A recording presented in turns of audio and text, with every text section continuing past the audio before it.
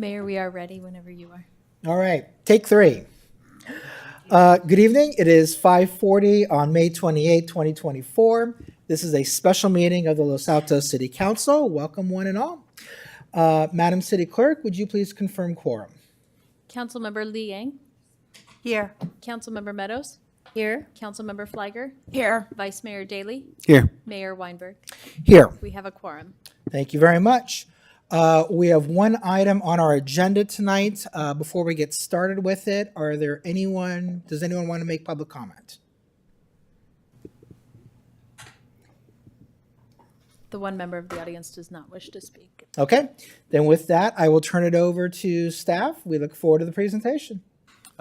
Thank you, Mayor. I'll pull up the presentation. It will be myself and our CIP manager, Stephen Sun, primarily in the PowerPoint, but we have a lot of staff here at your disposal, ready to answer any questions that come up.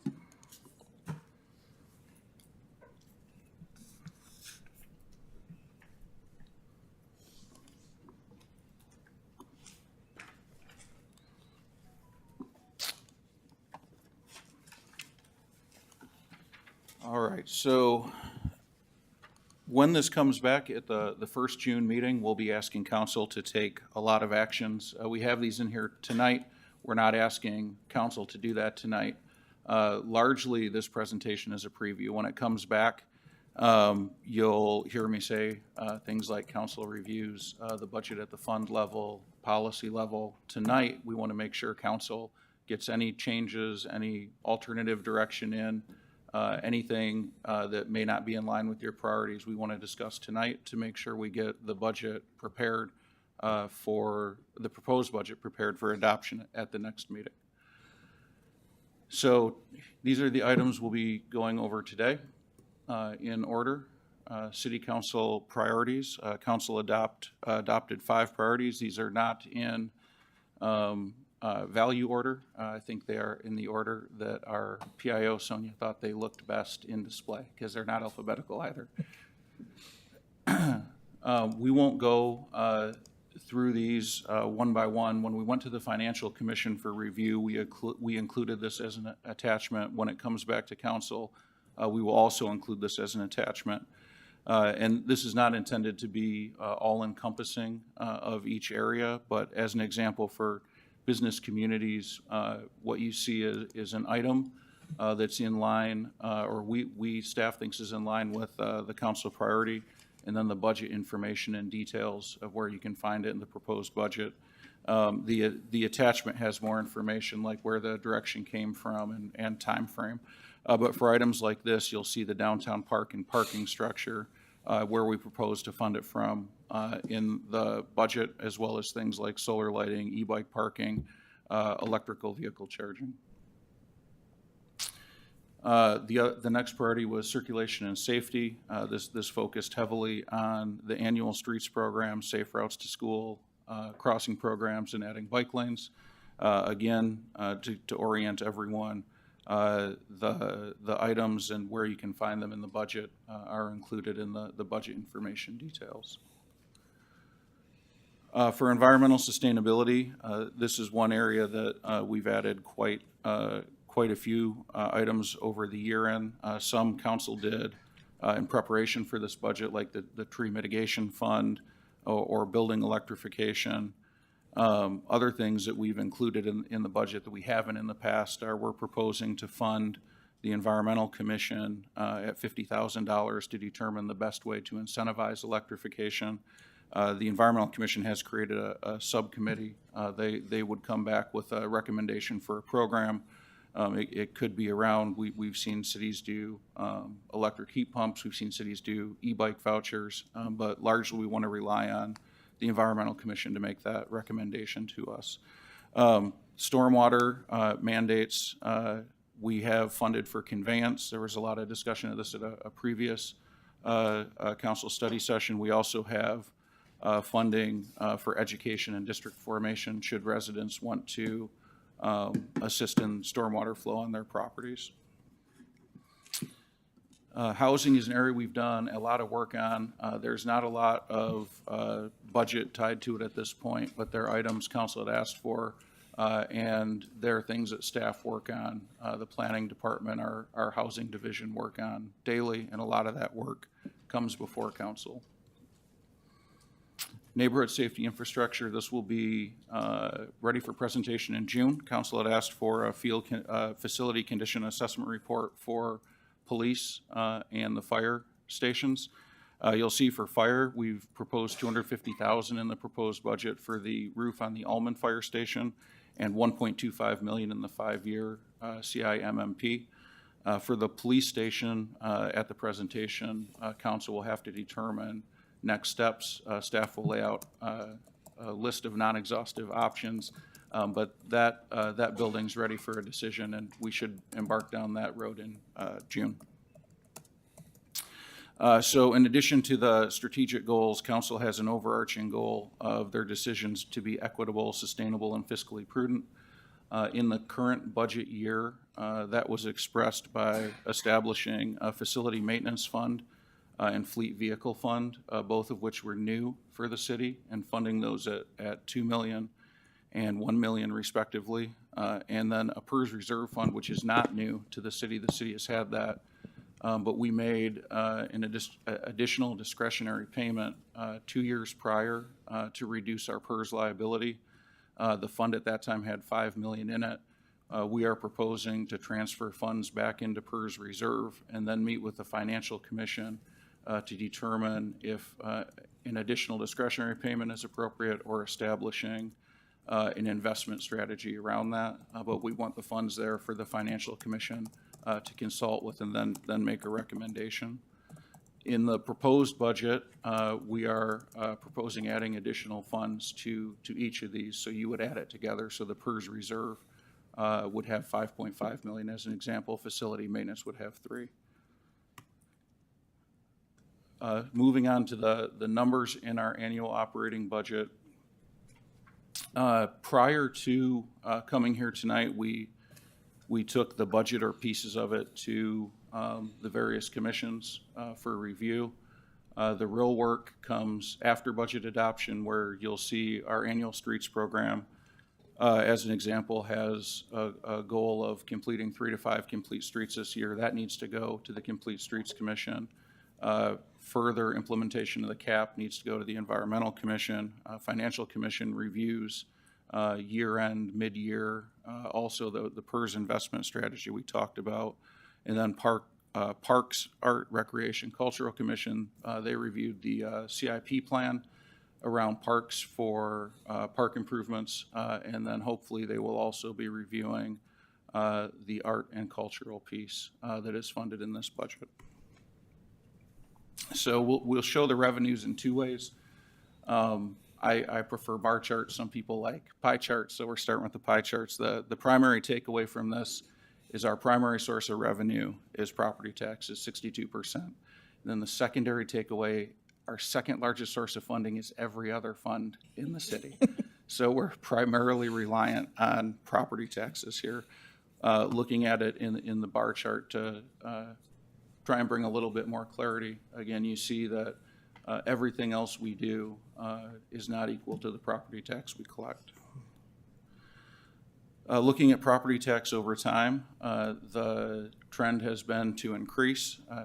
My picture is covering the end here, but it's $35.9 million is our projected revenue collection in the proposed budget. This chart is a little misleading. You probably think that's sales tax collection on how it's dispersed here. It's not. This is to show that for every dollar we collect in sales tax, California gets most of it, then the county gets the rest of it, and then we get the little 1% at the end.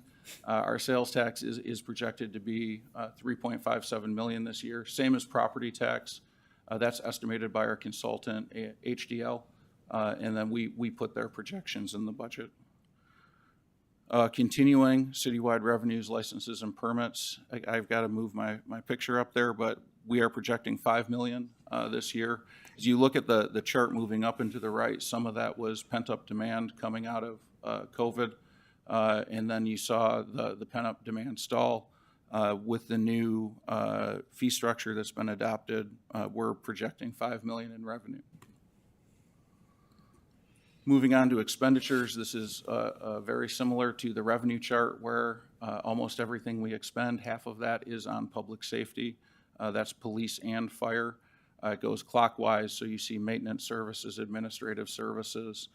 At the end, you see the tiny little red sliver for the executive budget. Your city manager spends almost nothing. It's amazing. Looking at this again in the pie chart, or the bar chart, just for ease of reference. Again, most of our expenditures are public safety. So certain things in the proposed budget we don't control. So our fire contract has an increase of $460,000. It's largely attributed to the calendar page turning. That is what's in the contract. Animal control services had a change in their methodology, and that change got passed on to the member cities. And then, then the crossing guard contract. We've talked about that quite a bit. It'll be another $60,000 increase for this year.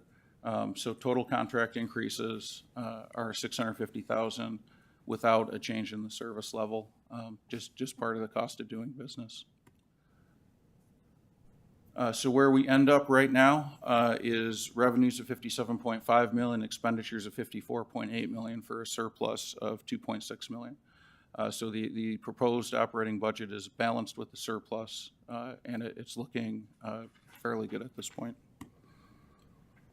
Later tonight, council will decide on nonprofit and civic organization contributions. We funded that in the budget at $135,000. If council funds more than what is requested, we'll add it to the budget. Less, it would go back to the general fund reserve. This is small print. Sewer is moving along as planned. We adopted the increased sewer rates to pay for the heavy infrastructure load that we have coming up. And when the CIP manager gets to his presentation, you can see the emphasis on capital improvements we have in sewer. Solid waste, we had gotten to about a 300 to 350% general fund balance, so we want to spend this down, and we're spending it down largely on environmental programs. Moving to the CIMMP. This is another clockwise chart showing where the funding expenditure by source is. Again, in the proposed operating budget, 1 out of every $4 we're proposing comes from sewer. Looking at it this way to make it a little bit more clear, sewer will be almost as big as all other expenditure sources. And then looking at the 5-year in total, you see that sewer increases now from 1 out of every $4 to 1 out of every $3. Some of that is a misnomer. As we get out further years, we have level funding for things like Measure A, gas tax, things like that. So those projects will increase, so the percentage of sewer will come down.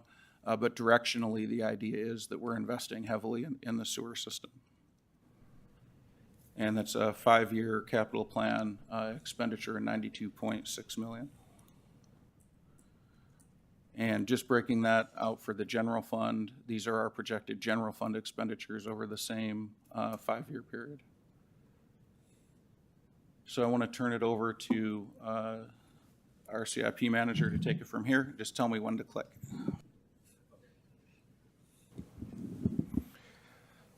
In the 24-25 fiscal year, at this point in time, we're proposing 56 CIP projects that's proposed. We're placing focus on council's priorities. We're also trying to reestablish some of the routine maintenance that has been kind of neglected because of staffing level. So we're trying to go back and restriping a lot of our roads, upgrade signs to meet current reflectivity requirements, bring public safety. We're trying to also upgrade some of our ADA ramps on some of the streets that we do have those located.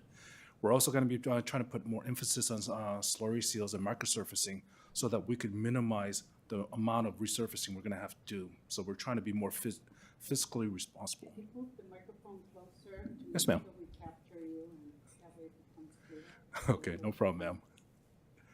Next. These are we have 11 lists. We have a total of 11 projects that has a budget that's greater than $500,000. As you can tell, it's kind of spread out depending from facility to streets and then facility, the actual facilities, some of our buildings. Next. These are how it's broken down. You can see from this chart that you can see what the current funding level is for this fiscal year and what is the proposed funding for the next fiscal year. Go on, next.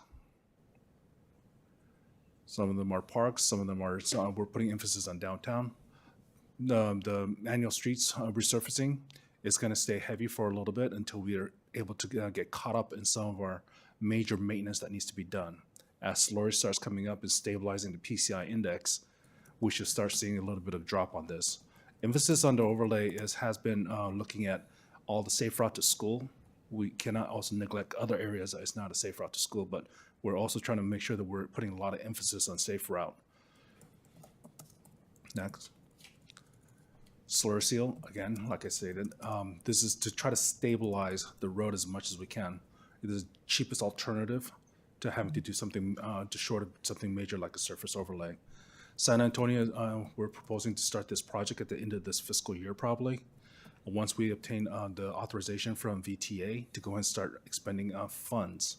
Once that has been funded, most likely that will start going construction probably in the next year or the following year, depending how the design as well as the public outreach goes. As the city manager has indicated, these are the three major projects that has funding over $500,000. These are routine annual projects that we need to maintain our sewer system. Next. With that said, I open the floor for any questions. Thank you very much. There was a lot of information, very quick, very efficiently delivered. So again, thank you very much for that. And Mr. City Manager, thank you for not spending much of our money. Well done. Okay, let me turn it over. Excuse me. Let me turn it over to the council. Who would like to start with questions? Okay. Who would like to start with comments? Oh, wait, sorry, I have a question. Councilmember Liang. Thank you for your report. So I do have some of the questions here. When you listed the projects, here, let me get to that page. On page 31.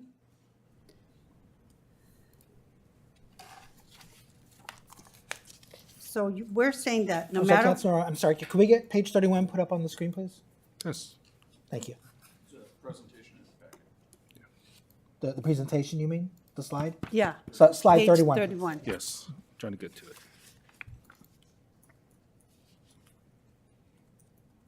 Oh.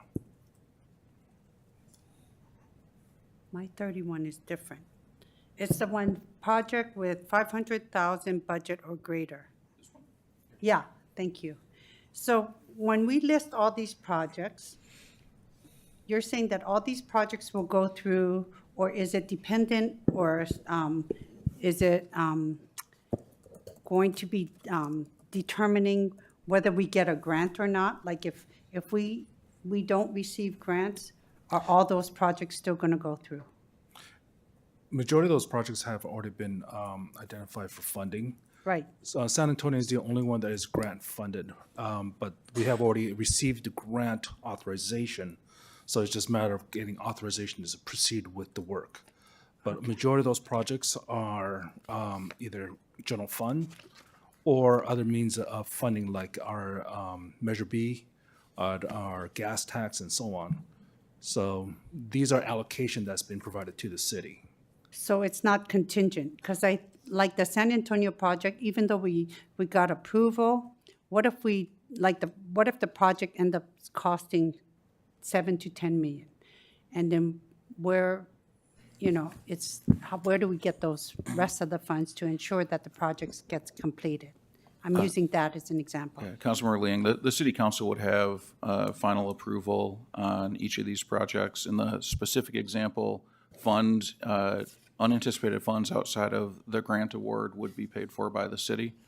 Though many of these projects have come forward and been approved by council, some will still come forward yet, and you'll be able to approve them, but all of them will receive or have received council approval prior to have budget appropriation. Okay, and then when we talked about our council priorities, we talked about the neighborhood safety infrastructure, and when we talked about the fire department, we said that the Almond Fire Department Station roof improvement is $250,000. It says for fiscal year 24-25. So do we already have it scheduled as to when that will be done in the 24-25 year? Right now, we have scheduled $250,000 to be allocated for that fire station already in the budget. Right. So once the budget has been adopted, then we'll proceed with the work itself. And then we'll move forward to getting the bids and stuff. That's what you're saying? Yes, ma'am. Okay. The other thing is, we talked about safe routes to school as our priority. And we also had the Homestead Improvement Project that's not on these lists of improvements for page 31. And I know it's grant dependent, but if it's a council priority, why aren't we putting it?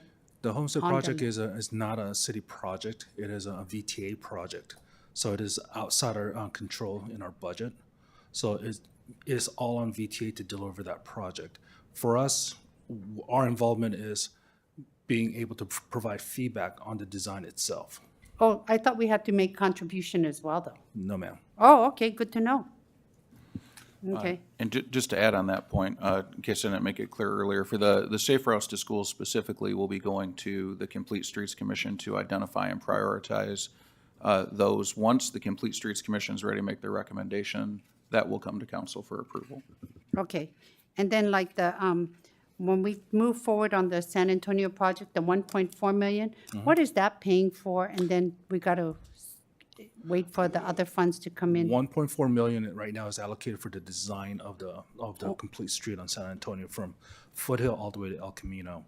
Once the design has been completed, that's when we apply for the remaining amount of money, which is about almost $7 million.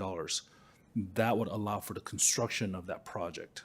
Okay, So the 1.4 is just strictly for design and possibly environmental clearance. okay, strictly for design, okay. Wow, everything's getting so expensive. Okay, thank you. You're welcome. Councilmember Flagger? Thank you, Mayor. And Mr. England, I see you have your army behind you. And I would appreciate it. I want to thank them all for being here. Introductions, maybe just names and titles, because there's some faces I actually don't recognize.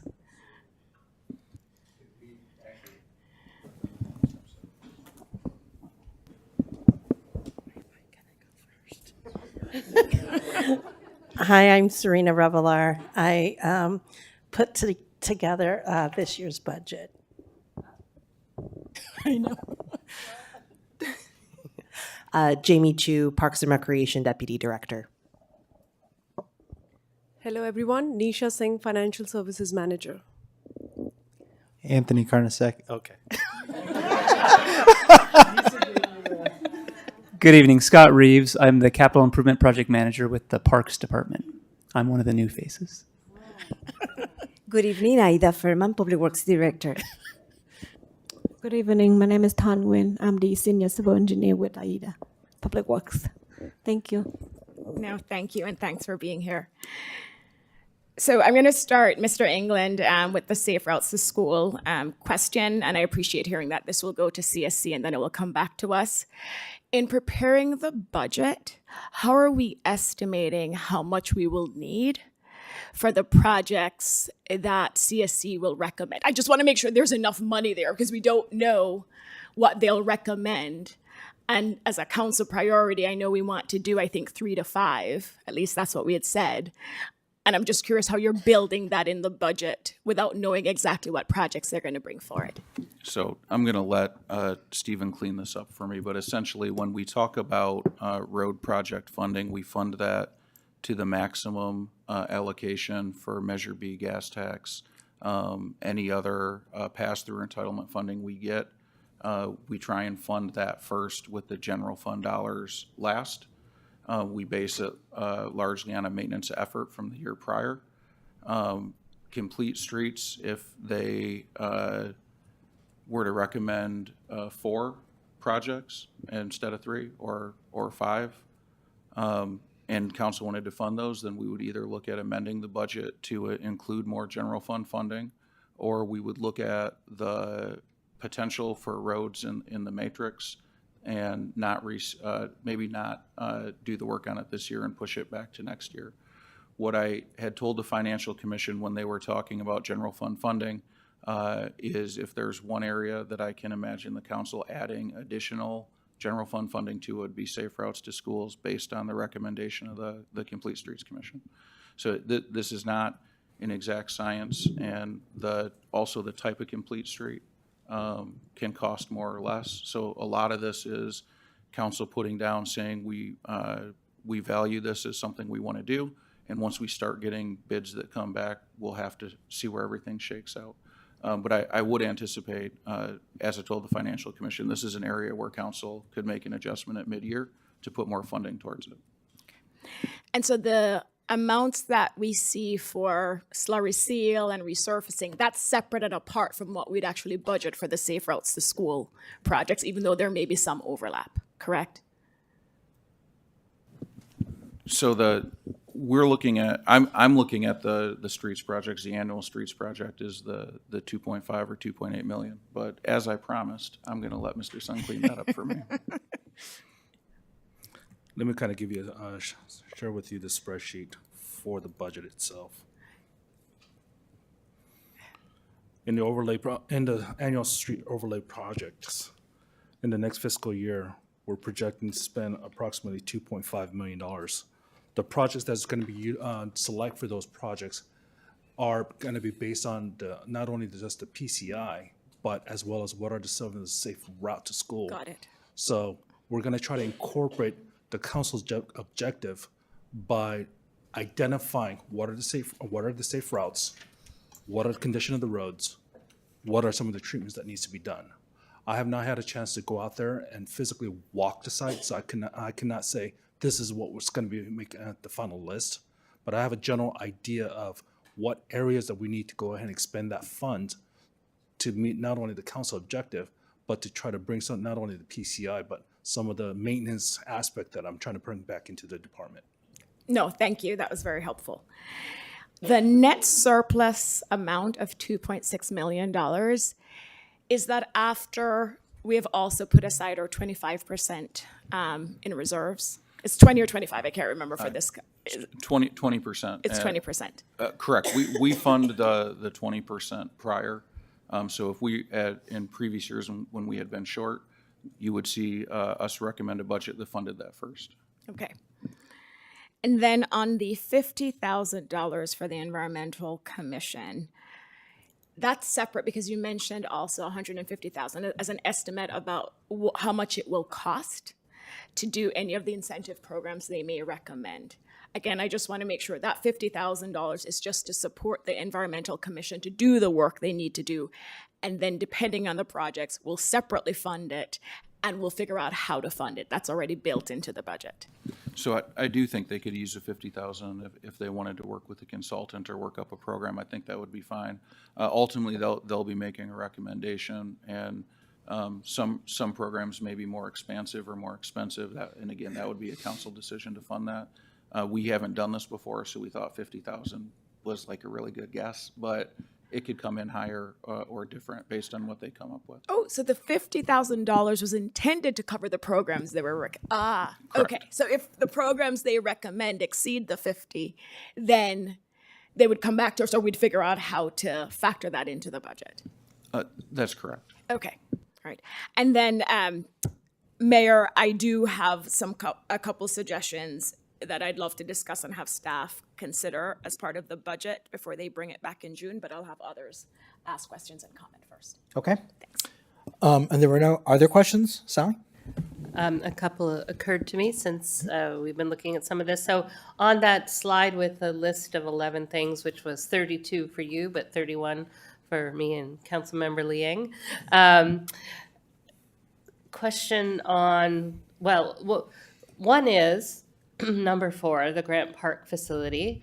And I believe I know the answer to this because I've talked to the city manager about it, but I would like it said publicly, and I might bring it up every time we see Grant Park in the next come up in the next month or two. So we had actually budgeted that for this fiscal year, correct? So that's correct. This Right. is a proposed carryover. Right. And so this is a carryover, but I want the public to understand why it didn't happen. So, city manager, would you care to explain the delay? So you have all just met Mr. Reeves. He's fantastic. He moved this project forward pretty rapidly, and then the upgrade in electrical from PG&E, which is required, they gave a lengthy timeline, I believe, to March of next year before they could complete that work, and we can't go forward with our work until their work is done. Right, and I think that's very important for the community to know. We have been delayed by forces beyond our control. And I might mention that again at the next meeting and the meeting after that. But thank you for all your work on it, and we really look forward to when PG&E doesn't become the block, whatever, there's another word. Regarding number 9, I wasn't sure I knew what an annual structural reach replacement is. What is that? Aha.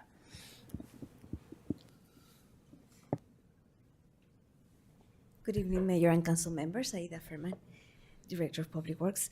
The annual structural reach replacement is included in the Stormwater Master Plan of 2013, and what that entails is the pipes that have structural defects. So it identifies those pipes that are have cracks, longitudinal or offsets in the lines, and they're grouped for in that specific project. Okay, thank you very much. Thank you. Okay, thank you. I do have a couple of questions. I'm happy that there's 56 CIPs that are essentially budgeted. That's an awful lot. I know it represents a lot of staff time, not just dollars out of the budget.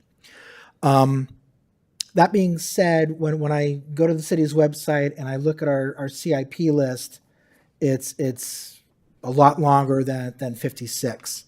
And it strikes me that, in a way, it's a runaway list. There's a lot of things on there that shouldn't be on there, or obsolete, or should be revisited. So, we wouldn't do it tonight, of course, but would staff find it useful for the council to take a look at that list and maybe figure out a way of culling it, or should we just sort of let sleeping dogs lie and you're able to identify what to prioritize and what not to? Well, so I think that is a decision, it's under the purview of council as far as projects that you're not seeing included that may have been included in previous years. I do know the list that is online is not supposed to be online because it's terribly outdated, and we were going to update it again. We had 73, I think, projects active last year, down to 56 this year, which is more reasonable and manageable. With that said, we had to make choices in the proposed budget of moving capital projects from this year into future years. If council would like us to do either a study session on that alone or review it as part of the budget in the first June meeting, we'd be happy to do either. If council is happy to let sleeping dogs lie, as the mayor said, that's certainly an option as well. But the ultimate direction's up to the council. Okay, thank you. In looking at the top 11 CIPs, the ones that are over $500,000, congratulations. I noticed that the price for the Hillview Dog Park has gone down from the size that we saw this morning, so well done on that. But there was one project that I'm wondering if maybe it should have been added to the list, and that has to do with the two structures in the nature preserve. I know that we're in the process of performing an EIR for Halsey House, and then there's also the caretaker's house. I have to believe that it's likely that the city council will probably take up some kind of a direction with one or both of those structures in the next fiscal year. And I also have to imagine that it would be more than $500,000. So I'm just curious why that's not a part of the list. So I want to let Stephen look up if there's what the Halsey House funding is in the CIP period. I want to invite Scott up to talk about the caretaker house. Council had made a decision on that, and we've been moving forward with that. So if Scott could come up. Good evening. Absolutely. So next fiscal year, we're starting the study of the removal of the caretaker residence. There are some challenges that lay there, primarily the proximity to the creek. We have to consider ADA accessibility as well, but it is on our work plan to begin that in the next fiscal year. I don't think we've allocated a full budget without knowing what our full project will entail, but right now we're looking at just the demolition as the current scope on that project. So forgive me, I'm looking at what was just put up on the screen, and for Halsey House it says rehabilitation, and the numbers are actually pretty low. But you just mentioned demolition is what the city is expecting. Can I clarify? The caretaker residence is the separate structure from, I wasn't speaking about the Halsey House. Excuse me, Yeah. my mistake. Okay. Thank you. You're welcome. Then my last question has to do with the Almond Fire Station, the $250,000 for the roof. That seems like an extraordinarily large amount to replace a roof on what essentially is a structure that's the size of a house.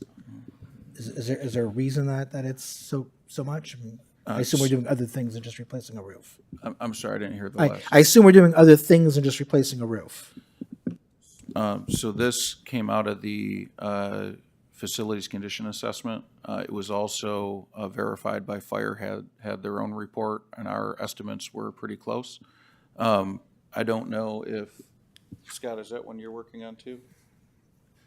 That might be with Manny, who can't be here tonight. But I know both of our estimates were close when we got our independent evaluation and the fire evaluation. So we can answer that in 2 weeks or the next meeting when we bring the facility condition assessment forward. Okay. Okay, thank you very much. I have one more quick question. if you Councilmember? don't mind. I forgot to ask it. So I think it's for Director Zorns.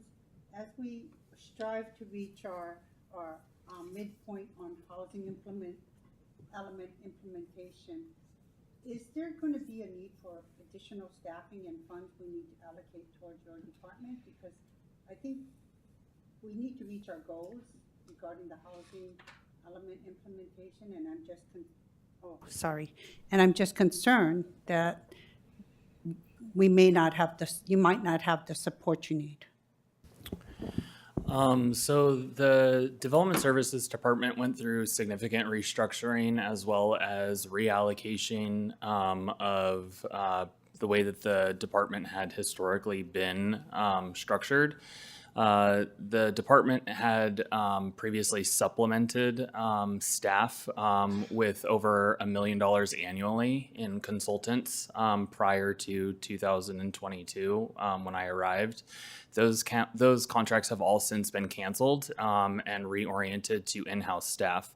That's when we hired in 2022 the housing manager as well as a permit technician, specifically for the streamlined over-the-counter, essentially ADU permits. So we actually have kind of re-pivoted that as well. And we've also prioritized some of our engineering requirements so that we are actually fulfilling our permit streamlining requirements. So all that to be said is we've actually been very active the last 2 solid years of restructuring and utilizing the sources that we already have. And then in this year's budget, we have prioritized making sure that if we do go through a development, of any of our parking plazas. As we stated in our housing element, is we will provide a dedicated planner, which would be facilitated by an outside consultant to make sure that that is essentially streamlined and kind of concierge service through the process so that it meets all of the statutory due dates and timelines for everything. So all that being said is we kind of have it multifaceted to take care of that from the staff's side of things.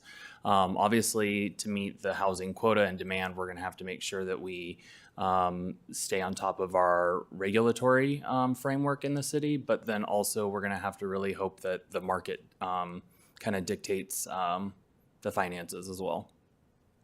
Okay, then the trouble, then because we don't have control in developing and reaching the quotas that, or the midpoint numbers that we need to, because we're not in the development business, what happens if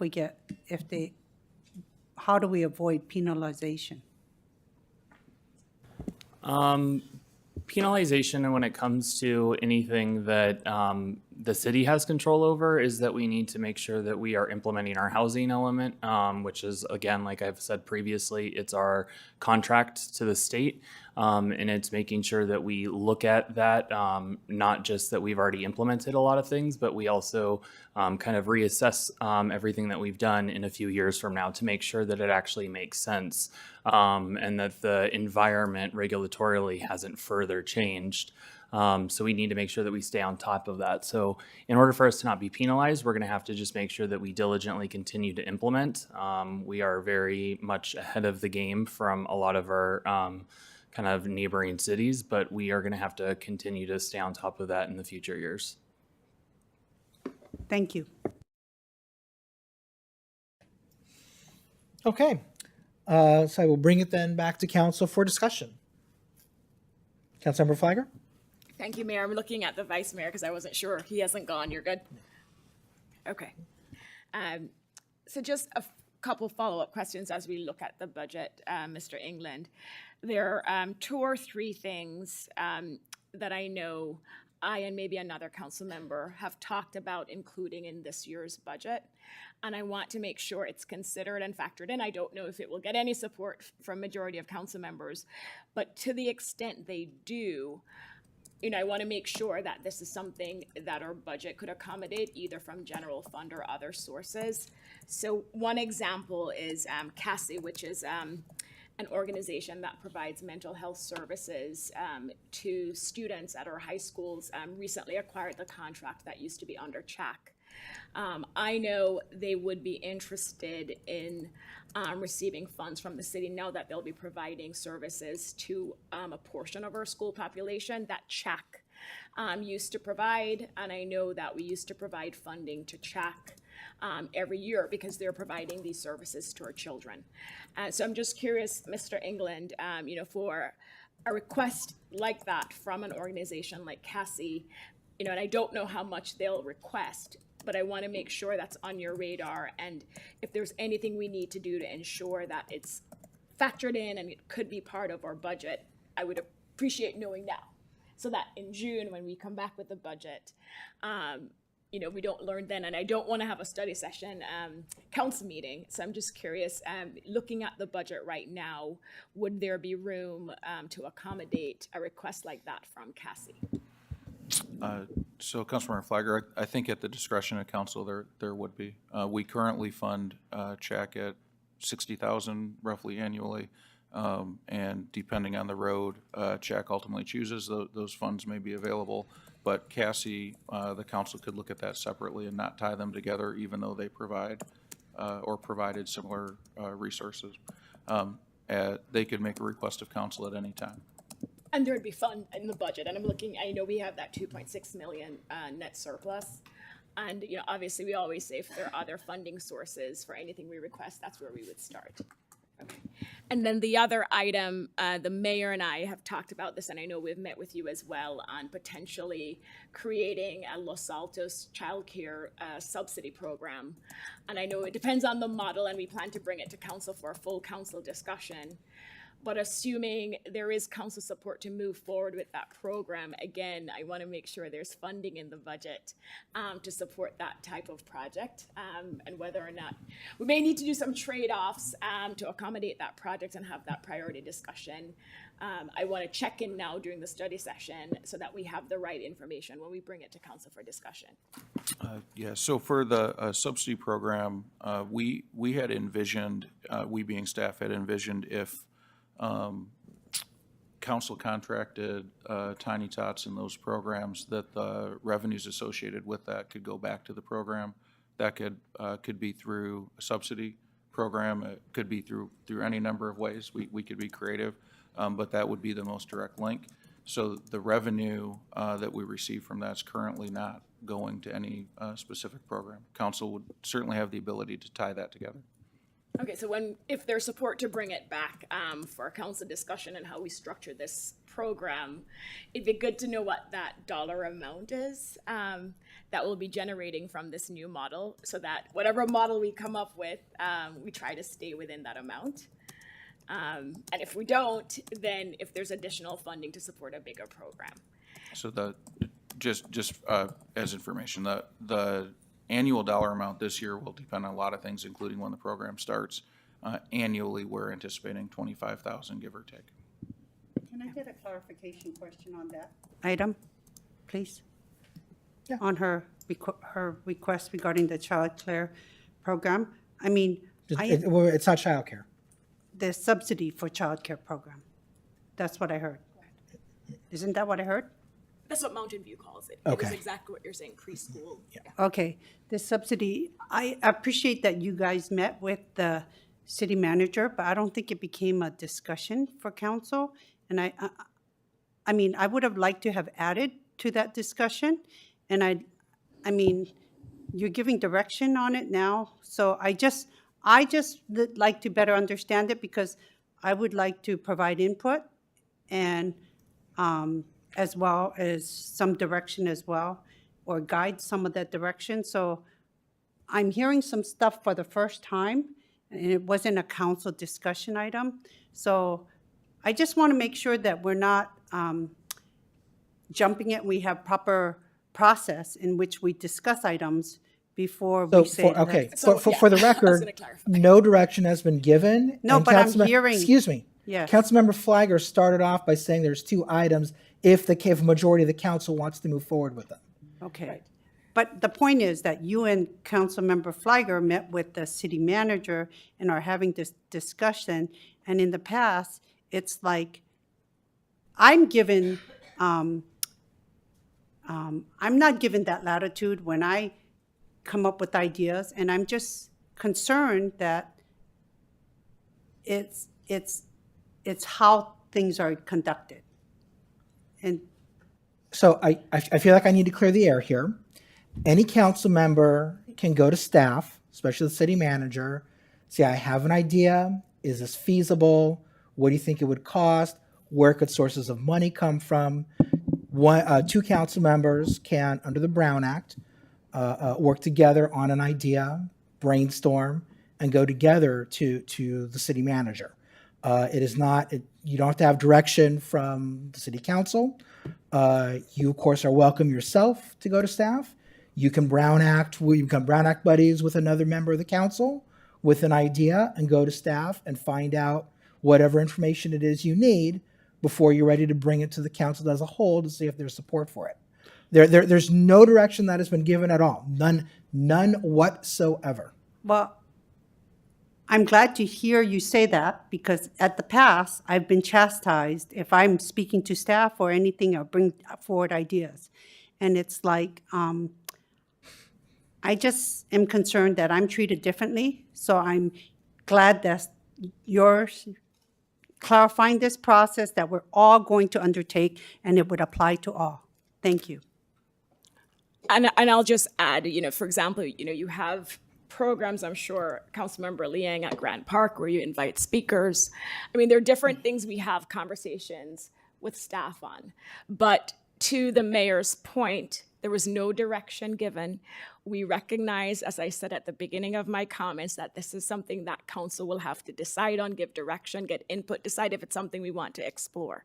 But because I know this is an item that we plan to bring forward this year, and we're discussing the budget, I want to make sure that we have a full understanding of what the budget could accommodate before we bring it forward. Because the truth is, if the budget cannot accommodate it, that's prohibitive in my mind. And so that is the purpose of my question, just to make sure that there is budget, if there's council support to move this forward, and whatever gets moved forward, assuming there's majority or more support, we would have input and it would be a council direction and decision. So that's the narrow focus of my question. Well, the budget item is coming back in June, right? That's correct. So I think that what I was hearing is timeline. And so I don't remember seeing this on our agenda in our future agenda items. And We're yet, going to bring it up tonight at the end of this meeting. okay. So I'm trying to look at timeline and procedure and everything else. So it's just a better understanding for me. And so I'm sure the public would appreciate that as well. So Mayor, may I comment? So That's right. I too, we don't have information. And so you're saying, I want to understand what Councilmember Flagger is proposing. Because I know that they are, the two, Mayor and Councilmember Flagger are Brown acted on something. And I agree with Councilmember Liang, we don't know what the something is. And we can't approve the something tonight because we don't know what it is. You're simply looking for the elasticity in the budget for, for either of those discussions to potentially come forward. Because I am not prepared to say, oh, by all means, yes, let's do this program. We don't know what it is. And you use So, the perfect word, Councilmember Meadows, elasticity. Yes. In the budget. Okay. That's what we want to comprehend, to see if it's even worth bringing it up tonight during future agenda items, to try to have a discussion to see if we move forward. So you're going to propose something at the the end end of of the tonight to have meeting, a future and you were testing the elasticity just now. Okay, because I know nothing as well. So, Yes. okay, thank you. Well, Thank you. hopefully you don't, otherwise it'd be a Brown Act violation. Right, but I'm with you. I was trying to understand the process that Councilmember Flagger was. It wasn't as clear, so it is clear now. Thank you. Thank you, Councilmember Meadows and Councilmember Liang. That's it for me, Mayor. Okay, Thank thank you. Anyone else with comments? Further questions? I might have had one, but I think that all wiped it from my mind. Elasticity. Well, that was my contribution for the evening. No, I don't think I have another comment, unless it comes to mind. Okay. Pete, you've been suspiciously quiet tonight. Anything? No. Okay. Mr. City Manager, I owe you an apology. You said it wouldn't take more than an hour. I said, no way. It's going to take a lot longer than that. It took 45 minutes. So Could we just recognize Serena real quick? Everyone worked really hard on this budget, but she has been incredible. And I'm glad she got to introduce herself and let me show her work a little bit. But I really appreciate her time and effort that she put in.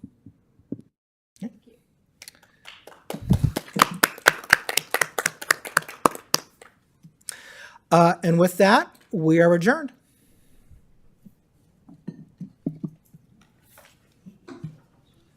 Recording stopped.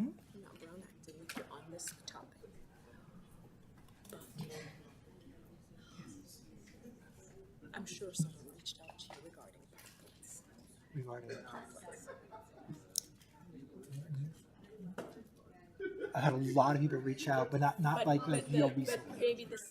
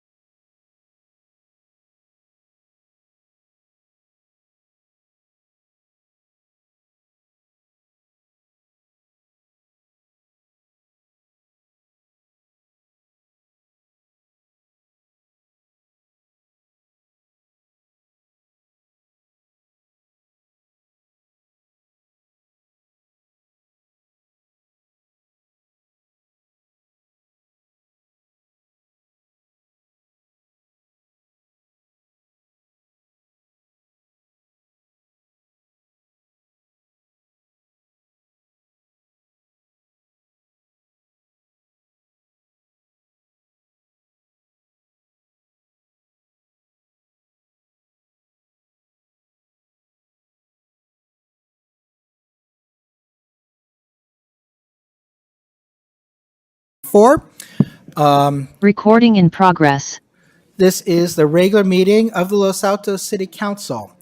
And I know that tomorrow is National Paperclip Day, so I appreciate everyone taking their time to come join us tonight away from your preparations for that celebration. And in the spirit of letting everyone get back to those preparations, let's go ahead and get started. So I will look to the city clerk to please establish quorum. Councilmember Liang, Here. Councilmember Meadows, Here. Councilmember Flagger, Here. Vice Mayor Daley, Here. Mayor Weinberg. Here. We have a quorum. Thank you very much. Now I'd like to call on Councilmember Flagler to lead us in the Pledge of Allegiance. I pledge allegiance to the flag of the United States of America and to the republic for which it stands, one nation, under God, indivisible, with liberty and justice for all. Thank you, Councilmember. Next item of business is a report on our closed session. We did have a closed session earlier today, but the council took no reportable action. All right, next item is changes to the order of the agenda. Now I look to my colleagues. Would anyone like to suggest any changes? No? Okay. So that brings us to our special items, and today we have one. That is a proclamation recognizing historical preservation. And I know, is Liz Nyberg here? Oh, there you are. You're hiding back there.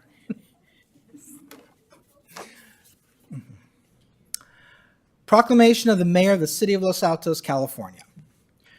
Whereas the intent of the Los Altos Historic Preservation Award is to recognize exemplary rehabilitation and preservation of historic properties and honor individuals, groups, and organizations that exemplify the spirit of historic preservation in Los Altos. And whereas the purpose of the Historic Preservation Award is to encourage public knowledge, understanding, and appreciation of the city's past while fostering civic and neighborhood pride and identity by recognizing the historic resources of Los Altos. And whereas Liz Nyberg has been an active and dedicated member of the Los Altos History Museum for over 3 decades, serving as a docent since 1991, sharing her knowledge of the J. Gilbert Smith House and instructing new docents, thereby ensuring the dissemination of historical information to visitors and future generations. Whereas Liz Nyberg's dedication to preserving the heritage of Los Altos extends beyond the museum walls, as evidenced by her ownership of the Los Altos Town Crier, which she purchased with Paul Nyberg in 1993, and her stewardship of the publication as a record of local events and history until its sale in 2019. Whereas Liz Nyberg's enduring contributions to historic preservation and education in the city of Los Altos have been instrumental in strengthening the Los Altos History Museum, preserving the J. Gilbert Smith House, and bolstering fundraising efforts and docent recruitment, thereby enriching the cultural fabric of the community and demonstrating an unwavering commitment to historic preservation. Now, therefore, I, Jonathan Weinberg, Mayor of the City of Los Altos, and on behalf of the entire Los Altos City Council, do hereby recognize, honor, and express the city's appreciation of Liz Nyberg, the recipient of the 2024 Los Altos Historic Preservation Award.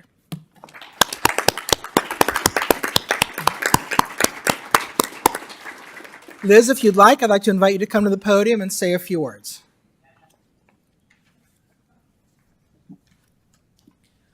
Well, thank you very much. I was very surprised when I learned of this honor from Gary Hedden a while ago. So I feel very honored. I love the History Museum, as a lot of you know, because you've seen me there. And if anybody in the audience, either here or at home, has never been to our museum, including staff. I highly recommend it. We have such a treasure. It's an outstanding museum, and the other communities around are very envious of our facility there. So thank you. I love working at the museum, and I loved owning the town car with my husband. That was an honor to be able to record everything that goes on in Los Altos. If we didn't have our own local newspaper, there's no other place that we would get the news of Los Altos. So anyhow, thank you very much. Thank you.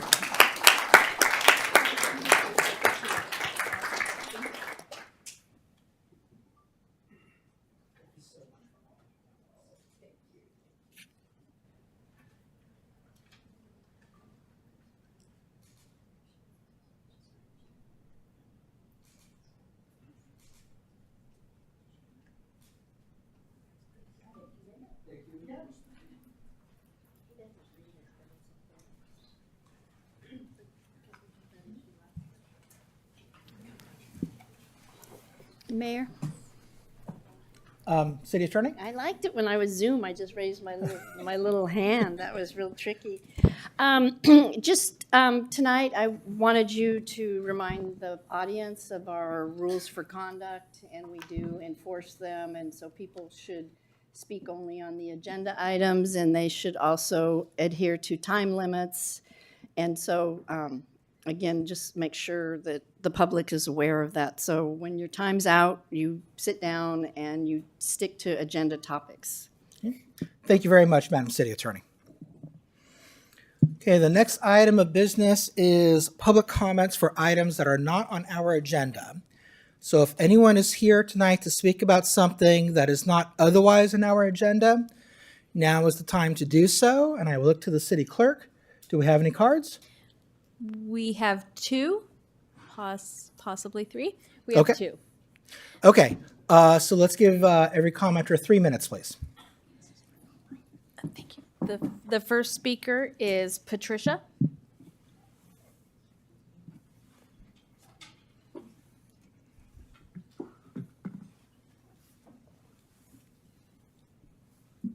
Thank you very much. I just want to speak a little bit about family court. I've been entangled in it for over 19 years. And the involvement with family court, the corruption runs extremely deep. And it has a negative impact on so many families and children. And it destroys people's lives and takes away their life savings as well as their homes and everything else. And the reason that I'm bringing this up is because family court touches so many different areas within a city and within our lives. It affects the police department, it affects our government. It also has an impact on, obviously the judges and the media. And I just wanted to make people aware and just let you know, like, my family has been completely destroyed by family court, as well as my son, who is now 18 and a half, and I have not seen him since September 1st, 2020, due to the corruption in family court. And I also have two other daughters at home who are thriving because they were able to stay out of family court because their dad is actually a sperm donor. And I was involved in family court and was not married to my son's father, and you're treated very differently when you are involved with a non-marriage relationship and everything is held silent. And I can't keep this silent anymore because so many people have been destroyed and so many children have been destroyed. And if you look back at the media, you will also see that many parents have also committed suicide because of what has happened in family court as well as children. So thank you very much for your time. Thank you for your comments. The next speaker is Susan Bassey. Good evening. My name's Susan Bassey, and I've been a resident in Santa Clara County for over 35 years. And in 2010, I became the publisher of a little local magazine, which was distributed here in Los Altos. And what a great community this was. We supported the teachers. We did everything that was non-controversial. Teacher awards at Los Altos High School. what a lucky community this is for the people who volunteer here. And our magazine covered the arts, it covered teaching, anything not political or controversial. In 2017, I gained formal training and experience as an investigative reporter, and I started reporting on our courts. I'm going to be talking on agenda item 5 later on, but I want everybody to understand that reporting on our courts is vastly underdone. And Los Altos is extremely lucky to have one of the last independent newspapers in the country. Journalism and newspapers in general are waning in all communities, and when newspapers go away, public corruption thrives. We need the press watching the government, local government, reporting not only the happy things, but the difficult things as well. And so I ask you to keep an open mind. I ask you to listen to what's going on in our community. I have interviewed, in fact, some of the most difficult investigative reporting that I've done has been out of Los Altos. My oldest case dating back to 1991, and a child who was the daughter of some of the original founders of Silicon Valley and important real estate development here. And what happened to that family in family court is generational. Now those children are in divorces themselves, custody battles, there are mental health issues, drug addiction issues, and this is not the 1970s. It's not your parents' divorce where everybody goes to court once or twice and they're done and get on with their lives. These people, you just heard the last speaker, she's been in court for 18 years and was never even married. We have a problem. Some of the most prominent judges and district attorney in our community are from Los Altos, and we are reporting on it, and it's very important to pay attention to these issues because it affects us all around. So I ask you to keep an open mind, start paying attention to what's happening in our courts. It's the balance of reporting, and our democracy needs watchdogging in all aspects of our government. Thank you. Thank you. I have no other cards. Okay, thank you. All right, next item on our agenda is the consent calendar. We have 2 items on consent. If anyone from the public would like to speak on either agenda item 1 or agenda item 2, this is the time to do so. Even if one of the items comes off of consent, we won't open public comment back up. So with that said, Madam City Clerk, are there does anyone here to speak on either agenda item? I have no speaker cards for the consent calendar. Okay. I will look to my colleagues. Does anyone want to remove anything from consent? Mayor, I don't necessarily want to remove anything, but I do have a short edit to suggest for the resolution that's on the agenda. So I don't know if you want me to verbalize that now, or if you prefer to pull it, or maybe you want to hear what my colleagues, it sounds like Councilmember Liang may want to pull it. Okay. Let me look over at staff. Is there anyone here from the county or anywhere else who intends to speak on agenda item number 2? I don't believe so, Mayor. Okay, then let's move it to the very end of the meeting tonight.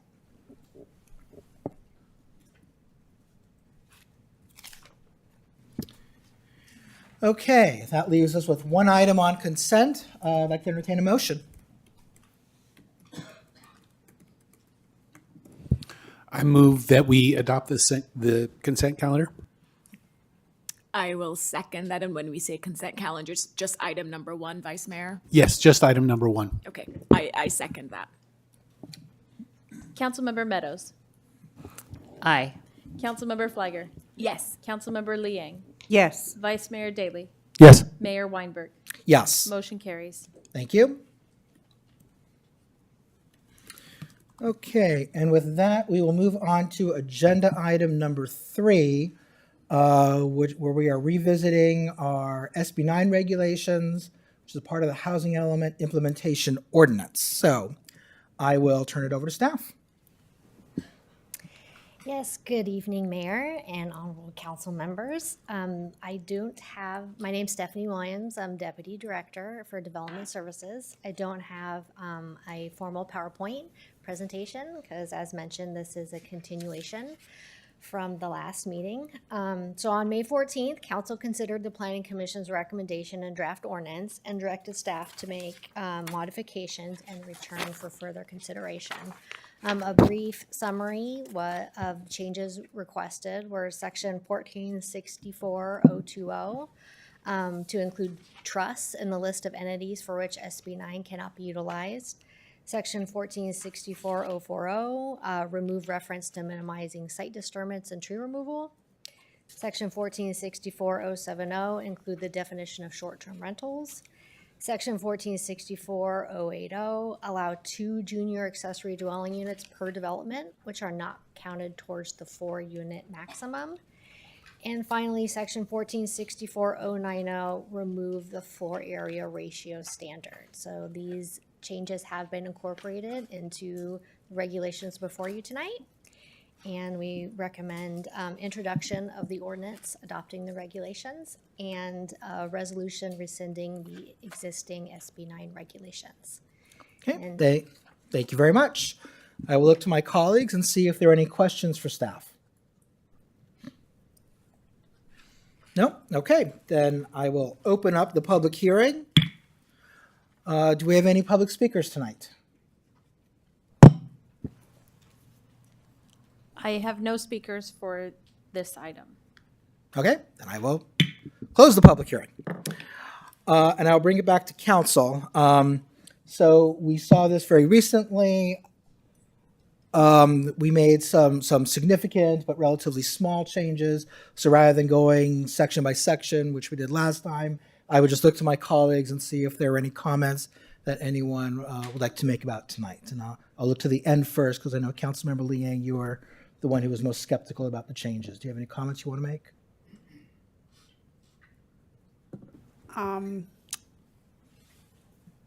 Actually, my position would not affect the comments. So I think it's best that I not comment. I might not support some of the changes made, but no comment at this time. Okay. Would anyone else like to make a comment or a motion?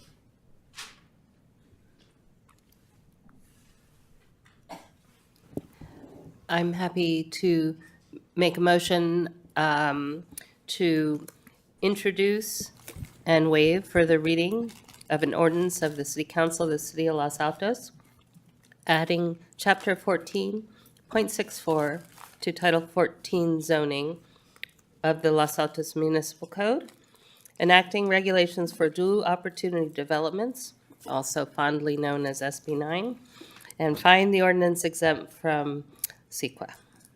And we're going to also adopt a resolution rescinding resolution. Let's do one at a time, please. Okay. Thank you. Second. Councilmember Liang. No. Councilmember Fliger. Yes. Councilmember Meadows. Yes. Vice Mayor Daley. Yes. Mayor Weinberg. Yes. Motion carries 4-1 with Councilmember Liang opposed. Thank you. Councilmember Meadows, do you have another motion to make? I move that we adopt a resolution rescinding Resolution 2021-57, establishing objective standards for single-family residences to implement Senate Bill 9 and find the resolution exempt from CEQA. Second. Okay. Councilmember Liang. No. Councilmember Fliger. Yes. Councilmember Meadows. Yes. Vice Mayor Daley. Yes. Mayor Weinberg. Yes. Motion carries 4-1 with Councilmember Liang opposed. Okay, thank you very much. Moving on to item number 4, the adoption of a nexus study for development impact fees. I will look over at staff. Director Zorns, or should I turn the floor over to you? Yes, thank you, Mayor. So tonight I'm gonna go over briefly, since we already had a discussion study item related to this and have talked about it. But since this is the adoption hearing, I'm going to cover a high level of how we got to this place. So tonight's item is for development impact fees, or DIF, is what you'll commonly hear staff refer to it as. And this is the nexus study, which is an essential component under state law in order to be able to exact development impact fees from private development that occurs within the city. So as background, last year in June, the City Council did authorize a professional service agreement with Matrix Consulting and sub-consultants Strategic Economics and DKS Associates.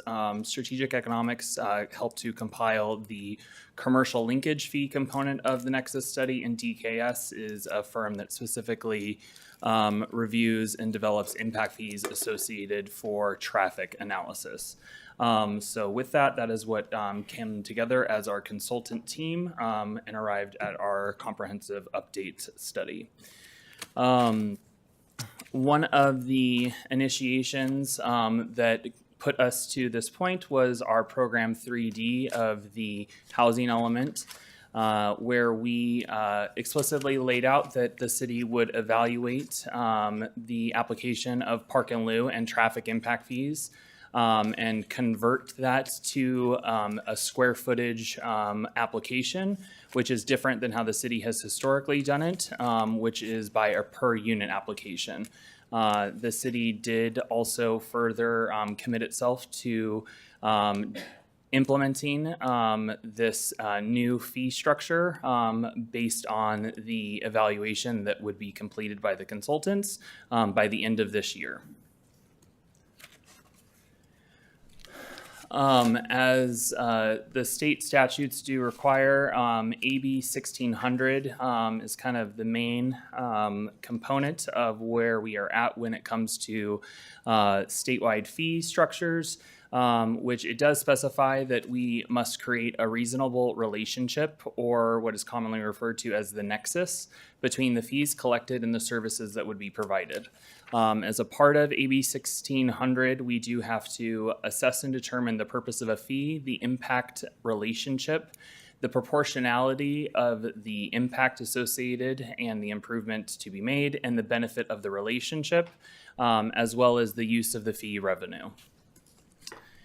Then entered in the newer kind of amendment to 1600, which was AB 602, which went into effect in July 2022, which requires all new or modified development impact fees within any jurisdiction in California to move from the per unit basis to a per square footage basis.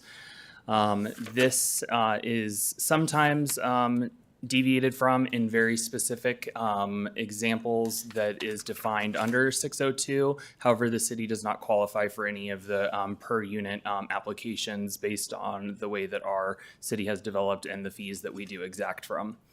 The Nexus study does require us to further demonstrate and explain the service levels that the fee is set to accomplish. And it is going to further be a proportionate square footage calculation, moving away from the per unit. One thing I do want to cover, which I did during our discussion item, was the recent case that was decided by the U.S. Supreme Court, and I'm going to read from a concurring opinion by Justice Kavanaugh, which was joined by Justice Kagan and Jackson. And it reads, importantly, therefore, today's decision does not address or prohibit the common government practice of imposing permit conditions such as impact fees on new development through reasonable formulas and schedules that assess the impact for classes of development rather than the impact of specific parcels of property. What this fundamentally outlines, if you were to read the other 11 pages of the independent majority decision, as well as the joined concurring opinions by multiple of the justices that wrote for themselves, as well as some of their colleagues, is that it overarchingly states is that the Sheets versus County of Colorado does require the Nolan and Dolan test to apply. That was previously what was the main precipice why the court took this case up. It did reaffirm that Nolan and Dolan does apply in regards to the takings clause. And so it also further affirmed, though, is that rough proportionality must be formed. And in the state of California, because of the Fee Mitigation Act, or the Mitigation Fee Act, that we are already having to do that, and was further strengthened by AB 602 by the proportionality that is required under the square footage application and calculations. So with that, our existing impact fees or in lieu fees is the existing is three very simple ones: park, traffic, and then public art.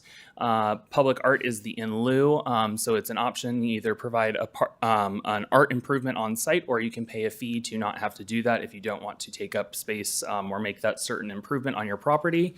All of these three fees do remain, and then add and integrate three other very commonly assessed impact fees depending on what improvements are being made.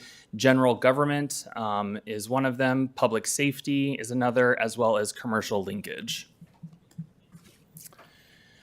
The table that is shown on the screen now is something that was included in the council Q&A, which gives a side-by-side representation of where the fee is at now and where the fee is proposed to go to, which is supported by Nexus. The big issue, if you were to look at it in the side-by-side comparison, is that it doesn't really help to establish that, because we, for at least layman terms or easy, simple kind of calculation, is because you're comparing square footage to a per unit basis. So essentially a flat rate fee versus the proportional charge that is allocated through the new fee conversion as required. So that is kind of a significant change. However, it is further explained. So one thing that I created when showing this table graphically is the four main development impact fees that we have that are either proposed for single family or the existing, and then the same for multifamily proposed. Oh, excuse me, I guess there's a typo, as the fourth column is meant to be existing. So it goes to show as the calculation would be for the new structure would be essentially a combined $13.89 per square foot would be assessed for a development impact fee. That is compared to the just over $84,000 of a flat rate fee for the two that we currently charge within the city. So it really depends on how much home you end up building. So that would calculate it out. And then for proposed multifamily the total is $51.26 per square foot, compared to the flat rate fee of just under $53,000 per unit of a flat rate fee. So again, it is going to depend on the proportional size that is created. Generally, we have seen historically bigger units getting created in town, which has further represented lower densities that have been constructed where higher densities were possible.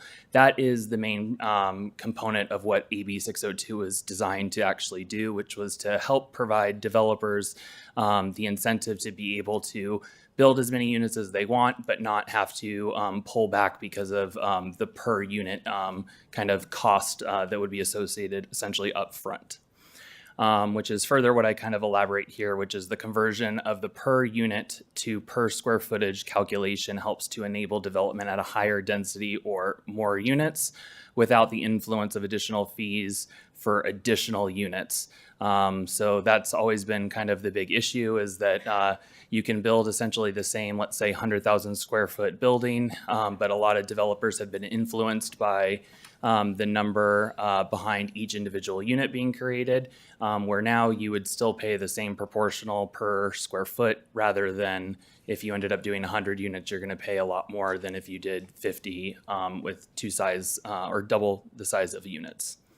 But with that, I did provide an actual calculation here as well. So the Nexus study did show that the average size unit for a single family home in the last several years in Los Altos is just under 5,000 square feet of new construction that has been built. And then factoring out the common spaces as well as using regional average calculation as a part of the computation, the proposed or the average size unit for multifamily is just under 900. When you look at that, it does look as a bit of a reduction if you were to calculate out all of our impact fees. However, again, that's going to be dependent upon if development were to continue to occur with larger size units, you will continue to see the proportional revenue stream essentially taken in with the impact associated from that development. So with that, the recommendation is as it stands as a part of the City Council agenda item report, which is to adopt a resolution with the adoption of this Nexus study and supported and exempt from CEQA. And I'm here for questions. Thank you very much. Are there any questions? Councilmember Meadows. Thank you, Assistant City Manager. So in the Q&A, well, actually it was in the report too, so it doesn't matter where it is. The public art development fee talks about 1% of construction costs, but the existing is 1% of construction costs up to $200,000, I thought, and we talked about that a couple of meetings ago. So that's not reflected either as the existing or the current. So what is the proposal? So that's a form of the actual implementing ordinance. So that's actually in the municipal code as a maximum threshold of 200,000. Council did not provide any type of direction at the last meeting. In fact, it was to leave it alone, and potential additional conversations would be had when we modify the ordinance. So there is no change to the maximum threshold of 200,000 for art collection on private development. Okay, but I'm glad that my colleagues understand. I mean, I remembered that was there. I don't know if we all remember. I don't know if the public remembers. So whether it's indicated by an asterisk, like the year you lost the Super Bowl because you were, whatever, never mind. I'll stop with the analogy. But I think it's important to for everyone to know that there is a cap at 200,000, and that's still the proposal. All right, thank you. That's my question. Okay. Any other questions for staff? Councilmember Liang. Thank you, Director Zorns, for that report. So what this study has actually demonstrated is that we're actually reducing the impact fee costs for the developments that will be occurring, correct? That is correct. And then, so this is another tool that we have to help generate and achieve our housing element goals. That is correct. Thank you so much. Greatly appreciate it. Any other questions? Okay, I have a few. In terms of the mechanics of how the Nexus study will be used, assuming the council adopts it, once the council adopts the Nexus study, will a proposed development fee schedule come to the council? Or if the Nexus study is adopted, does that automatically change what our development fees are going to be to the maximum allowed by the study? No, so as a function of AB 602, that actually further changed the way that development impact fees are adopted. The Nexus study in and of itself has to be adopted independent of any other action of the implementing body, so the legislative body of the council. So we cannot take any administrative modifications at the same meeting. So this study has to be adopted essentially to have it on the books to reflect what the max calculation would be allowed to be. And then any implementing resolution for setting the actual fee is done independently at a double notice public hearing of the council. Okay, thank you. Yeah, and it was published 30 days in advance, this specific Nexus study, in order to be able to have that for public view. Okay. Thank you. One of the questions that was asked, and there was an answer in the Q&A, had to do with the calculation of the average square footage for a unit in a multifamily development. And the Nexus study uses the figure 873, and that number is explained, I think, in footnote 14 as, well, we took all the new development in the last 5 years and took the total square footage of those buildings and divided it in two, so we weren't calculating in hallways and common areas. Is that correct? That is correct. Okay. I would like to clarify is that the footnote actually should be corrected and can be as a non-substantive change, is that it's actually a 10-year look back. So the city has not built enough housing within the last 5 years for us to be able to actually do sufficient Nexus. So the single family home production, we have done enough in the last 5 years. So it was a 5-year look back for single family development because we've had enough permit data to look at the size of units. We had to look back 10 years for multifamily in order to be able to have substantively enough to be able to truly know what the average computation would be. Thank you. Okay, so just so I'm clear, my understanding is that when it comes to the calculation of the average size of a single family residence, that's going to remain a 5-year look back. But for multifamily, it's going to be a 10-year look back. And your recommendation as the council direct the consultant to make that change in the final document, which would be a non-substantive change. That's correct. Okay. Why are we using a methodology that takes the total square footage of a building and divides it in half, as opposed to taking the actual average of each unit in a multifamily development over the past 10 years? So for the last, I would say, few years, because even some of the ones within the last 5 years have not been effectively, I would say, complete unit calculations. Some of them have been a little bit general in regards to the square footage, because we've more cared about the number of units rather than the square footage of those units. So for sure, the first 5 years of the 10-year look back, when looking at the actual permit data, it just talked about the cumulative number of square footage. When you calculate under AB 602, it's the calculation as it's applied to the actual livable, habitable square footage of a unit, not common space of the HOA. Also, our calculations previously used to take the entire building envelope because of the way our building permit structure was actually done as well. So garages would get calculated as a part of that as well. So this is a way for us to be able to essentially take off from the from what's non-habitable and not allowed to be calculated under AB 602 in order to be able to not take that into account, because that's not really what is getting factored into the unit sizes today. So are you saying that the statute favors the method that the consultant used as opposed to doing the actual calculations of all the units that have been developed in the past 10 years? No, so this is just a comfortable number that has been used in other jurisdictions that the consultant recommended us using in order to be able to not have to try and dig up some of our incomplete building plans. And things do change when it comes to the actual computation from when you go from entitlement square footage to building permit square footage, because then you're starting to pay school fees on the square footage. So it's a different calculation, and that's one of the reasons why you have to factor it down a little bit, because you're not going to have absolute numbers from the entitlement documents that we have very consistently on file, but inconsistent because some of our documents used to be in paper format and have since been lost in translation with the conversion from paper to digital.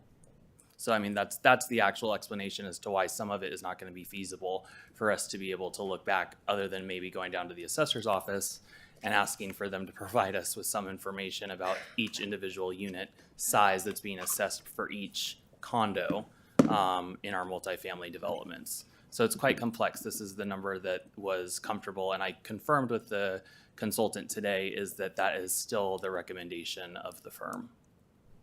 Okay, is this method sort of standard in the industry and our peer cities are using it as well?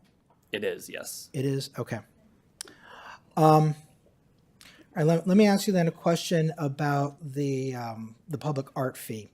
This is an in lieu fee, is that right? That is correct. Okay, a member of the public raised the concern that it's not really an in lieu fee because the fee has to be paid no matter what, as there's no opportunity to install art rather than pay the fee.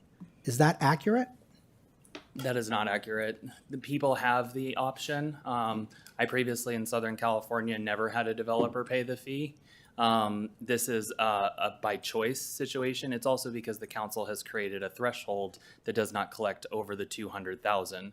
It's not advantageous for the developers to deal with the back and forth of having to go to another commission in order to get approval. So they rather pay the fee and get out of having to go to another public body. Okay. And then I think I know the answer to this question, but I just want to ask it so we have it on the record. Earlier this afternoon, there was a letter circulated, a joint letter from two organizations that questioned the legality of some of the aspects of the Nexus study. I know that that letter has been circulated among senior staff, and I just want to confirm, has senior staff been able to digest the contents of that letter? And if so, do the contents of that letter in any way change staff's analysis or recommendation to this body? It does not. I also further confirmed with the consultant is that it should not give the city of Los Altos pause from proceeding with the adoption of our Nexus. Okay. Okay. Thank you. Anyone else with questions? Councilmember Flagger? Thank you, Mayor. And you asked one of my questions because I wanted to clarify for the record that letter we received earlier today. Mr. Zorns, thanks for the presentation. I also want to confirm that, you know, assuming we adopt this tonight and move forward, if there are things we learn as we implement these new fees, both in amount and additional fees, can we bring this back for reconsideration to council? We're not locked in for a 10-year period. We can always bring this back and seek to adjust these fees. So that's correct. So if something dramatically were to change in the city's environment, we would be able to bring back a study sooner.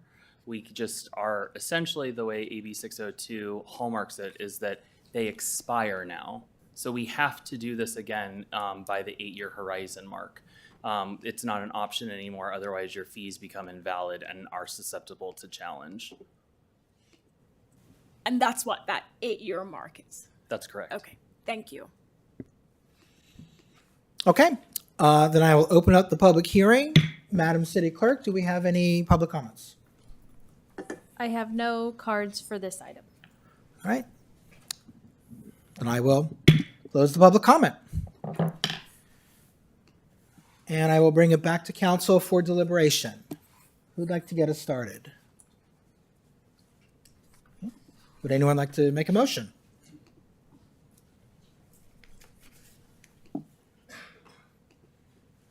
I'll make the motion, Mayor. Thank you.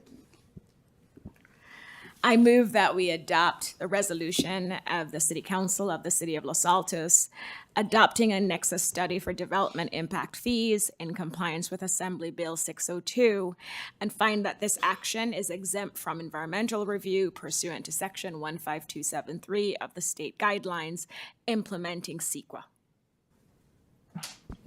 Second.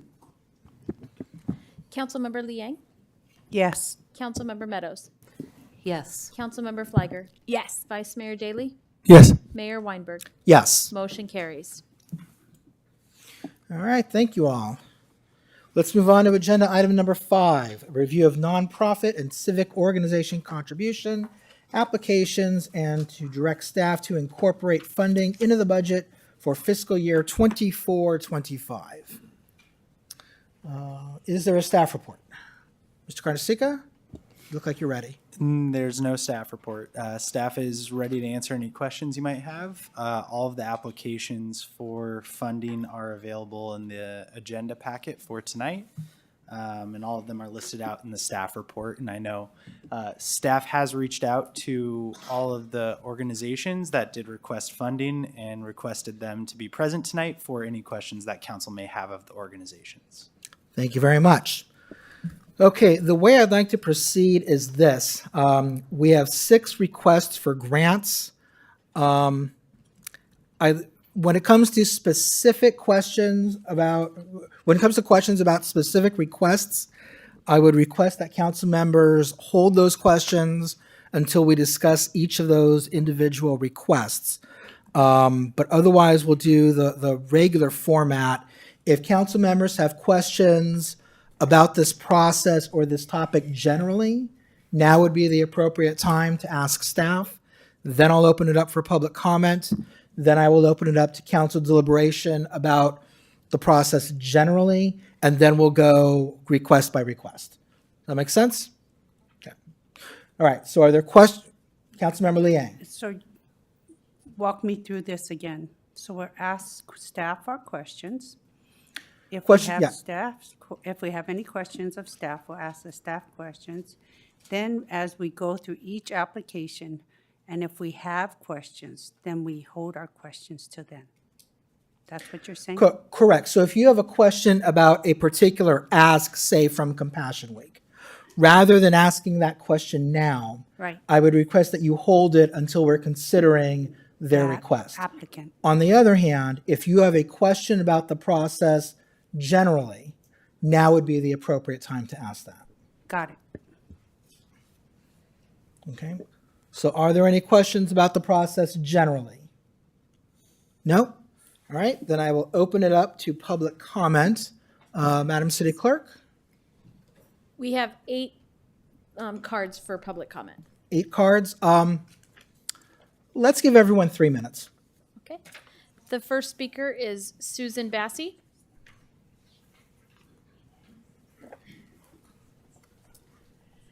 I've reviewed the applications, and I have watched this community as a publisher of that magazine for a long time. You have some great groups that do things for the arts, that do things for education, the elderly, and the entire community here. But one organization that you have consistently funded for almost a decade is Women SV.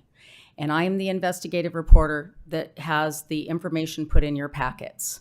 90% of what I investigated ended up on the editing room floor, but it's in my head. I heard the voices of these 80 people, women who went to Women SV, stories about what the meetings were like, what happened to them, how they were told not to speak outside of the group, how their private data was collected. Ruth Patrick Darling formed this immediately after her divorce. She used this nonprofit as a referral service for divorce attorneys. We have documented it. We have followed it in the court files. We have had a very large group of volunteers stepping forward to make sure this stops. Most of the harm was caused because you funded and supported this nonprofit. Liz Nyberg, who just got an award from your city council, was the publisher that was allowing her the platform to put forth a false narrative and a deceptive narrative to attract these vulnerable people to the organization. They discriminated against women of color.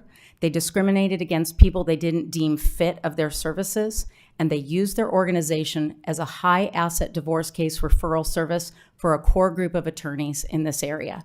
We can back it with the documents, and I have had 80 sources. These women are terrified and they don't want to come forward. And so I'm trying to use my voice and what I have heard to convey that for you, because you won't read about it in the Los Altos Crier.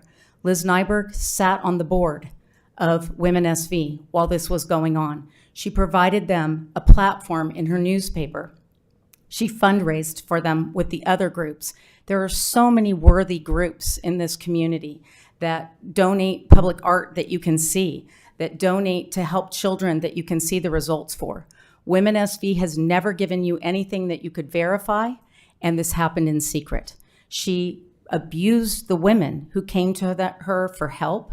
She pretended to be an expert on domestic violence. She's not a therapist. She has a very long history of mental health issues we've reviewed in the court files. She had a divorce where the divorce attorneys played all of the games that we see going on in all of these divorce cases. Gloria Henya was a Los Altos resident. She jumped off the overpass in Los Altos onto Highway 101 because of the stresses of her divorce. She called a friend and she said, "Pick my children up from school. I lost my job today and I won't be able to afford to pay my attorney." Thank you very much. Please do not fund Women SV anymore. Thank you. The next speaker is Patricia. Hi, I'm back again.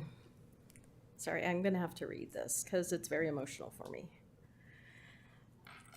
My name is Patricia. I am a 63-year-old mother of 4 children. I had my first child at 44 years old. That is my son, Will, that I spoke about earlier. And I have twin daughters who are 16. I come to you tonight on behalf of myself and many other victims of Women SV who have been silenced. They've not only been silenced by abusive spouses or partners, but they've also been silenced by Women SV. Domestic abuse, including coercive control, is very dangerous and it's damaging. It not only damages the spouses who are victims, but it also damages the children who are used as weapons in family court. I'm not afraid to speak up anymore. Many people are afraid to speak up. They're afraid of retribution. Someone has to be our voice. I would like to request that Women SV no longer obtains funding from the City of Los Altos or from the County of Santa Clara. Additionally, the $500,000 in funding they've already received through the county and through Los Altos and various grants needs to be investigated where this money was spent. I can say with about 90% accuracy, it was not spent on victims. I was a client of Women SV. As a client of Women SV, we were told not to associate with anybody outside of the four walls of their associations or the video chats when we had group sessions. We were silenced just like all domestic abuse victims are. Many of us have liens on our homes. We've had our bank accounts depleted and our children have been taken away. All of this because we were abused and we went to an organization that was supposed to help us. Instead of helping, they turned against us and they shared our private information during many of the video chats that we had that were supposed to be secret. There are other organizations who provide counseling, support, resources, and even legal aid who would be more deserving of the funds, and they are also based locally. I know Women SV used to be in Los Altos. Now its founding member, Ruth Patrick Darlene, is no longer in Los Altos, but she is in Hawaii. This was a permanent move. She chose to sell her condominium. She is not even located in the county. As a result of my association with Women SV, I can confidently say that this is the reason I have lost my son. He was forced to live full-time with his perpetrator. He is now following in his father's footsteps, and he is assaulting children as well. The family home that has been with us since 1964 has multiple liens on it as a result of Hoover and Kropelka. I use this law firm trusting that they were going to help me because James Hoover sits on the board. Yes, you of need to Women- stop. Thank you for your comments. Thank you. I'm just requesting you do not fund Women SV. Thank you. Thank you. The next speaker is Karen Zucker.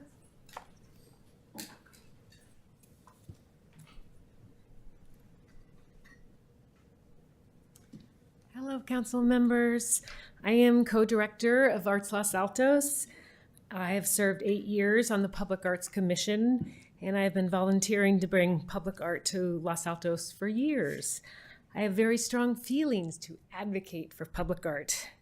Public art invigorates our local economy and creates a lasting impression. With this grant money, Arts Los Altos can pay local artists to bring more beauty to our city. Public art is a force to revitalize urban areas, increase property values, and attract tourists. Our entire community and beyond benefits from public art, including merchants, business owners, and restaurant owners. We will have increased foot traffic as Los Altos develops its reputation for cultural vibrancy and brings a destination for viewing public art. Thank you for considering Arts Los Altos' application for this nonprofit grant. Thank you. The next speaker is Art Whipple.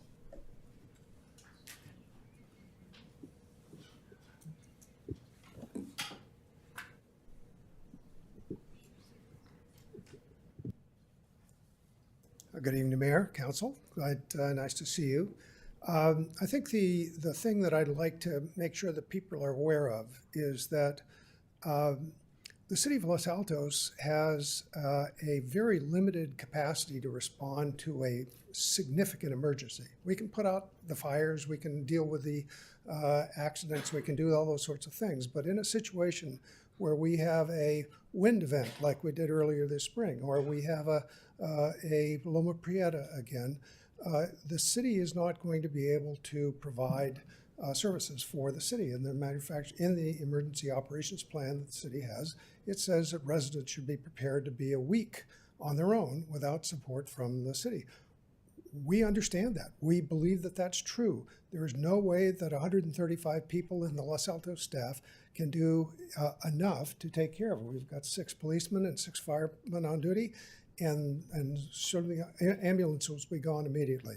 That's why there are about 300 people in Los Altos that are the civilian side of disaster preparedness in the city. We do a lot of work. We get trained. We have, many of us are certs, many of us are communications. We've trained 1,000 people in Los Altos how to use walkie-talkies, radios, that they can communicate inside the departments. Historically, we've been supported by the city through something called the Community Emergency Preparedness Grant Program, the CEPG program, which, so I've been part of this activity for about 10 years, but only about 6 or 7 as in management of this. But it's been typically about $30,000 a year that's been available to us, and that is how we've been able to buy the supplies and the materials and the radios for the service to the city, all of the medical supplies that we have stored and ready to go. So we're there because you are providing that information. We competed with other organizations for those CEPG funds, and that'd be lovely. There were no CEPG funds in 2014, in 2024. So when we saw this, we said, well, maybe this is what's replacing that. So that's why we're here tonight to talk about this. If you'd rather do it as a CEPG grant, we're happy to compete for that money that way. But we'd like to be involved in one way or another for making sure that when the city has a really big problem, that they've got 300 people that are willing to step up and help, that are trained, that aren't spontaneous volunteers. The city has vetted us. They know that we have background checks, those sorts of things. So we're looking for support from the city. Some of the things that were listed on our application, we don't have the authority to do. One of the examples is the container at Grant Park. We have 2 containers of material that the city has purchased in the MSC on Fremont Avenue. But that's really a long ways if people are getting on bicycles to do that. So I'm here to answer questions if you want, but I think we'd love to see us give us some money. We'll have an opportunity to ask you questions when we get to your specific request. Thank you. Thank you. The next speaker is Maddie McBurney.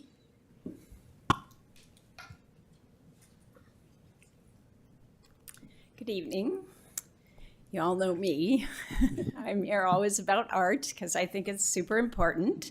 Last time I talked to you more about the experience that everybody is having with public art, and tonight I want to talk a little about data, however you want to say it. So I just like to talk about the data a little bit because some people think that public art is free, doesn't cost money.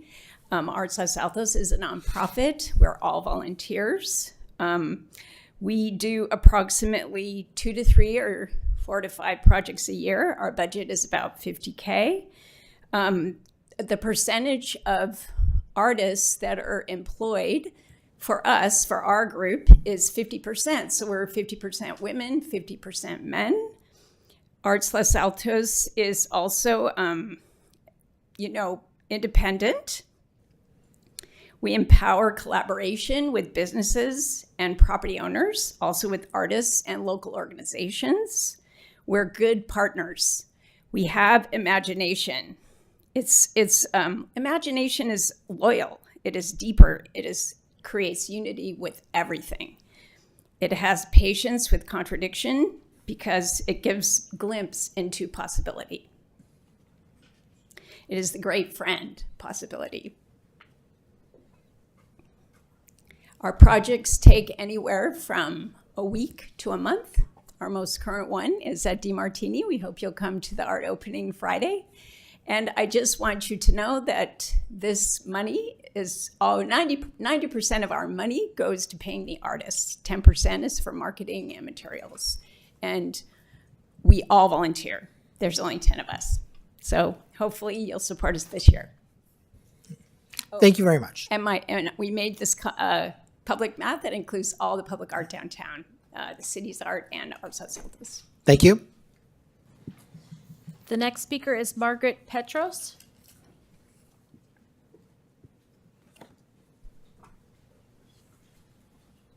Good evening, Mayor, Vice Mayor, council members. I'm a resident of Los Altos for the past 27 years.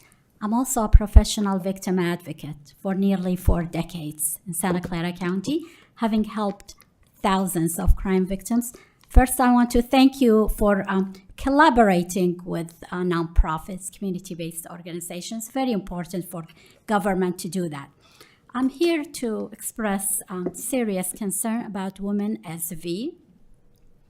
I was a supporter of Women SV initially. I actually attended the first fundraiser in Palo Alto. But then red flags started coming up. And my lengthy experience, I can really tell what's right, what's wrong for crime victims. And when I saw a 4 pages non-disclosure agreement required for clients of Women SV to sign, I read it, I have a copy of it. That is dangerous.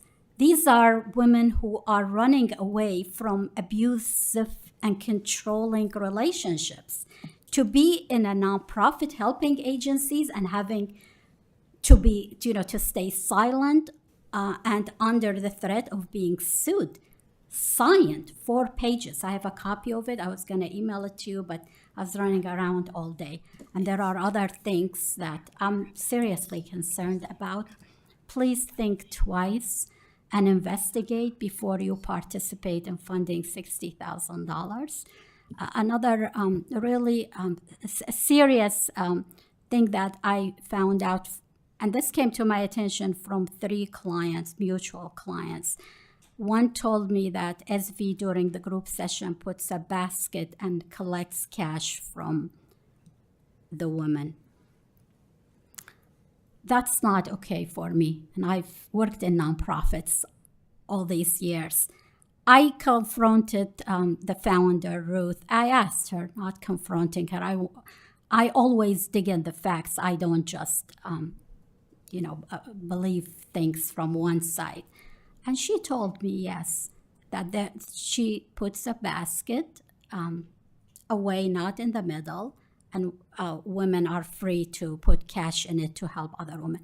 There is no reason to collect cash from clients in a nonprofit charitable agency that's funded by public funds. So I have an obligation to come here and share this with you.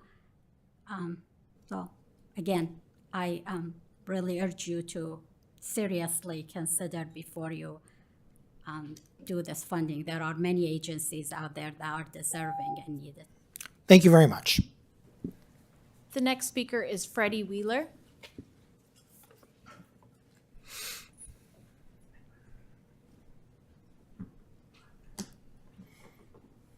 Good evening, everyone. I'm here to speak on behalf of Resilient Los Altos. I think it's a wonderful nonprofit organization. It's provided me with all the training to be a CERT and a BAT co-leader in my BAT action group. It's provided all this training that is so empowering for any citizen of Los Altos. I'm the only CERT in my neighborhood. We need more CERTs. I keep telling people, do you really want to rely on me to be the person who saves your life with 2 artificial knees and my obvious age, which we won't discuss? But this organization serves the entire city. It serves all of the citizens. It's an incredibly worthy organization that does good work and is necessary. We are going to need this information when the next big natural disaster happens, and it will. So I really urge you, please fund Resilient Los Altos. Excellent, worthy organization that serves all of Los Altos. Thank you. Thank you very much. The last speaker card I have is for Janine Valadez.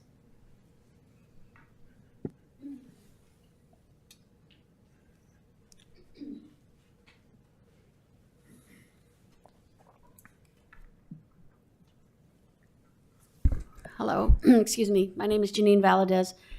Disclosure, I'm the chair of the Park Commission. I won't spell it out, but I'm here speaking in an individual capacity. As you weigh the discussion on the grant requests, I ask you to think of strategic more than direct benefits. You obviously have to consider direct benefits, but there are claims from public comments that talk about, well, that doesn't impact Los Altos, or those people aren't from Los Altos. There are lots of organizations in this city, from Rotary down to tiny ones, that serve people outside of our community. They do so with strategic intent. It's about uplifting those around us. And as a result, Los Altos can benefit, whether you're helping workers, whether you're helping visitors, whether you're helping solve problems in local communities that then prevent problems from showing up here. It's very important that as you derive your policies and make your decisions, that you keep that in mind. There's also the role modeling that happens for our children. Most of our children in this community, they benefit. They are well served. And they need to understand what's outside their community. And these kinds of programs, as parents involve their children, give them those eyes, give them that lens, and expand their vision in terms of others that are in need. Is that me? No. Okay. All right. The other thing is role modeling for adults. A lot of these projects are community projects, and therefore it gives the opportunity for parents to become more knowledgeable, whether through certification, that's something more formal, or through more casual involvement. And that also provides role modeling for children. There is a challenge. Oh, there's one final thing. We develop civic leaders, and we've all benefited, whether it's something for like a lead class, or it's something like a CERT, or it's something more unstructured in terms of giving people the experience to become more brave in becoming involved in their community. There is a challenge, however, and that's in the concept of public-private partnership. I know I'm speaking as an individual, but I can't not talk about a couple of asks concerning Arts Los Altos, Resilient Los Altos. These are types of organizations where the division between public and private can be overlapping, it can be segregated, it can be competitive. I ask, as you look at your policies and make your decisions, that you figure out a way to give direction to the organizations involved, that collaboration is more important than segregation of ideology and segregation of mission. If I use, for example, the park, and I know tell me if I'm crossing the line. If we use the example of Park and Arts Los Altos, there are many opportunities for collaboration, but at the same time, we have to satisfy the need for government oversight and public oversight. Thank you. Thank you. We have received one more card. Corey Thompson.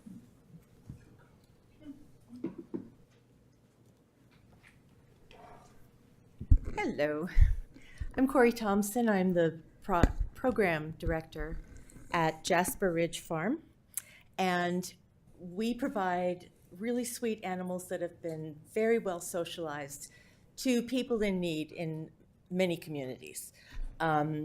We serve folks who are dealing with domestic violence. We serve Ronald McDonald House, Children's Health Council, and just this morning, we were at Los Altos High School.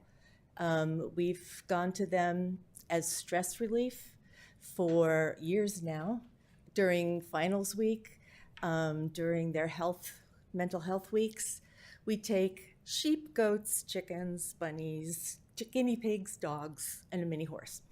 And it does provide a stress relief, and we know how difficult it is for students, especially in a place like Los Altos, where there's a lot of pressure, and they have a lot of stresses. And we've been doing this for years throughout the area. We are located in Portola Valley, but we serve communities all around us. That just happens to be where a farm fits. So I just wanted to speak up and let you guys know that we do provide a service to the students and hopefully other members of Los Altos' community. And we hope that you support our application for our grant. We're happy Thank- to take questions too. Thank you very much. I'm pausing. I have no other speaker cards. Okay. I don't think. Thank you to all the speakers who addressed the council. I'll now bring it back to council for deliberation. Before we get to each individual request, are there any comments or any discussions about the general process? Vice Mayor? I'm not sure if this question is in order or not, but last year we reviewed an application for the Chamber of Commerce, and I don't see them this year. We entered into We're a on the- contract with them, and Okay. I think there were others as well. Good. All right, that was my only question. So are you saying that the process now is if we have questions for staff, should we direct them to staff, or are we going to go through each application? And if we want to ask questions of these organizations, we can. I think I'm missing that, and I wasn't clear on that. So we're about to go over each individual request, and council will have an opportunity to ask questions of a representative, Okay. if there's a representative here. And the Okay. council will have an opportunity to discuss and then make a decision whether we want to make a grant, and if so, how much. However, before we get to the first one, which I'm going to go in order in the report, which is Arts Los Altos, before we get there, does anyone have anything that they'd like to say regarding the process in general, not a specific request? Not the process. Well, I understand the process, but I think then if we're going to go through each application, if we have questions of staff, when do you want that? After each application? If you have a question to staff regarding an individual grant, I would like you to wait until we discuss that individual grant. Okay. Okay. Councilmember Meadows? I just have some general comments on the process, not questions. Should I make them now? Please. Okay. So, as usual, I mean, this is what we found last year. There's a lot of worthy causes out there. And whatever our decision that we make tonight doesn't mean your cause isn't worthy or that we don't support you. But the city is not a foundation. And at least in my mind, when we make a decision to fund, we're looking at a strong nexus. I'm going to use that since we've been using that word a lot tonight. We're going to look for a strong nexus between the mission and filling gaps in Los Altos and being directly measurable in Los Altos. So I just wanted to make that statement because it applies to the process overall. And we've supported things in the past because we believe in the mission.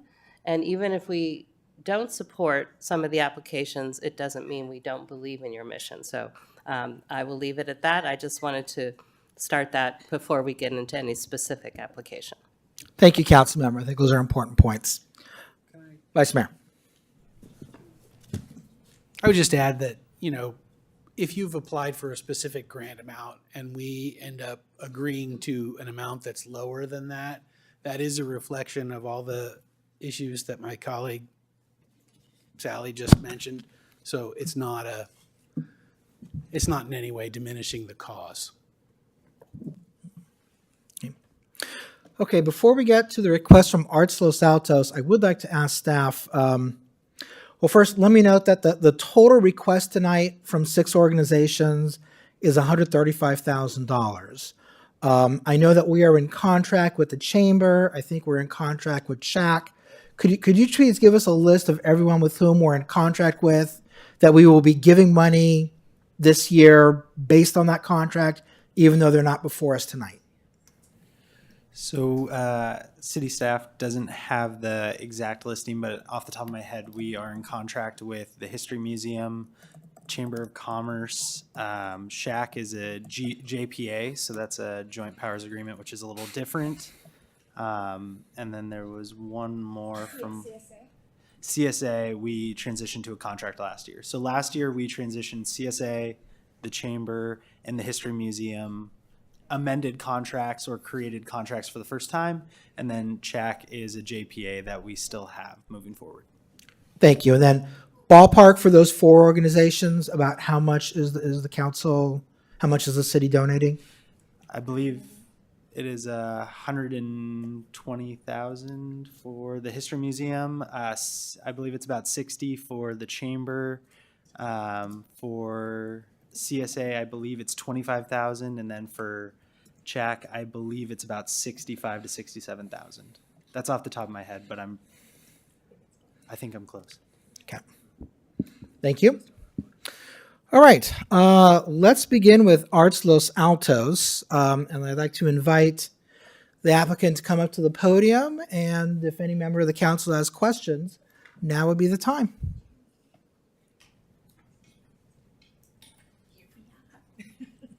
Come on up. Okay. So thank you very much for submitting the application for funds. Councilmember Flagger. Thank you. You guys walked up to the podium as if you're playing Price is Right or something. And door number 1. Not in here. So thank you for the application, and I'm so happy to see that you reapplied this year. As you know, the council took action a couple weeks ago where we changed how we distribute our public arts and lieu funds. My question for both of you has to do with the scope of the project. I remember last year, your application was more specific about the project you wanted funded and how it was going to benefit the community. And I thought this year's application didn't have that much detail. So if you could just share with us what project you envisioned this funding and how it would serve the Los Altos community. And in your comments, I heard some of it, but I would love the nexus. You're going to hear that a lot tonight between, the project and how it benefits our community. Okay, well, specifically, 15K would maybe pay for one mural. So we do have a mural coming up that will be on the back of Red Berry Coffee. And it is, you'll see it from San Antonio, like the Tao Paulo one that's called La Cosecha. And that is not going to happen till the fall. And last year we applied for something that was going to happen in the fall as well. That was a community mural event. That event cost twice as much as what we asked for. So pretty much all of the money that we are asking for in this application will go probably to one mural. Okay, and this mural is not similar to the one last year where you'd had the community coming together. This is a different type of mural. No, Okay. But we are doing a community mural at the Art and Wine Festival. That's going to be a temporary on panels that we're going to be able to move around town. So this money could go toward that too. I mean, there's project, I don't know, do you want us to describe all the projects we're going to do? Nope. No. Thank you. Councilmember Meadows. Yes, and thank you. My question may be for staff, and I want to pick up on what Councilmember Flagger said. So just a couple of meetings ago, we talked about the use of the public arts in lieu fee fund, whatever we're calling it now.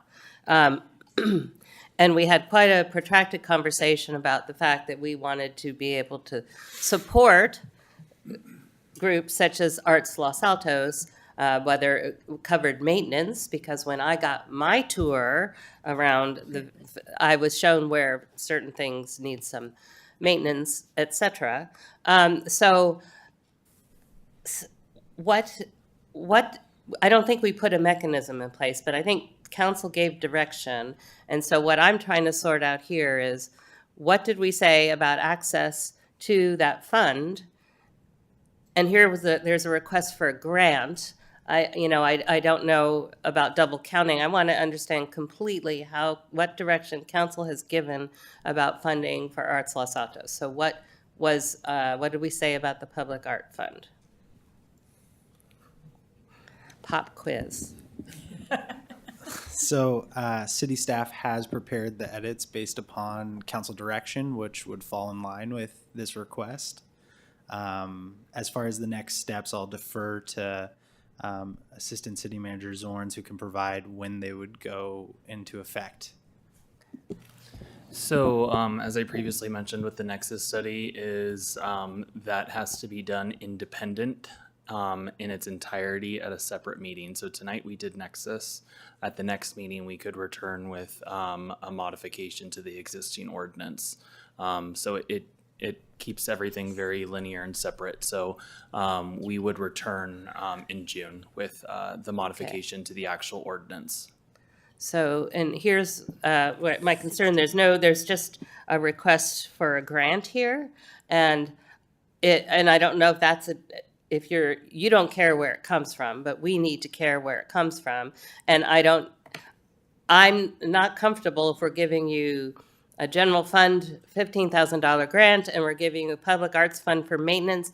That's just, so I want it kind of all pulled together in one place to understand what the city might be funding in this potential public-private property. And I know when we had our discussion, we really talked about how a lot of your art is really public. I mean, you can touch it, right? Yeah. So, I'm not really clear with this application, how it fits in with that, and so maybe my colleagues can ask some questions that will help clarify. So I'll clarify really Okay. quick is that so the request is coming in annually as Mr. Carnesecca has brought forward to the council to have all of the nonprofit requests at one setting. How we do with several things in our budget is we earmark the dollars for to start at the quarter mark, not necessarily at the start. So this would sunrise once the operative date of the administrative function of this ordinance. So the actual ordinance that we were talking about amending is that has a 60-day effectiveness date instead of the traditional 30 because it deals with fees. So we would, as I believe the two requesting parties have kind of stated, is that they would not be utilizing these funds until fall anyways, and this ordinance modification would become operative prior to that. So we can still earmark the dollars out of the art fund. It's just we cannot utilize those dollars today explicitly as what we're talking about. We're just putting the request for council to consider as a part of their future budget decision.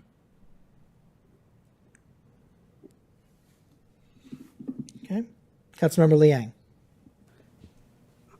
Thank you. Thank you for the work you've done in our city. And I need to understand, because earlier you said the mural you are looking to fund is $15,000, but the application says $10,000 and then $5,000 for outreach. So help me understand, because the murals are being placed on private buildings. It's not public buildings. Why is the building owner not paying to fund the art on their buildings? That is a really good question. We don't know. What we do is our process is that we locate the property owner and we ask them if we can do a project on their building or in front of their building, and then we go from there raising funds once we get a yes. That's the number one thing, is for them to say yes. Some property owners contribute something, some nothing. It's really not required.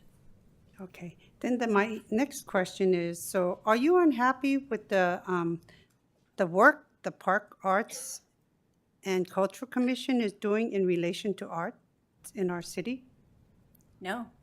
Okay. I think what they're doing is very, very important. And I think the sculpture loan program is really important. We included everything in the map that the city has installed. So we're really into trying to collaborate on projects with the city as well. So just to clarify, it is on private property, but everything is accessible to the public 24 hours a day.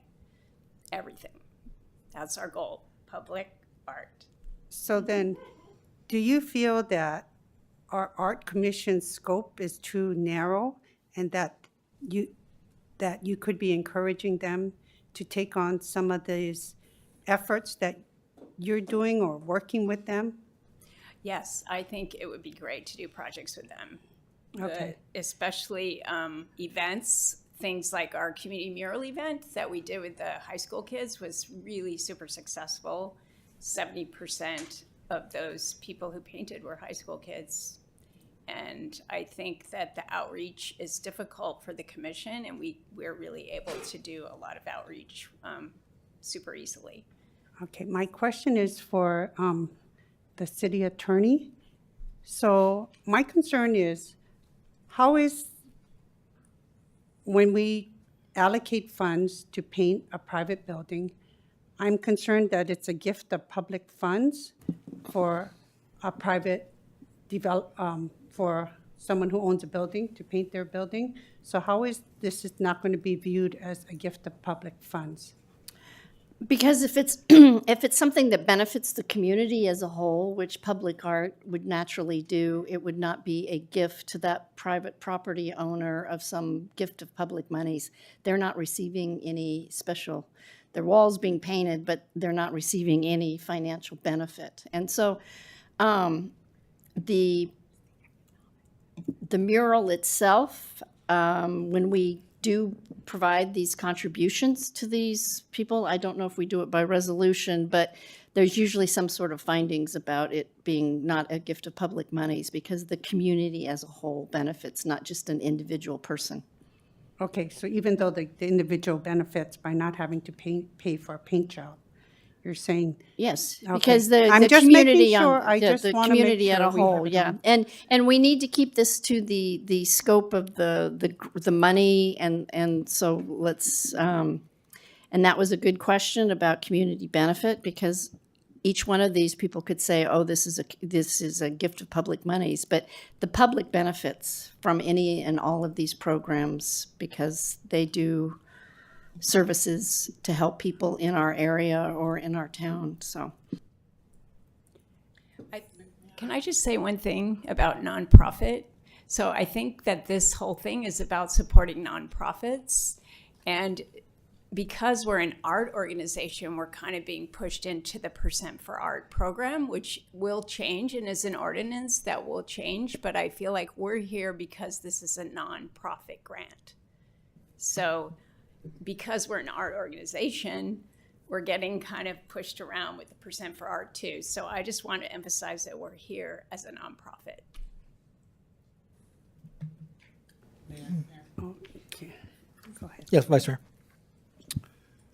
I just want to extend on the comments that the city attorney made about finding that there's public benefit for these grants. That's what we're here to decide. That's what we base our decision on, in part. It's amongst the criteria that we have established for ourselves for making these grants. So if we agree to provide a grant, we are finding that the grantee is creating a public benefit.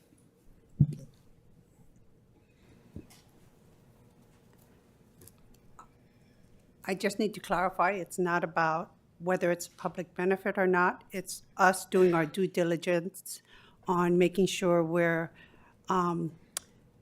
being fiscally accountable for overseeing taxpayer dollars. And all these nonprofits are coming to us today, and it's not about whether we support art or not. It's about whether we feel the monies that we allocate to nonprofits is justified, and if we feel that we have something in place that already covers it, or we're doing duplication, we just need to make sure that taxpayer dollars are being spent wisely. And so I do want to address that, so.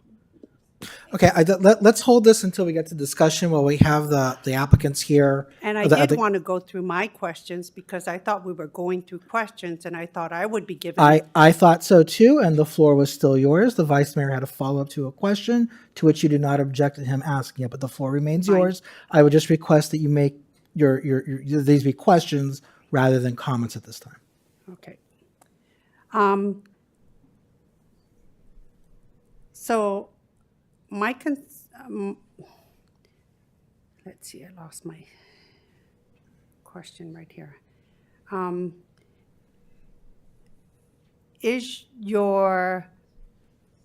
You talked about having a lot of projects and a lot of murals coming ahead. At what point is a city saturated with murals? Do you want to answer? I don't know how to answer that. I mean, So as I said earlier, we do about 2 to 3 projects a year, and 2 of the projects have been sculptures. The reason we do murals is because it's way less expensive to get public art out there. If we do a sculpture, the minimum cost for a sculpture is $20,000. Then it goes up to 50, $100K to get something really good. And we just don't have that kind of money. Okay. So that's what I love what the city does with the sculptures, because they can get that, because you have to do transportation and there's all kinds of fees that go with sculptures. Okay, and then I wanted to ask is like, have you approached our commission to try to encourage them to take on some of these projects? Yes, we've been to many meetings with commission, and they don't seem to want to collaborate. Okay. Not really sure why. One of the reasons why we created this map was to collaborate with them, and we brought it to them, and they didn't really want to have anything to do with it. Okay, thank you. So my next question goes to the city manager, because we don't have someone from Parks and Rec department today.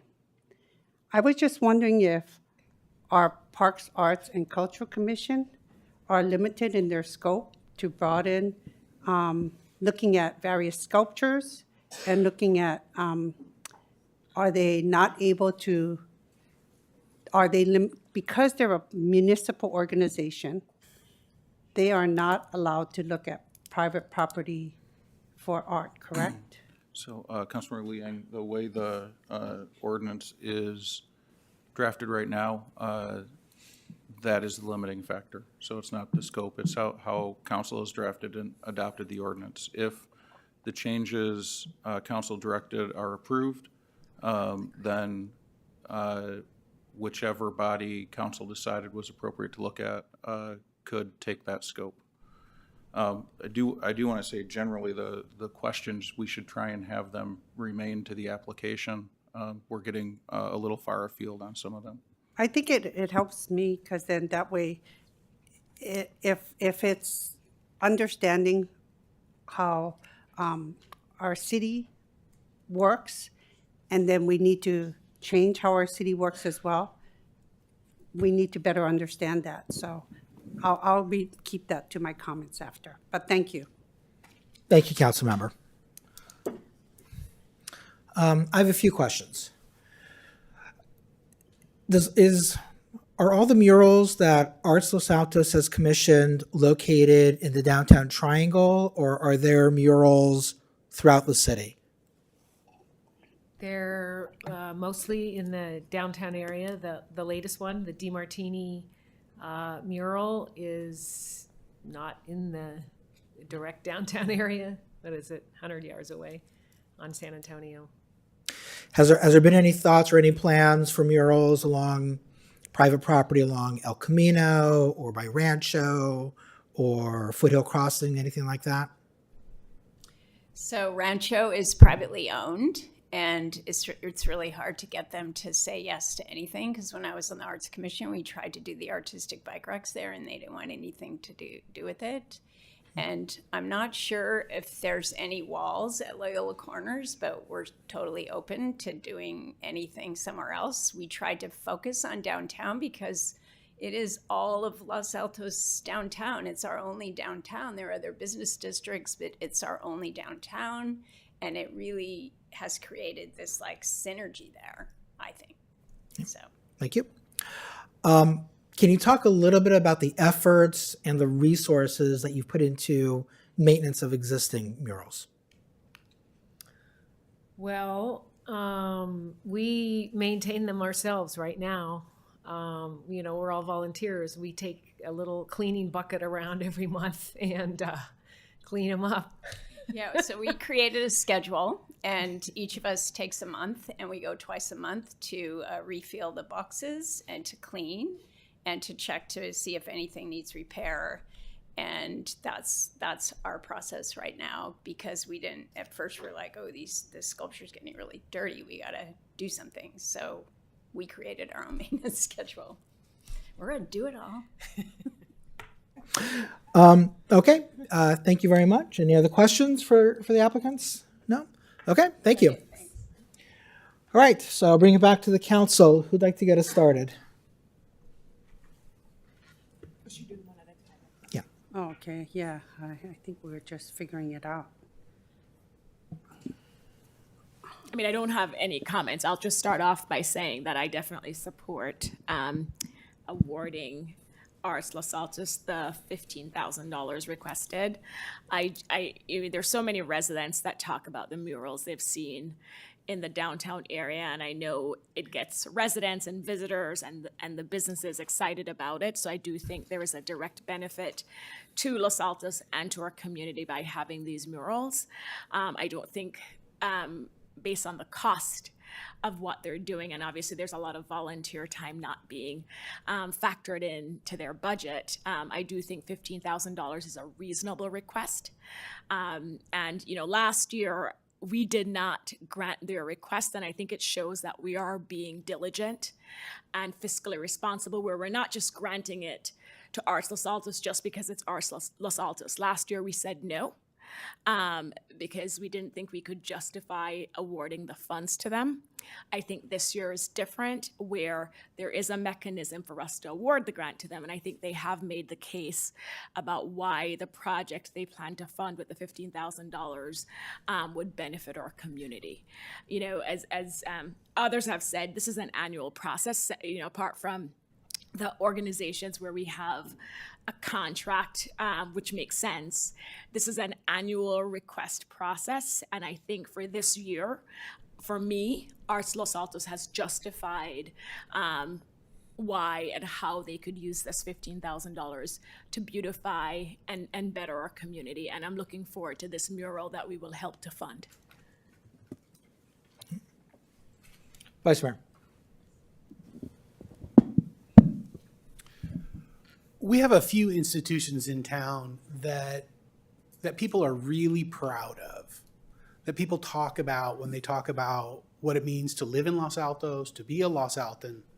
And frankly, Arts Los Altos is one of those institutions. And the murals that they have brought into our community, and the two sculptures, are tremendous additions to our community. I and many others hope that we will continue to develop as a destination for the arts. I had a fabulous experience this weekend at the the Far West? Head West. Head West Market downtown. I spent most of my time actually at an artist's booth, and came home with some pretty awesome finds that my kids think are pretty cool. And the conversation was mostly about Los Altos as a destination for art. And these artists, the two artists that I spoke with, were over the top excited about just being in our community and selling to people in our community when they look around and see from the murals how much our community values art. So I was touched by that. I wanted to share it. I absolutely support this grant request. I have a Councilmember Liang. So I do appreciate art. There's no doubt about it. We have some nice art in Los Altos, but we also have a commission that's responsible for overseeing art of our city as well. And they have been doing a wonderful job for many years.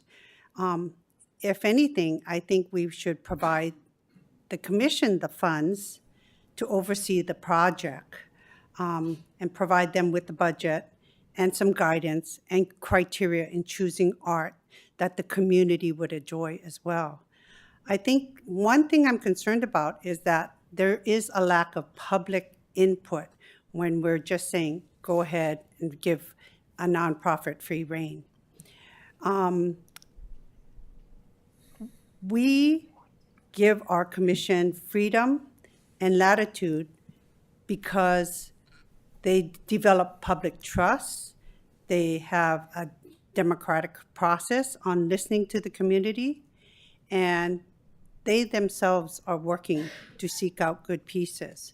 The only trouble is, I that we've just learned as well is the scope of the ordinance that they have to work with is very limiting. So I think it's important that we allocate the funds to our commission. If you want them to work with Arts Los Altos, a nonprofit, I think that would be some guidance that we could give. But I just would like to see us continue to work with our own commission first and give them the respect before we give away money, and continue to work within some of the areas that we can get public input as well. So that's my concern, and so I would not support giving this grant at this time until you. we have more collaboration within our commission and nonprofit. Sally, you want to go or you want me to go?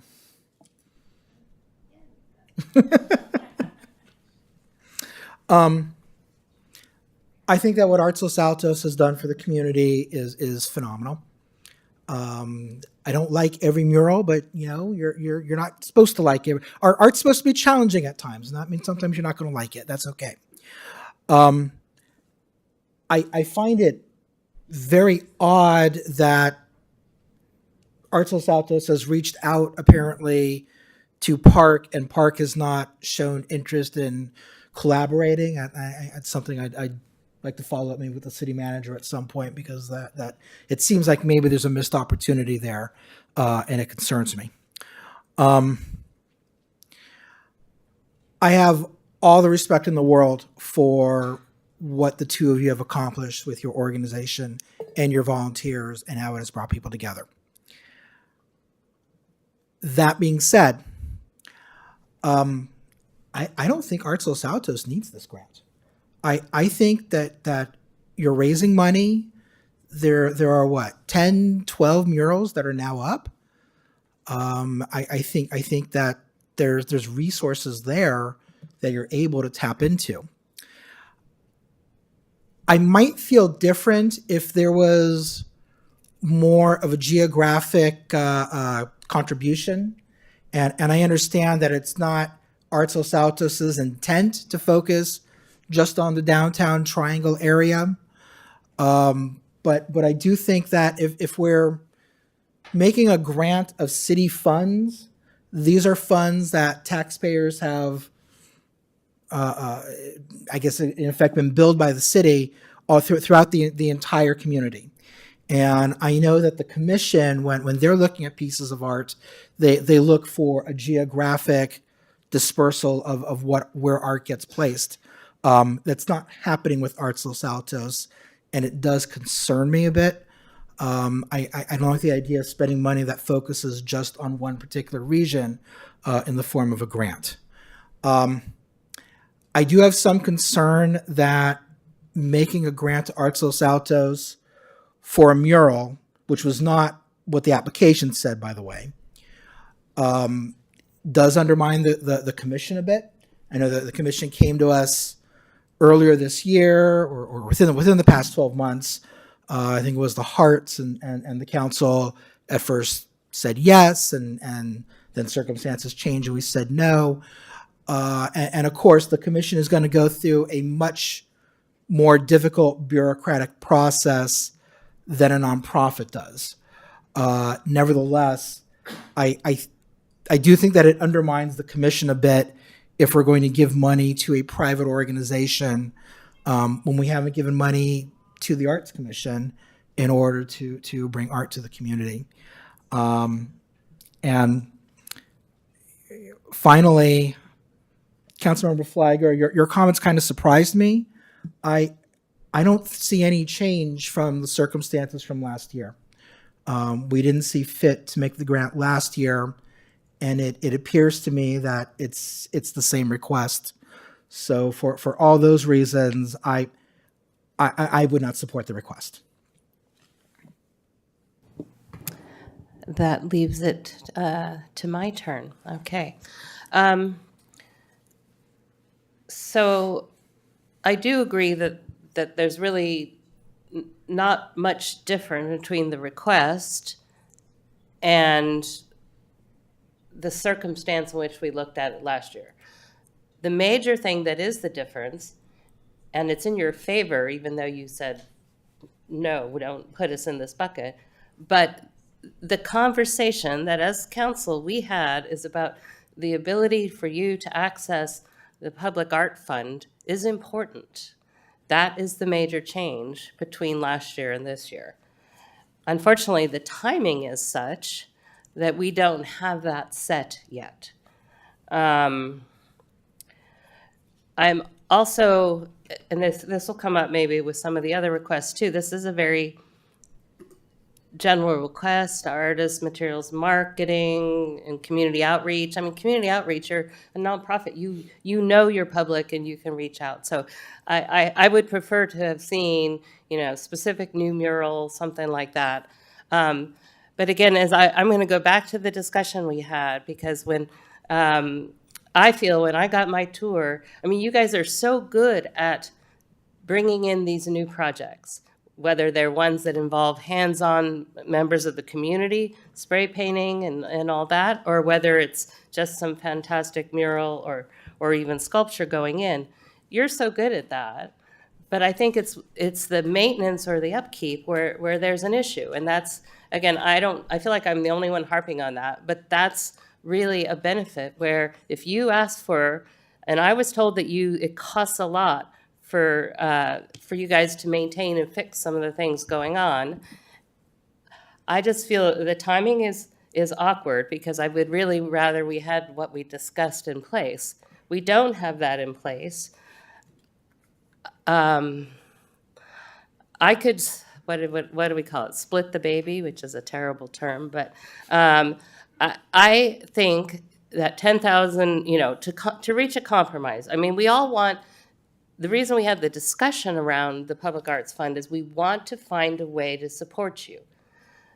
But there is our Arts Commission, so we can't just put you doing the same things that usurp. And I know this isn't the same, it's different, but it doesn't have to be different. But I'm willing to, because again, the timing is bad, do a grant of $10,000 for Arts Los Altos towards their next mural. And then by the time next year comes around, we understand what our new ordinance is that we're going to adopt. So, I mean, we value what you do in the community, but and I know as a champion, there's not a question in your mind. But we have a different responsibility up here, whether it's balancing that the art isn't throughout the community or whatever else we're trying to balance. So I know this is different than what everyone else has had, but in the spirit of compromise, I would propose a $10,000 grant towards your next mural. And then when we have our new ordinance, then next year with the requests, we can look at that. It's just not defined well enough right now with this request. So that's going to be my suggestion. I would support that position. Oh, okay. Then because I was actually making a list of the things I was going to respond to after the mayor spoke. But because it looks like we have support, and I will also support the $10,000 if that's what gets us to majority or more. So I will not spend time responding to some comments the mayor made, because I think we do have a proposal that I can support. Thank you. Vice Mayor? As a fallback position, I will support this compromise, but I will take one last chance at convincing you all to step up to the asked for amount. And what I would like to say is the notion that the art is, to this point, mostly constrained to our downtown triangle, should be viewed in the same context as all of the other benefits of all the other potential grantees as they pertain to Los Altos as a whole. I would argue, in fact, that art in our downtown provides more benefit to every neighborhood and every resident of Los Altos than many programs that exist outside of our domain but purport to provide value to our residents. So I just would like you to reconsider that and And I regret that we didn't make the grant last year. Absolutely. Okay, so I think we have direction to staff for a $10,000 grant. Let me go ahead and invite up representatives from Compassion Week. I see a whole row of them.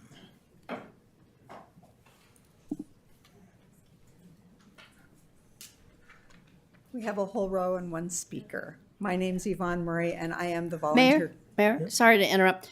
I just want to clarify for the public, we just are giving direction tonight, but these amounts will be reflected in the budget, and then they will be approved through the budget process. So if you're out there looking for motions and approvals, it will be coming back with the budget. So Actually, I would prefer if we take a motion on each grant.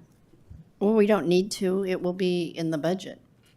Yeah, but You can ask your fellow. I would prefer that we take a motion on each grant. I think it's good transparency for the public to see how we're taking action on each grant. Okay, I don't think you have support for changing the process. So, Compassion Week.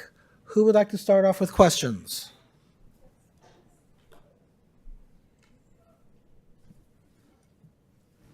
I have questions. Okay, then. Councilmember Liang.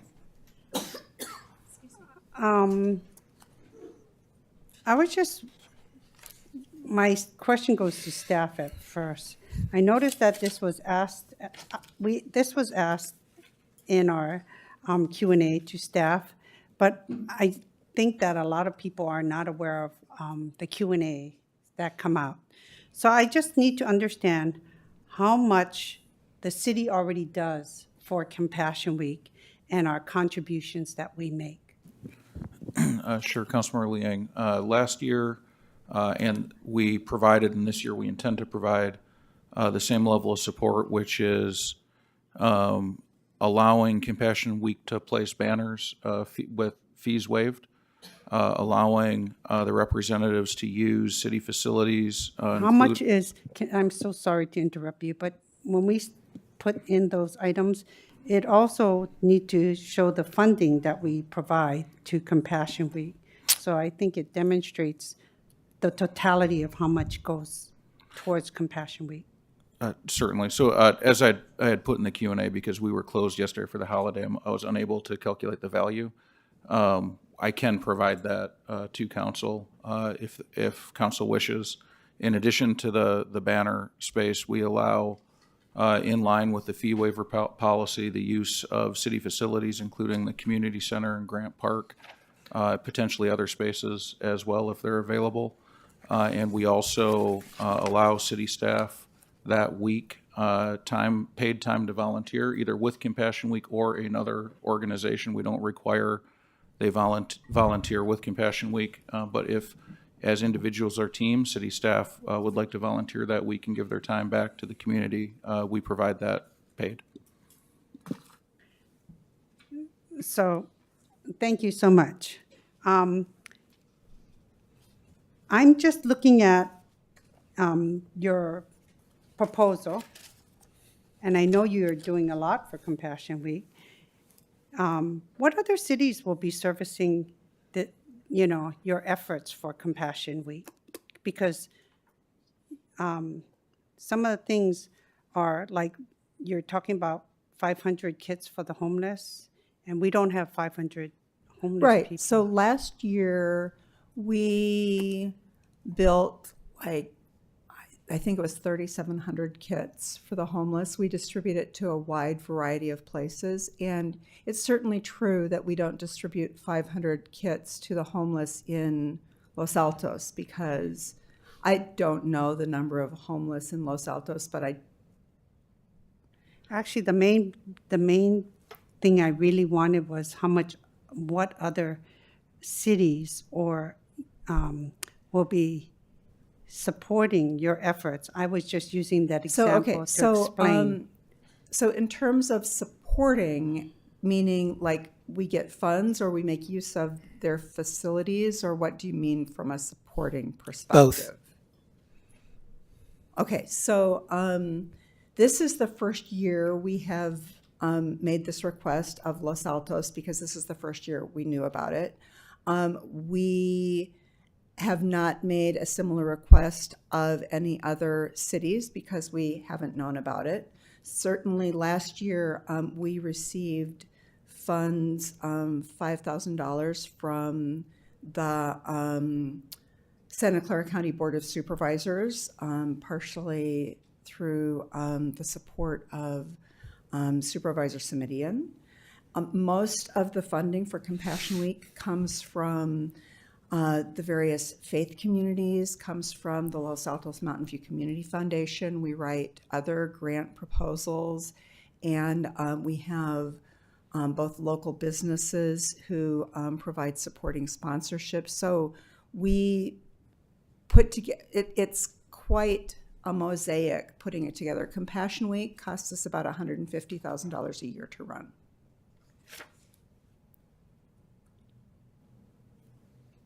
So where do you get your 95,000 for the year? When you say it costs you 100,000 a year to It run? costs us $150,000 Oh, a year okay, to run. 145,000. Right. So, so the donations to the faith-based communities Well, and the businesses. the donations to faith-based communities, the Los Altos Mountain View Community Foundation, Fremont Bank is a sponsor. So it's a wide variety of organizations we have. Yeah.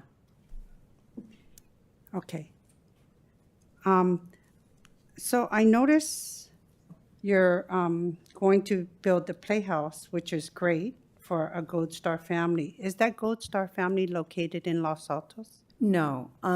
What we do, the Habitat Playhouses, every year we build, typically we build 9 of them. It's a very popular volunteer project because our volunteers come and they learn about what Habitat for Humanity does while they are getting a chance to use power tools and do painting and all of that in a setting that enables kids as young as like 7 or 8 to participate and people as old as 80 to participate while they're learning about the plight of people who are being served by Habitat for Humanity and being able to get into their first home. Technically the Habitat Playhouses are a fundraiser for Habitat because they then take the money from the Playhouse builds and then they put that into the builds that they do in local communities, which yes, they aren't doing builds in Los Altos right now. They're doing builds in various parts of San Jose to bring people who don't have the opportunity to own their own homes to the point of being able to own their own homes. Okay. And then the other thing I had a question about and is Castro School. So when you right, Castro School, which is in located Mountain View. in Mountain View. Yes, like so. Go ahead. Many of the projects that we do in Los Altos benefit people that could be in Los Altos and could be people outside of Los Altos. So the science kits is an example of people building science kits, learning about students who have less opportunities than maybe like my children, for example, and they get an opportunity to learn about and be in service to making the whole community thrive more successfully. I believe, for myself personally, I look at it as in Los Altos, I am fairly privileged, but people who are certainly a part of Santa Clara County, part of my greater community, may not have the same privileges that I do. I'm teaching my kids, I'm teaching my neighbors, I'm learning myself how we can be a community together in thriving. And so I personally see the opportunity from Compassion Week for my fellow Los Altans to be more about how I take part in helping my community thrive. And certainly there are people in Los Altos who maybe need the services, like senior citizens who get an activity kit, someone who is who has cancer, who is getting served by one of the cancer care organizations. So there are various things that happen, but we live in a region and we are together helping each other in the region as opposed to helping the people that are just inside of the city of Los Altos city limits. I appreciate you answering my questions. Yeah. It's just I need to ask the questions because I think it's important that our residents understand more about these requests that come forth. I agree that it's really important, so thank There's you. no doubt, what everybody does for Compassion Week is very valuable. Not only your organization, but other organizations that support Compassion Week. So Thank thank you, you. Councilmember. Thank you. Vice Mayor? This is probably something that you can just sort of validate as a response or tell me that I'm off. But what I'm hearing from you and what really resonates with me is that part of the value proposition for residents of Los Altos is to volunteer, to help, to be engaged and it provides our residents a philanthropic and volunteer opportunity so they can have the fulfillment of being part of a broader community and providing solutions to the broader community. And that we shouldn't constrain ourselves to just looking at who are the beneficiaries of these volunteer efforts, because the volunteers themselves are growing and getting fulfillment. What we find in so many instances when we talk to our volunteers is they feel like they've been more changed by their volunteer service than the people that they're serving, yes. And we may need that more in Los Altos than other communities that aren't as privileged as we are, because perhaps our residents, aren't presented with as many opportunities to help their neighbors as they might be in other communities. So I for one, am supportive. Other questions for the applicant? Councilmember Meadows? Thank you for being here and for all that you do. This may sound like a silly question, but who are you? And the reason I ask that is because you started it out as, this program started out at Los Altos United Methodist. Are you all with Los Altos No. United Methodist? Okay. I think we have one other person here who's with Los Altos Methodist, and so it is a variety of organizations. Okay, and so now, and I see from the application that that the fiscal sponsor is actually the Community Foundation, which we have a separate request from, and so do you just want our questions right now or our comments as well? Questions. Questions. All right, I will stop and I'll reserve my comments for a minute. Okay. Okay. All right. Thank you very much. Who'd like to begin deliberation? You can continue, Sally. I'll go after you. Yeah. Okay. So I first participated in Compassion Week at Los Altos United Methodist. It was in a little room, well, maybe a big room, community room, linoleum floors, a bunch of tables, a very small thing. And it was gratifying. Los Altos United Methodist does great things for our community. I really appreciate it. And Compassion Week has continued to grow, and which I think is good because there's a lot more reach and a lot more people get involved in volunteering. But I now see such expansion that you're actually asking and requiring infrastructure to support the operation that's goal was originally to get people to volunteer. And so, and I understand because, nonprofits, you start out with a couple people doing this and that, and eventually you need to have more than just the volunteers. You need to have a sustainability support system. But this has gotten so big that it really, you're saying we need help with our infrastructure, I think is kind of what the ask is. And I don't know if this change happened when the Community Foundation kind of took this group under wing, but we in Los Altos and again, Councilmember Liang touched on this, and the city manager expounded on it. We provide a lot of in-kind support for this, certainly thousands of dollars worth, maybe even tens of thousands. I don't know, but I'm going to say certainly a reasonable amount of support, particularly if you look at our employees are offered paid time off to participate in Compassion Week. So I really think you do great work, but I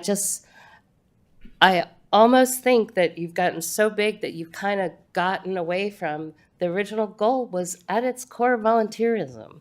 And to me, this is supporting a bigger and bigger enterprise, which, and last year when I participated as mayor, it had gone to Mountain View and that was the core, and less was, I think, Los Altos. I felt as mayor, I was invited as an afterthought. And, so we're less a focus of this program that was born at Los Altos United Methodist and is now kind of becoming really big and focused broadly, which is good. You'll have a broad impact. But I'm very uncomfortable with supporting this because I think it's a worthwhile thing, but we have so many, if the goal is to get people to volunteer, we have so many volunteers in our city who can volunteer on a daily basis in a lot of the organizations, or they can join. But I'm uncomfortable with the evolution, and I think we really do support it already to the tune of thousands, if not tens of thousands. So I'm a no on that. Vice Mayor? I spoke already. I don't have anything further to add. So your position is I support the grant. I agree with Councilmember Flyer. Excuse me, Councilmember Meadows. I was going to say, yeah, Glad you can read my mind, Mayor. I cannot, but And perhaps maybe you do. perhaps after your eloquent speech, I will be persuaded by you if we are not already in alignment. Well, I'll pick up on that and say yes, I am aligned with Councilmember Meadows and the mayor, but I want to step back and first, of course, thank the Compassion Week team for being here and for your application and for all your contribution to Los Altos and the broader community. Like Councilmember Meadows, I remember going to the Methodist churches, or manager walks by, building kits with my daughter, and I think I've seen some of those pictures with myself and my daughter who we were there building kits as part of Compassion Week. And I've also participated in any other parts of the program. So I know the work personally. I appreciate it. I think it's valuable. And to the speaker's point, I 100%, my position does not reflect the idea that if your work only benefits 1% of Los Altos, then we shouldn't do it. Because I get it, right? If we're helping families and communities in Mountain View, Sunnyvale, Cupertino, wherever it is, we benefit each other. And it's a great learning opportunity when I brought my daughter there to build the kits, to explain to her why we were doing it and who it would help, and to recognize that we are privileged.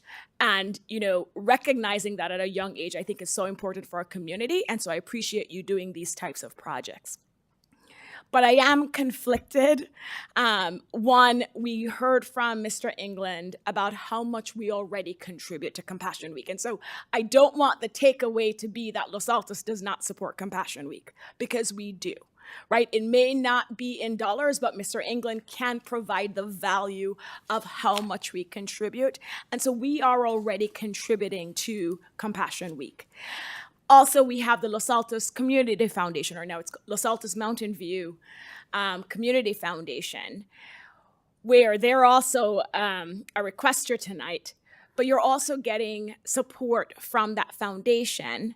And so I would look to that foundation, as you grow, to make sure that you're growing within the means they're able to provide, and you supplement it with volunteer time or other donations or contributions from cities like we do in Los Altos, short of actually giving you dollars. So and the third thing I'll add, and I said it also for Arts Los Altos, which is when I look at these applications, because these are annual applications, right? I look for specific projects saying, okay, for this year, what are they asking us to fund that will benefit Los Altos or even the broader community as a ripple effect? But what exactly are we funding this year that has this nexus, that has this direct benefit? because we really don't want to set up a situation where all different, these different organizations are going to start hearing about this Los Altos grant program and start thinking, okay, Los Altos has money. We have our own budget limitations, believe me. And so I also wouldn't want Compassion Week to somehow become dependent on us to provide funding on a regular basis. And that's why I look for exceptions. For example, if Compassion Week came to us and said, for this year, we have this special project we're doing in Los Altos. Yes, we'll invite our neighbors, but we're doing it in Los Altos, and this is what we need help funding. I would actually view that differently. But this application, when I look at it, it could be every year. And so I don't think that was the intent of our grant program. And I don't want to put us in that position. And I am so happy that Los Altos has and will continue to support Compassion Week because it's a great program. But for this additional amount that you're asking tonight, for me, it has not been justified in the application. And so I really can't support it. Okay, so we have 3 council members who are not in support of the application. Councilmember Liang, do you want to add anything? Yeah, I do. And once again, we thank you all for the good work you're doing. And we know that it will continue to grow because, like you said, we have a lot of people who benefit from it. But the problem I see is for us to use taxpayer money to fund a nonprofit, to give money to other nonprofits. I didn't think this was the criteria in which this program was established. So, the intent to get funds, and then, those are all other great works, but it becomes paying for opportunities. And I think that volunteerism is an opportunity that our residents already know that it's so worthwhile and they can step up. And so, like you said, it's a wonderful program. We can continue to help with the support we continue to give. And I think we're doing more than what the county has given. So I think your organization is doing good work already and will continue to do it. So thank you. Okay. It is now 10 after 9. My preference would be that we finish this up, but I will look at my colleagues. And no, okay, let's take a 10-minute break then.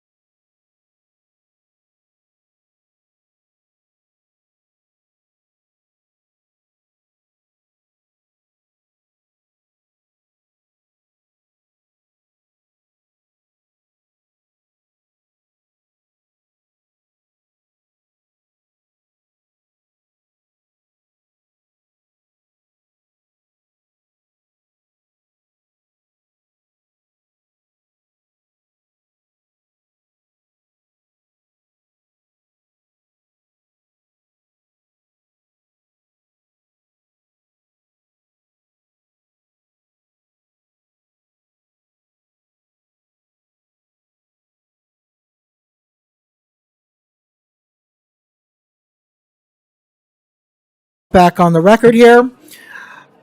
Is there a representative from Jasper Ridge Farms?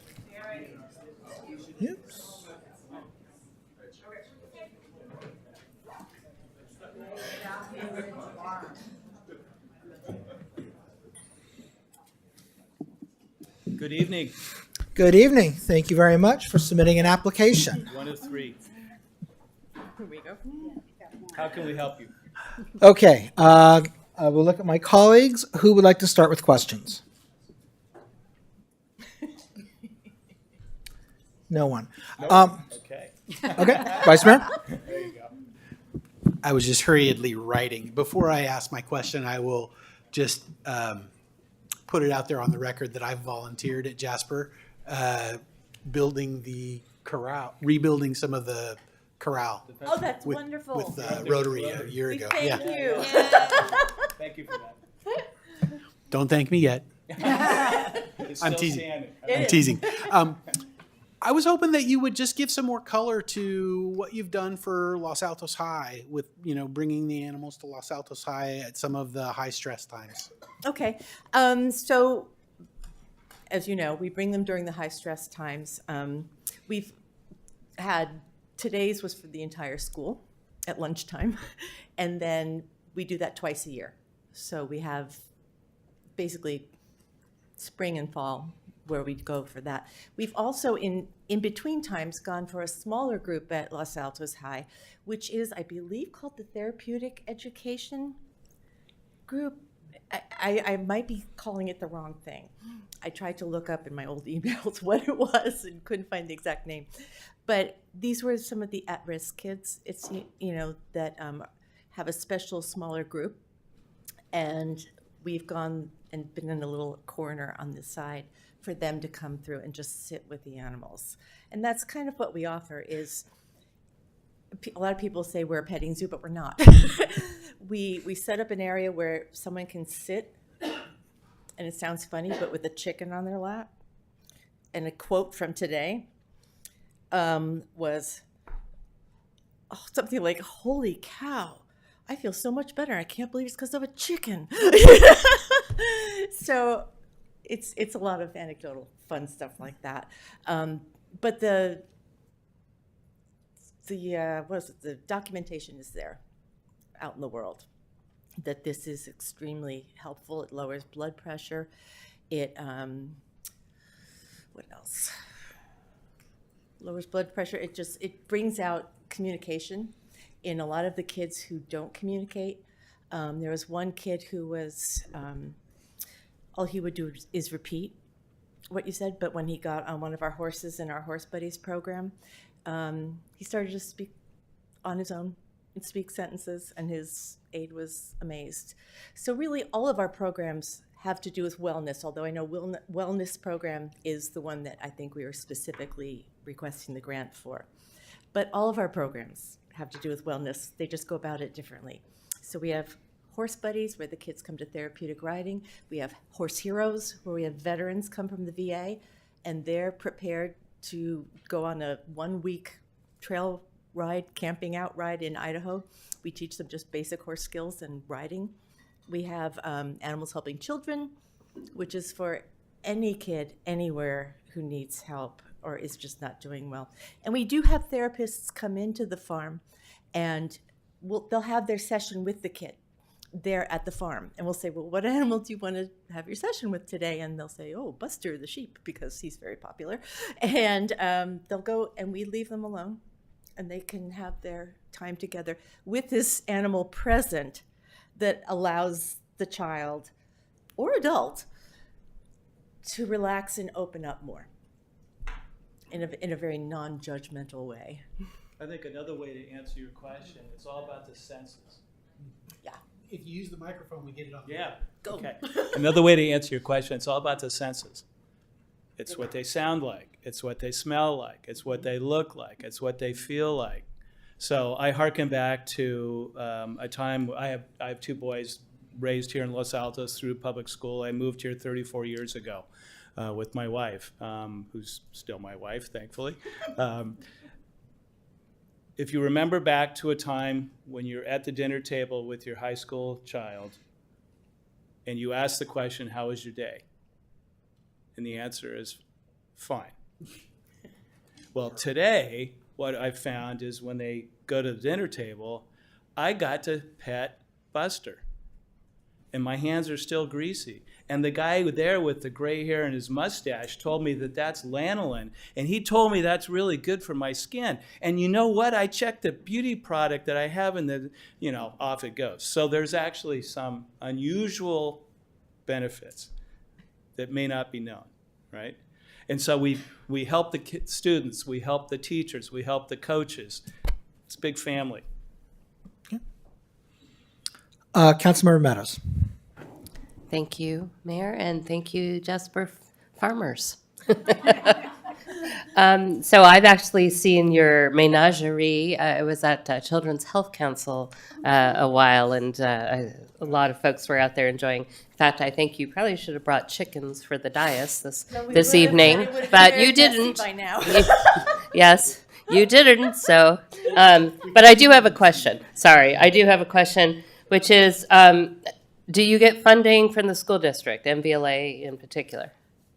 Have you asked for funding? Oh, the Los Altos School District? No. The Mountain View Los Altos, the high school district? No. They do give us a donation when we visit. Most of our services are free to all of our clients. When we have a client as large as something like Los Altos High School, we ask if they can give us a donation, and they always have been very sweet and did. Okay, So. thank you. Okay. So I have a dog and I have 2 chickens, and it may be just as well that we don't have the chickens here, even though this council may seem like a zoo at times. It's They're always the most popular. And I have a son at Los Altos High and a daughter will be starting next year. There's no question in my mind that there's a therapeutic value here. I guess let me see that for comments. Well, you're asking for $500 for program supplies. What are the program supplies that are going to cost $500? I don't know what Wendy was saying specifically for that $500, but we have 30 animals on the farm. So feeding, veterinary care, the housing, the staff that takes care of the animals. Well, you have $3,000 earmarked for feed and bedding. Okay. So, and then the $500 is for program supplies. So that would probably be things like our fencing that we have to upgrade every now and then. It'd be things like buckets, rakes, lead ropes, new collars for the animals, little cushions for the kids to sit on when they're sitting with the bunnies. There's all those little kind of paraphernalia accessories that have to go. Bedding, I think that's in the $3,000 probably. Yeah. Okay. Thank you very much. Like Any other questions? Councilmember Liang. Thank you. I definitely agree that animals are therapeutic. Does the PTA as well give you a donation, or the parent Not that I'm aware of. organizations? No. Okay. And then how many years have you been going to Los Altos High School? It's been about 5 years now. I think, COVID, we took a year off, so 4 individual years, 4 years. And I was just wondering why you don't service the other schools. We just haven't gotten there yet. It's we have a lot of clients. We are packed through the week with programs, especially during the end of the school year. And we just haven't gotten there to branch out. We are reaching out to more and more schools. And one of the things we would hope to do with this is to reach out to more of the Los Altos elementary schools or other clients that are in the area. Do you service any of the Cupertino Union School District schools? No. And how about? Part of it is a distance to travel. If we put the animals in the van and we travel for half an hour, they're then visiting for an hour, we travel half an hour back. It's a lot. And part of our mission is to take care of them as well and to teach others how to take care of them. So we try to not go we try to have a boundary of how long we drive the animals away. But at this point, we have not reached out that far south. Okay.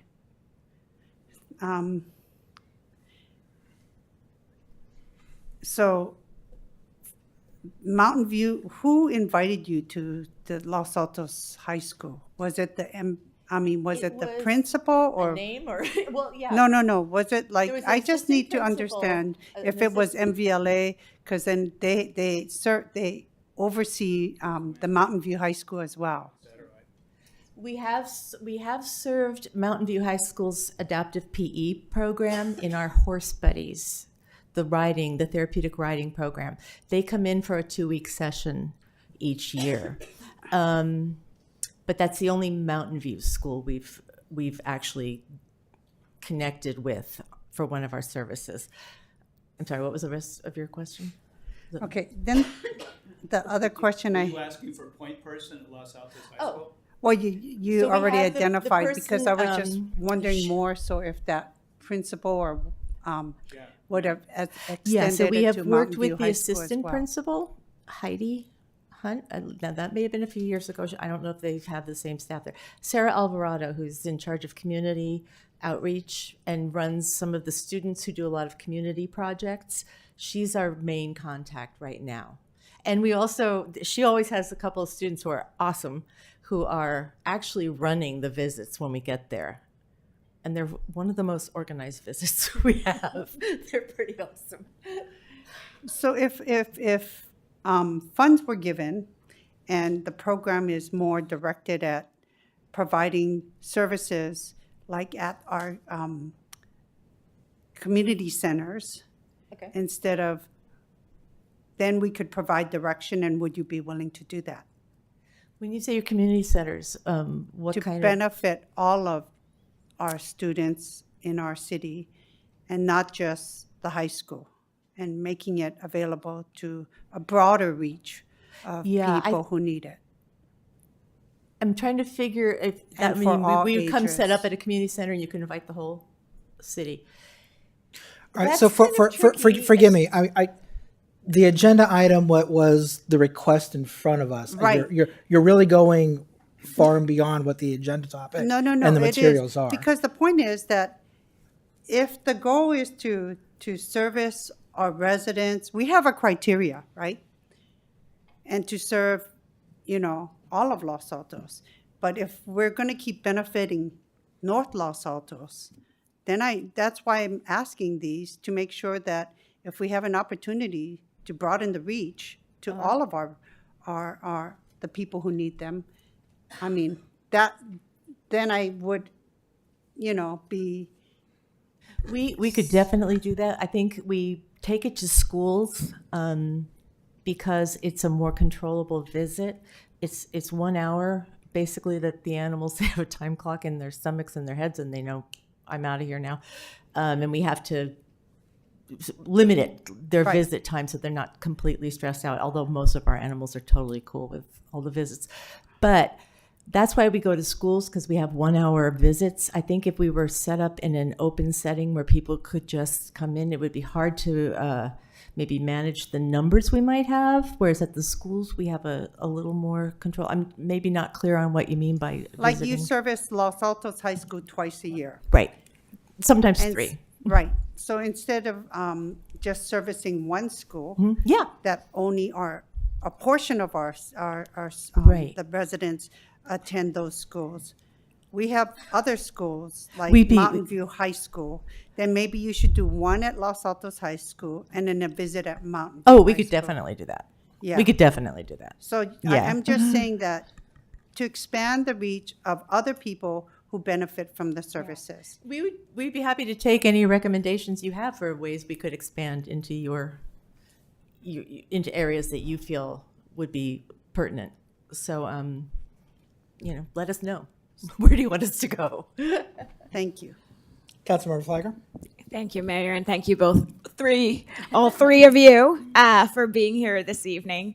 I'm not familiar with your farm. I have volunteered with the Animal Assistant Happiness Farm. It's basically the same thing. Yep, and I've seen firsthand, and I'm a real believer in animal therapy. So thanks for all that you do. I'm curious, how did you hear about our grant program? Wendy, our founder, and she's the current, founder and on the board. She was a longtime resident of Los Altos, and her kids went to school here. And she began the program in 2009. But do you have any other No, how did knowledge you of when it started? No, I'm sorry, I wasn't clear. How did you learn about our Los Altos' grant program that you're applying to right now? That would be Wendy. She does our grant writing, and she must have found you. So She lives in Arizona. Somebody had indicated to us that this was available. Yeah. Okay. And how many, you mentioned schools. What are the other schools you visit and provide the service? In the last few weeks, we've gone to Roosevelt School in Redwood City. We've gone to Selby Adelante. We've gone to Woodside High School. That one's big. And then today was Los Altos High School. And in the past, we've done other smaller elementary schools around the area as asked. Some in East Palo Alto, some in Belmont. So the Heather School up in Belmont, or San Carlos? San Carlos. We go there for their special education kindergarten class, which is pretty adorable. I'm sure. Okay, thank you. Those are my questions. Okay. All right. Thank you very much. Thank you. Okay. I will bring it back to council. Who wants to get us started? Councilmember Flagger? Thank you. I mean, I sound like a broken record right now because, again, we have another applicant that's just doing wonderful things for our community, our student population. We all recognize the value of animal therapy. But again, I'm still looking for specific projects because, as I'm saying it again, it's an annual application process where each year I look for applicants to say, please help us fund this program. It will benefit Los Altos in this way. And I'm finding a lot of these applications are broader where they are saying we incur all these costs. It's not cheap to run our programs. Yes, it benefits Los Altos as part of our bigger program. And these are ongoing costs that they're seeking help covering this year. And I guess their request is for 2 years. I will say, though, I'm sitting here thinking to the information Mr. England provided during our budget study session that we currently have allocated in our budget $60,000 for CHECK, which, as we know, is the mental health organization that provided services to MVLA, and there are different organizations right now who are taking over those contracts. And so for me, sitting here, I could support this depending on whether CHECK needs, all or some of this funding, and whether, other organizations that will be taking over the contracts for CHECK don't deplete those funds. I could see taking $5,000 from the $60,000 that's currently allocated for CHECK towards these services, since they tie into mental health, and as a city, we're helping to fund services to help our youth. So I want to support it. I just don't want this to be, again, how it's drafted to me, this is an every year thing. And I really don't think that was the intent for the programs that we recognize as an ongoing annual program. We did contracts. These are one-time applications. You come in, you say, okay, I'm working on this project for Los Altos. Can you help us fund it? And that's why I asked the question about how did you learn about this? Because I really don't want the word out there to be, oh, Los Altos has this fund program. You just go there every year and you get dollars. I really don't want that to be what's being said out there. We're happy to fund specific projects that somehow benefit Los Altos, and we consider them on an annual basis. So I could support providing the $5,000 this year. But again, for me, it would make sense to have that money be allocated as part of the mental health services budget under what we currently have listed for CHECK. Thank you. Thank you. Councilmember Meadows. Thank you very much. I'm just going to tag on to that. It's not a mental health services budget. It's a JPA budget for an organization that we're one of the JPA partners that funds this mental health service. So I don't know that as we go through the transition, and we'll talk about that at the appropriate time, that's what council would choose to do with the budget, but we'll get there. So again, I'm going to repeat what I said at the beginning, kind of, as Councilmember Flagger said, we're not a foundation, and all these missions are just compelling and worthwhile, and everyone loves animals and all that. But to me, and yes, the students at Los Altos High School some of them are our residents, not all of them, but we do have other schools, as Councilmember Liang points out. I mean, to me, the ask fits best with the school district. Not that, I just don't know why you're coming to us. It just doesn't feel like a good fit. I'm looking for that strong nexus or filling a gap. I mean, if you built a program where you're going to all of our schools, you would still ask the schools. I just, or you would look for a grant from the Community Foundation or something. Again, we're not a foundation. So I just can't support this. Because again, it's not, you open the valve and then all the nonprofits are worthy, right? But so I can't find the nexus. Great work, though. Okay. Okay, I'll go ahead and go next because I'm more or less in alignment again with Councilmember Meadows. I do think that it is appropriate for this to be funded by an agency, but I don't think that we are the appropriate agency. I also agree with Councilmember Meadows with respect to, in looking at this in terms of the services that CHAC provides, to the extent that CHAC will not be providing those services, this is not what I would turn to as a substitute. I don't see it sliding in under that. I understand the point that you're trying to make. And I think that it's a fantastic program. I mean, like I said, I have chickens of my own. It is therapeutic. And I've seen it. I've seen my kids calm down because we've spent time with animals. That's a real thing. It's an important thing. It's something that I support. But for the reasons that I've already said and which have been more eloquently said by Councilmember Meadows and by you, Councilmember Flagger, I'm not there. I would decline the request. Vice Mayor or Councilmember Liang? Oh, I guess he wants to go. I can go after. Go ahead.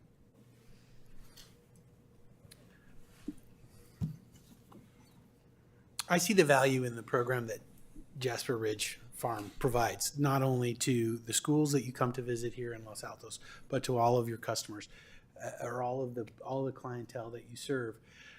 However, along with some of my colleagues, I'm struggling to connect the value proposition with our mandate to provide values to the residents here in Los Altos. And so I think while I would write you a personal check, I don't want to support the grant with the taxpayers' money because I just don't think there's enough of a connection to Los Altos. But again, you're a nonprofit, so don't leave that dangling. Follow up with me. I'll write you a check.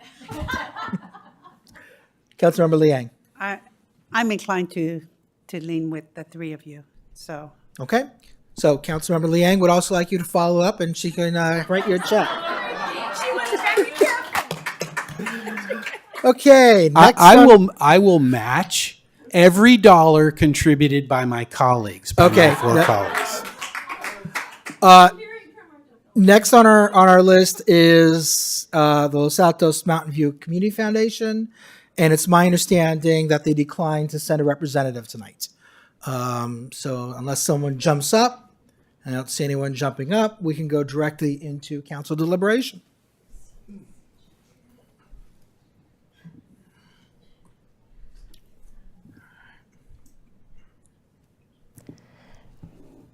Sally's going. I don't know. Yeah, I know. It's so I looked through the application, and it's actually a pretty big ask. Yeah. It's a huge ask, and again, it's a program that certainly, well, so let me step back. Community Foundation has done a lot of good in our community for a number of decades now. I don't remember if it's 30 years when it was founded. Maybe Pete knows. Anyway, it's been a long time. It's now the Los Altos Mountain View Community Foundation. Again, this is a case of expansion, and they've gone from Los Altos and Los Altos Hills to include Mountain View as well. And so this is driving some of the infrastructure needs. I don't feel like we should be supporting branding and websites and program convenings and all this. And I actually feel, and I'm going to say this, and Adine, if you're listening, since it became the Los Altos Mountain View Community Foundation, we have gotten less focus from the Community Foundation. And I'll give a specific example of what I might have been more inclined to fund, which is the LEAD program, which when it was just the Los Altos Community Foundation, we got great training for any member of our community who wanted to attend for a relatively nominal fee compared to the Mountain View program. But we're not getting, they tried to reinstate it after the pandemic, and it's kind of on hold right now. That is a program that would directly help our residents and breed leaders for the community. And so that is not, that's on hiatus. And a lot of the focus of the Community Foundation has gone to Mountain View.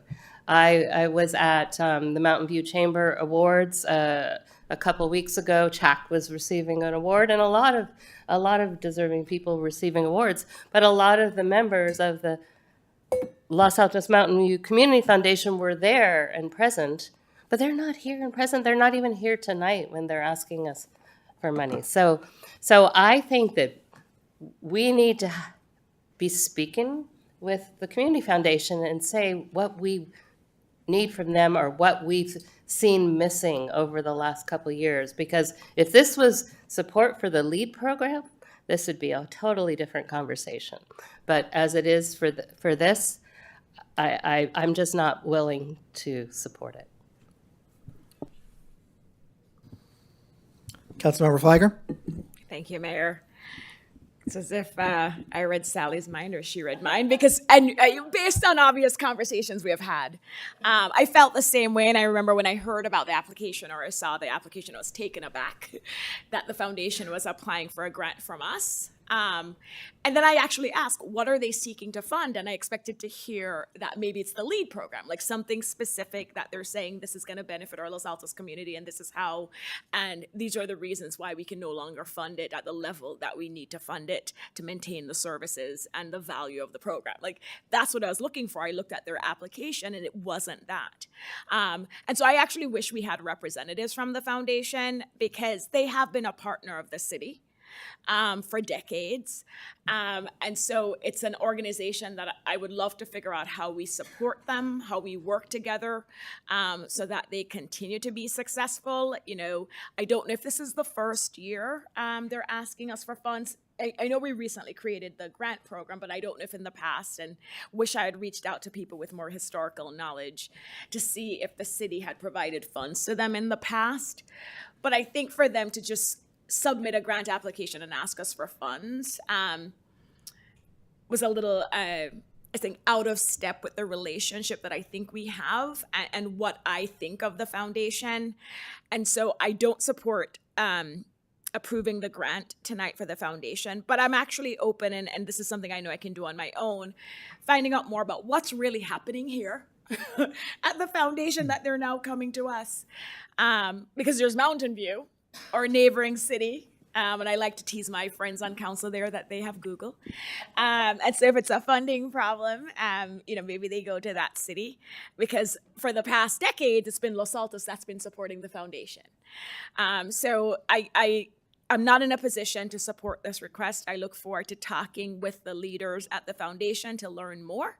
And if there are ways for the city to really partner with the foundation for niche, like specific programs or things that we know will actually benefit Los Altos, I am open to those discussions, but that wasn't in the application. And the last thing I will say is I know Resilient Los Altos is a separate request, But I will look to staff just as a heads up to really explain that relationship to you, because I was also surprised to see the foundation asking for funds and Resilient Los Altos asking for funds when I thought Resilient Los Altos was housed under the foundation. And Compassion Week. And Compassion Week. So but specific to Resilient Los Altos, which provides the emergency services, we have our great volunteers providing the emergency services for us.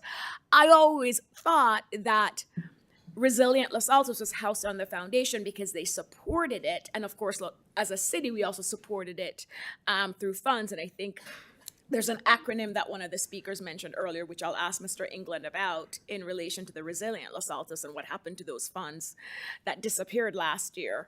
Because I really want to figure out what's really going on, because these are pillar organizations that I want to remain in Los Altos and I want to figure out how we support. But this application does not meet our criteria and the intent of our grant program. Thank you. Vice Mayor. I'm a no on this one for all the same reasons. And because our financial support for the community foundation is absolutely not instrumental to their mission. And I personally, in my decision-making process, attach more weight to grant applications where we can play a more instrumental role in the outcome. And I don't think that our contribution is important to the Los Altos Mountain View Community Foundation. So I'm just a flat no on this one. I was really taken aback when I saw this application. I was borderline offended. This is an organization that has such strong roots in Los Altos, with Los Altans. Quite honestly, I think that they have, for whatever reason, decided to orient their contributions and their skills and their focus and frankly their resources on another community. And it's not that, certainly not that I have anything against our neighbors in Mountain View. But the Los Altos Community Foundation was founded and had a history of supporting Los Altos and Los Altans. In looking at this application, they're asking for $5,000 for branding and website design and launch, $12,000 to pay their staff and admin. I know that the foundation is an umbrella for donor advised funds and other entities, but they do make some donations of their own, don't they? They want $25,000 from us that they're then going to turn around and give to who? I really think that this request is thoughtless, and like I said before, I really take some level of offense at this. So I'm a no on this for all the reasons that have been mentioned. Councilmember Liang? I do agree with all of you, but I do notice that if we ever need to give money to fix someone's website, it should be our own. Because I have been saying multiple times, right? That's in the works for next year, Mr. City Manager. Is that correct? Okay. I think it's important. Your wish is granted. Okay. Okay. So Thank you. Next on our list is Resilient Los Altos. Mayor, could I make a declaration or something? Make a statement? Yes. So before this starts, I want to alert my colleagues and city attorney this. I have a close family member who is involved. I can be objective, but I want to make that declaration and see if I should recuse myself. Okay. And this is not my close family member. No, it's not. You I can stay. You say that you can be fair and objective. I can be fair and objective. And it's not a perceived conflict, yes. Yeah, okay. So I would like to make a very quick comment before. So obviously we are part of the Los Altos Mountain View Community Foundation, but we get no money from them. We decided to be under their wing so that we would be 501c so that we could raise money appropriately through that. So our finances are completely separate. We're part of them from the standpoint of tax reporting, but otherwise, they don't give us any money. Okay. They are your fiscal sponsor? They are a fiscal sponsor Yes. from the standpoint, but they don't give us any money. So fiscal, yeah. All that means is it's their taxpayer ID providing the tax Exactly. deductibility And for you the see that donors. on the application. It's their tax ID, yes. Thank you. Okay, let me start with the questions. And my first question is actually for staff. During Mr. Whipple's public comment, he mentioned that there was a grant that Resilient Los Altos used to obtain funding from, which is no longer available. Can staff give some clarification on what that grant is and what the status of that is? The Emergency Preparedness Grant Program, CEPG. And is that something that was from the city or Yes, from? the city. It was So- part of the budget for the police department back with Andy Galea and Scott McCross and those folks. So let me look to staff then and ask, why was this grant stopped and what's going on? Mayor, I would have to look at the specific source of funds in the grant. I do know historically we had funded the CERT program in Resilient Los Altos. I will say when the application came in, I wondered if we had some miscommunication. We're turning over in the police chief, turning over in the finance director. And then when I saw the public comment, I realized we definitely had miscommunication because there are things in here that historically I think we would have funded. And so I probably should have reached out, made sure Resilient Los Altos had the funding they needed for the year. It was not our intention to remove the grant, but I'm happy to look either through this process or through the normal budget process before it comes back. Okay, I think what I heard, and please correct me if I'm wrong, but I think what I heard was city staff is going to go back and look at this. There may have been something inadvertent, and the denial of those grant funds are going to be at least reconsidered to understand why it happened and perhaps go a different course. So Mayor, I do think there were changes to the grant, but the funding, regardless of source, is something we would have included in a recommended budget. So it may not have been from grant funds, is what I'm saying. It could have been from another source. I would have to specifically look at the grant that Mr. Whipple's talking about. Okay, so putting the form, so putting the grant aside, are you able to provide the council with a number that the city would be willing to grant to Resilient Los Altos in I guess the next budget? So having went through their requests, I would ask them to prioritize what they need and get a little more understanding about the timing.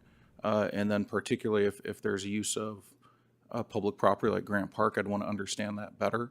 But I will say the request itself, those are all needs that we know and are aware of.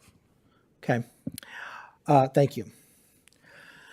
Okay, Mr. Whipple, the application requests $50,000. Yes. But all the items put together total over 70,000. 73, yes. Okay, so could you please explain why they ask us for less than the individual items? So the answer is we don't, so although there was a good faith effort to make an understanding of these are the things that we think the city of Los Altos should have, there are things in here, specifically the emergency services container at Grant Park, that we can't drive. We have to have permission, we have to have other people. I saw some of the people in the public comments think it's going to be an eyesore. They don't know what we're planning, but nobody wants to do that. But we think that we need to have supplies down there someplace. And if you can find a better place for us to put a 20-foot container, that'd be lovely. But we don't, none of our members want it in their side yard, right? So if you want to take that one out, then that one's out. I think there are a whole series of other things in here.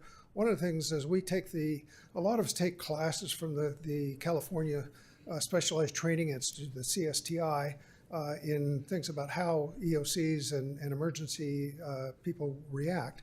One of the things we want to be able to do is to provide the city with information about where the problems are in the city when bad things happen, right? we're going to be the ones that we train people how to do what we call a preliminary safety assessment. They go out into the neighborhoods, they determine, are there fires, are there houses off of their foundation, are there lines down, trees down, whatever. That information is accumulated by the HAMs and is brought up and is given to the city, hopefully very, very quickly, so that they can start to allocate scarce resources. A lot of people move to GIS-based things. So there's basically mapping technologies that are very good. We have looked at those in the past, but we have believed from the beginning, and I think we demonstrated again this last February, that the cellular systems in the city are not going to work in a big environment. That's why we're battery-based and we're ham-based, and we don't use cellular. What we're finding is that there are some technologies coming, mesh networks and things of that sort, that we believe we can start to provide that kind of information. So one of the things we did was we got an $8,000 grant from the county, which we used to buy a couple of laptops, new laptops that are going into the EOC when that's going to be opened, and a color printer that's going to go into the EOC radio room, and a big 52-inch display that we believe we'll be able to put up on the screen and say, here is where, the citizens are telling you these are the issues that you should be focusing on. So we're trying to, that's part of our technology improvement area that's there. So there are a lot of things in here we're trying to do to print materials for the people so that they can understand, working to do them in many languages. So we have a group out of California, but they won't print them, but they will prepare them in many languages. So we have earthquakes preparedness and fire preparedness and things like that. We need money to print them. Thank you. I'm sorry, I'm not really answering your questions. I'll try and be more succinct. In the Q&A from staff, from the council to staff, which was published earlier today, Yep. there was a question about possible overlap in some of the requests that Resilient Los Altos is making, as possibly overlapping with things that the city, the police department, or whomever is already committed to doing. That was shared with me at the beginning of the meeting, and I took a look at it. Then there's a line item in there for $20,000 for meeting rooms and things of that sort. We're very frugal.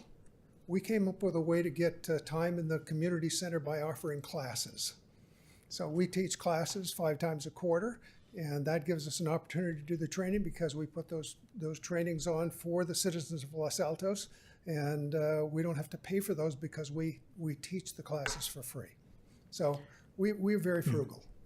So are you saying then that the requests that RLA is asking for do not overlap? They are in addition to and are separate from the list that staff published? The description of that line is very succinct, so I'm not sure what's in it, but if to the extent that it's providing meeting rooms and places to congregate, no, we don't need any of that budget. Okay.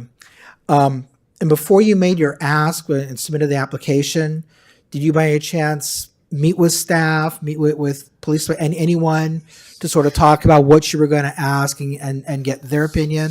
So we lost our funding last year, and this showed up and said, well, maybe this is what we're supposed to be doing. So this is how we came in with this. No, we did not have conversations with staff.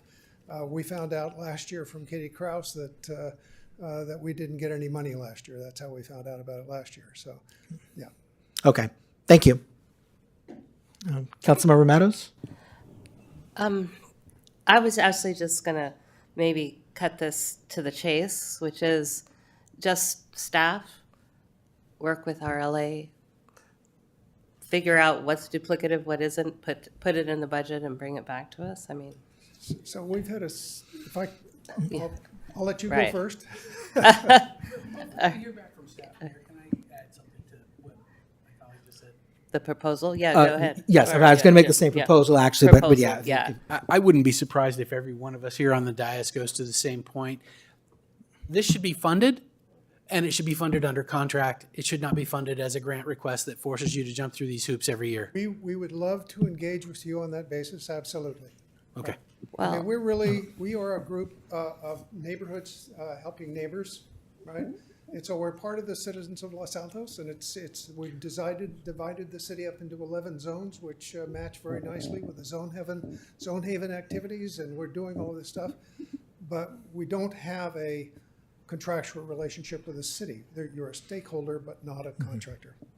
Right, and We're I not don't a know that contractor. I would suggest, though maybe the contract's the solution, but I mean, a lot of this should be from the city budget.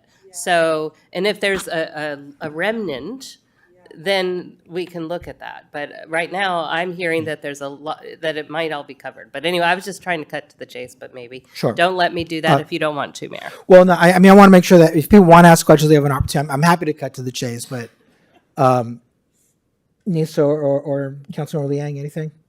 You have questions? No, go ahead, please. No, I have questions as well.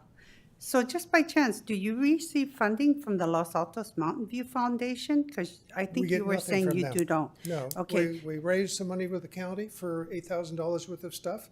We beg, borrow, and steal, so we got 11 generators from the Festival of Lights Parade organization, because they converted to battery powered. So those are all being distributed out into the community. Rotary gave us a couple of $1,000s a few years ago, but mostly the money has come from the money that's buying the assets that will be used for the city. The material that's in the two 20-foot containers down at the Maintenance Service Center, you guys bought that. All the medical equipment, the backboards, the ladders, all of those supplies, they're still there for the city. We buy all of our own radios. We don't talk to you for that. We buy our own materials that go into our backpacks with the things that we show up to support the city for Pet Parade or Festival of Lights. That's all volunteer. Okay. My next questions are for staff. So I want to make sure, because I understand they're doing hams and stuff, but most emergency communication is overseen by county as well as city. Is that correct? There is a component, yes, of emergency communication, but the CERT program is designed for communication when the city's not always able to provide that. Correct. Okay, but then my question is then, I want to make sure, how do we have some oversight? So would this be benefited by having, much like Councilmember Meadows said, having it overseen through our city budget or the city manager's budget? So that way we have some controls over. I do think staff agrees that I think this should be in the operating budget, city manager, or police department budget. I think it would be easier to collaborate that way. I don't know if I would term it as oversight in a lot of cases, but I do think having in the operating budget is more appropriate for what our Resilient Los Altos does. Okay, greatly appreciate that. Thank you. But then my concern is some of the asks you have in your requests, like that container. I think it should be vetted out more. So, city manager, just my concern is, I can understand where you're going to, you see that there's a benefit to the city manager's budget, but not everything here is going to be moving forward, correct?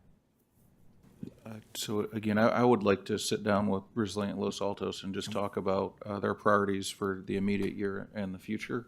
I will say all of the requests are a known defined need, but I wouldn't know until I've been able to talk with the group if we'd recommend in the budget funding all of them or part of them.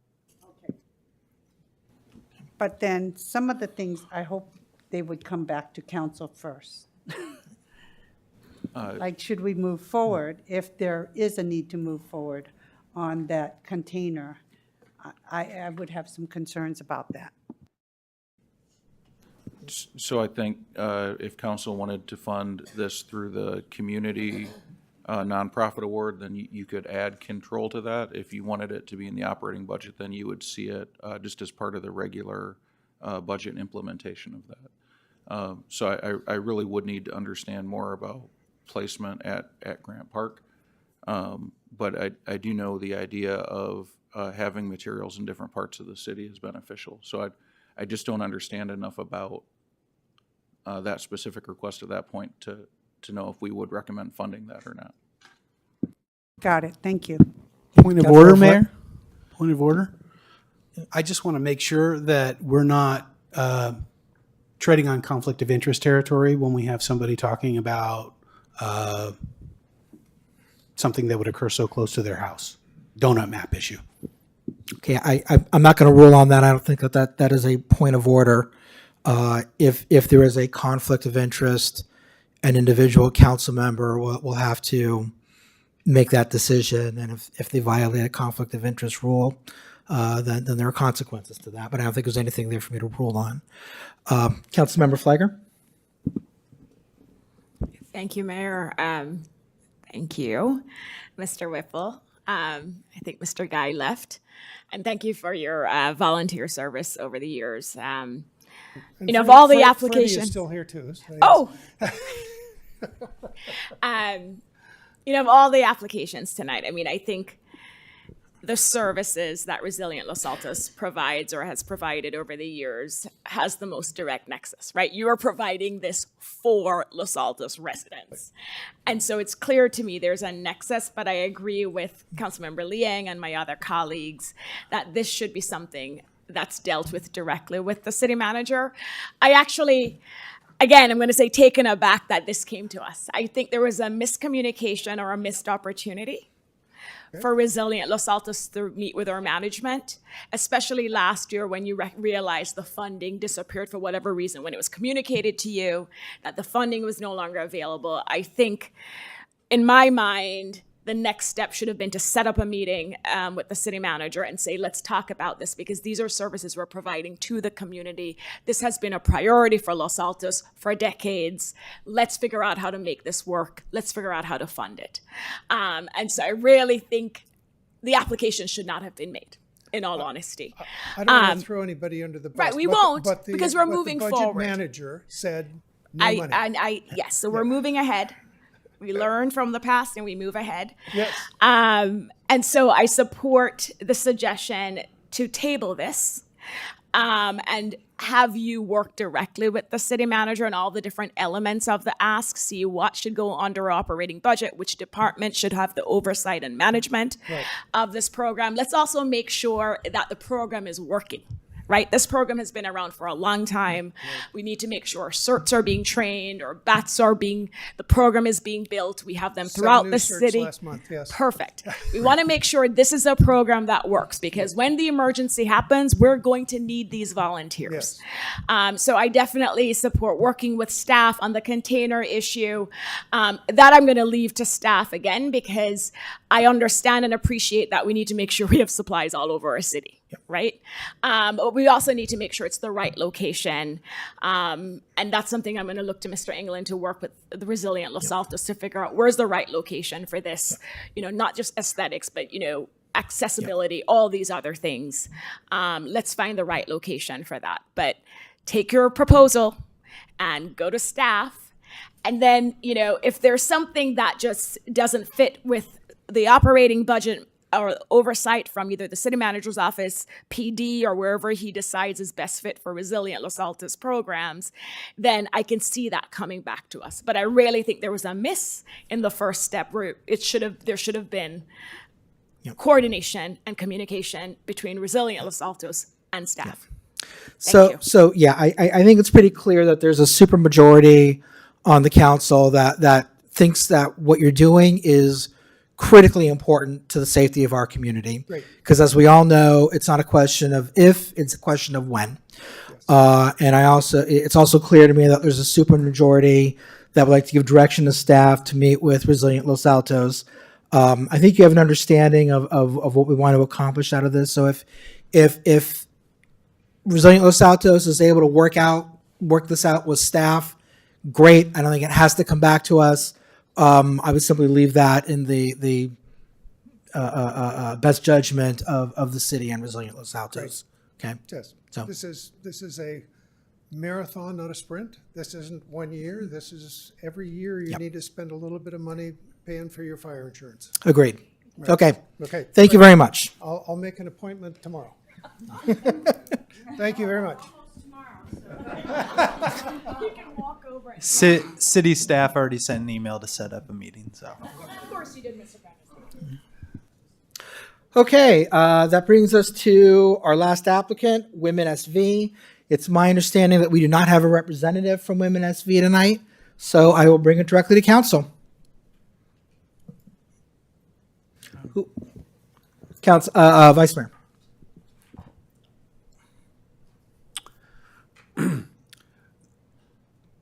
We've heard from several public commenters that want to oppose this grant.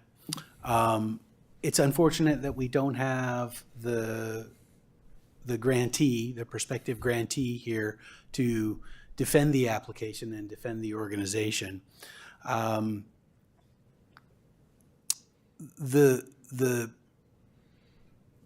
The concerns that have been communicated by some of the residents are not new. They surfaced last year as well. I took it upon myself to meet with the founder of the organization and several board members and a couple of people that have been helped by the organization. Despite the differences of opinion on the merits of the organization, having looked into it myself, I am supportive of the organization, potentially not necessarily supportive of the full amount that they're asking for here, but ongoing support from the city of some amount is what I would hope for from my colleagues. But I do understand that this is a little bit more fraught application than some of our others because of the tenor and content of the public remarks.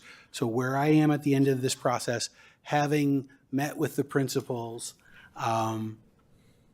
is that I think that the city should support Women SV, albeit at a reduced amount.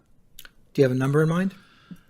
I'm probably in the $5,000 sort of range. For 1 year or 2 years? That would be per year. Okay. I'd like to go, Councilmember Meadows. Thank you, Mayor. Yes, so we heard comment. I feel for you if what you describe you've gone through. I cannot verify any of that, but I'm going to just take you on face value. I'm sorry for what you've gone through. What I don't appreciate is having members of our community who are good people and who are trying to help domestic violence survivors getting defamed and slammed publicly for them trying to do good. I'm going to put that aside and look at the application specifically on its own merits. And we have funded it at least as long as I've been on council. What I will say is that last year, if my colleagues recall, there was some information presented. It didn't really make a lot of sense and it didn't yield a very compelling case of service to survivors in Los Altos. And I asked the founder, and she provided us some updated information. She said, oh no, my numbers were wrong, sorry. So I asked for a more robust presentation the next time she asked for money from us. We did not get that. What we got was the same wording that is in everything. And in fact, you can look at the documentation and match it up to her 990 form. So we did not get robust documentation. I do realize this is an area where survivors aren't going to stand up and speak because they're going to be at risk for a long time in their lives. And I have friends who are survivors. But we have not gotten what we asked. And I just don't know what to do with it. We asked last year, she sort of fixed some numbers, but we're really not getting any support. We've never had a survivor willing to speak up or even submit a written comment and say, here's the benefit I got. So I just, it's an amorphous ask, and I don't know, aside from, again, I feel for whatever you've gone through, but this sort of smear campaign isn't helpful. I'm trying to evaluate this on its merits. She didn't provide us the depth of impact in our community. And again, if I can go on the 990 and find the same exact words verbatim as to who she serves and the numbers, we're not getting any documentation of her impact in our community. So I cannot support it. For that reason, the smear would make me want to support it, because I don't, again, I try to take you at face value, but I don't have evidence there either. So, but from our city's perspective, I'm not seeing the documented benefit, so I will not support the ask. Councilmember Flagger? Thank you, Mayor. I'll be brief. I will not support this application tonight either. Thank you. Councilmember Liang? Thank you for speaking out, and I will not be supporting this application. But I do have to say, for those who have been harmed and took the courage to speak out, I think it also takes a lot of courage to share your stories. And so, you know, I didn't look at it as defamation, but I just looked at it as you trying to make us aware of the harm you suffered. So thank you. I should clarify, the survivor wasn't the one who was defaming some of our community members. Okay. There really is not a whole lot I can add, I think, to what has been said. I cannot express to you the depth of, I don't know what the right word is, what you have gone through and what others claim to have gone through is reprehensible and mortifying. And in listening to you give public comment twice tonight, it is impossible to listen to that without a heavy heart, which breaks. That being said, my understanding is that there was an investigation into the allegations against the organizer of Women SV, and that the process did not lead to any type of legal action. I am a lawyer. I am a litigator. I believe very strongly in the legal process, and I don't. When I hear repeated terrible things and people are getting away with it, and they're being reported to law enforcement, and law enforcement declines to follow it, that says to me that there is a lot more going on. And I cannot make a decision like this based on what ultimately to me appears to be, and forgive me because I know that this is not something you want to hear, but it's anecdotal. I haven't seen thorough, unbiased investigations substantiate the accusations that have been made against Ms. Darlene and Women SV. At the same time, I think that Councilmember Meadows' comments are right on point. We have funded Women SV for years. Last year, we revamped how we make donations. I like the policy that we have in place right now. We gave money to Women SV with a very clear mandate that, look, if you're going to come back to us, You need to give us more information, and they didn't do it. I am not convinced that they would be unable to give us the robust information that we want, but they haven't done it. If there was majority support for it, I would vote with the vice mayor and his suggestion to make a $5,000 donation, because I think that Women SV does provide a very important service to some members of our community, and I would give it to them with an exclamation that, look, if you convince me that you are really benefiting Los Altos, then next year, if I'm still on the council, I will look at this differently. But right now, it's $5,000, and the message is, if you don't give us what we need, then there's not going to be any more.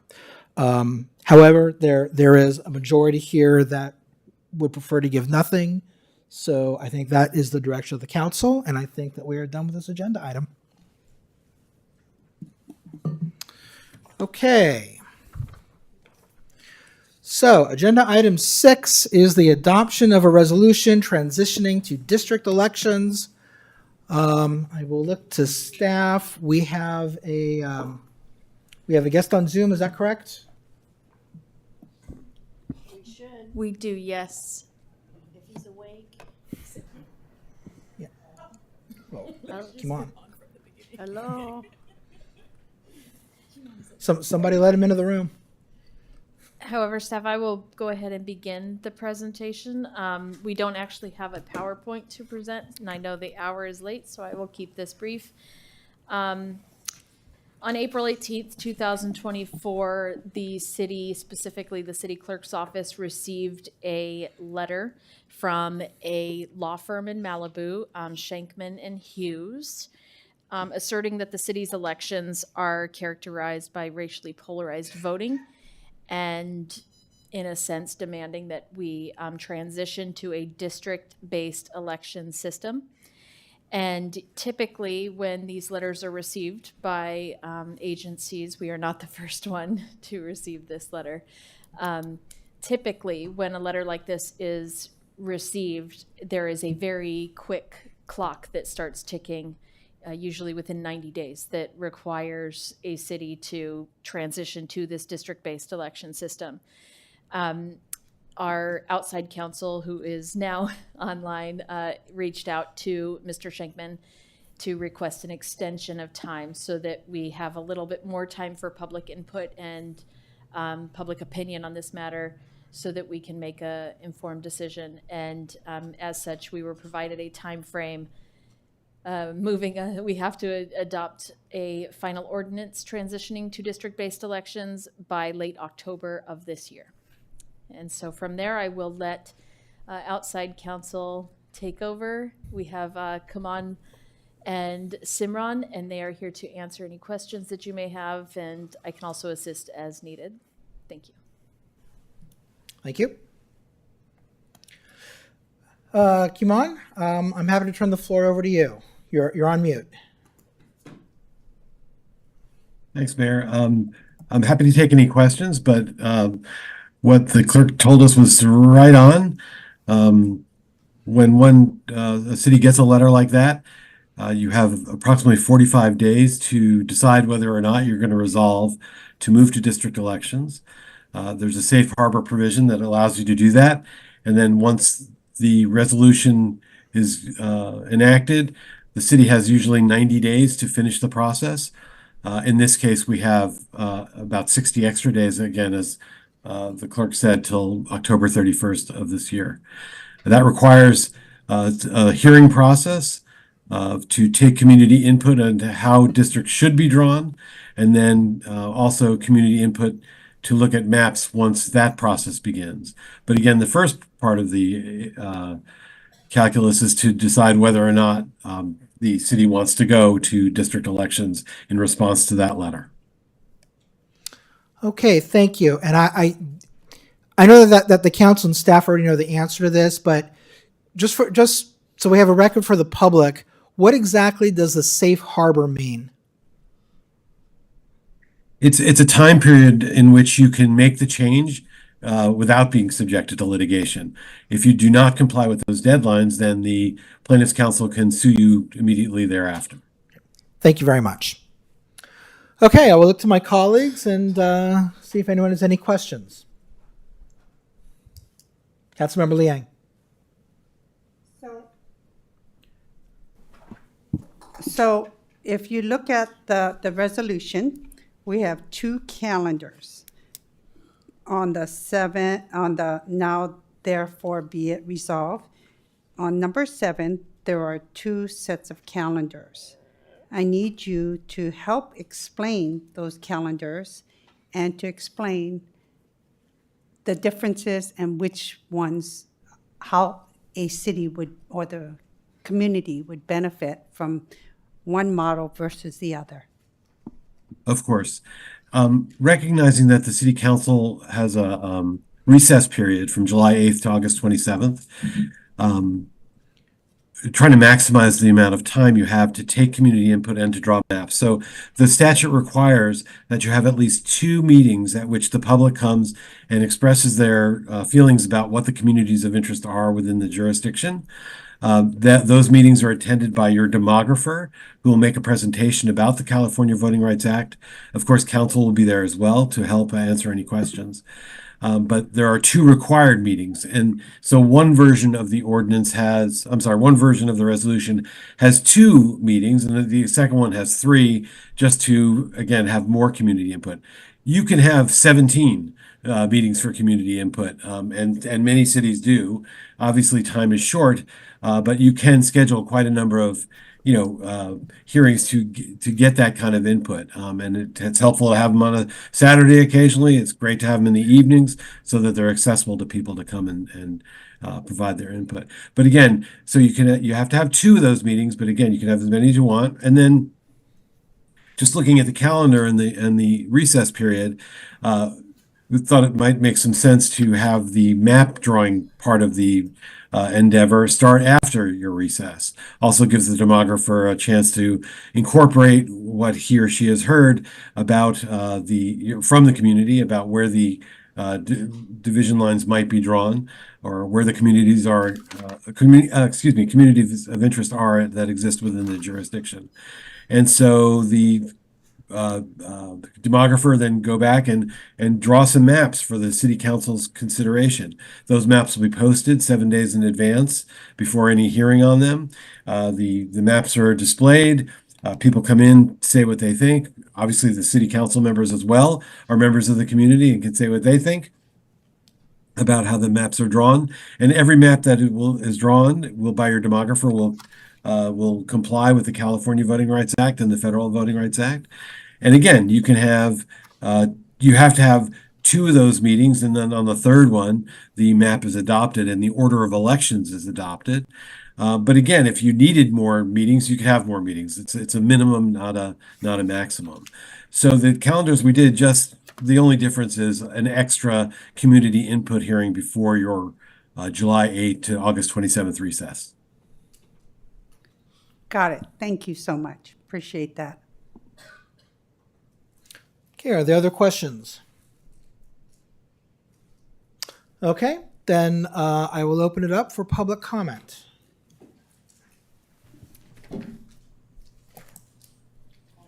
Mayor, we currently have 4 cards. Okay, so 3 minutes each, please. Okay.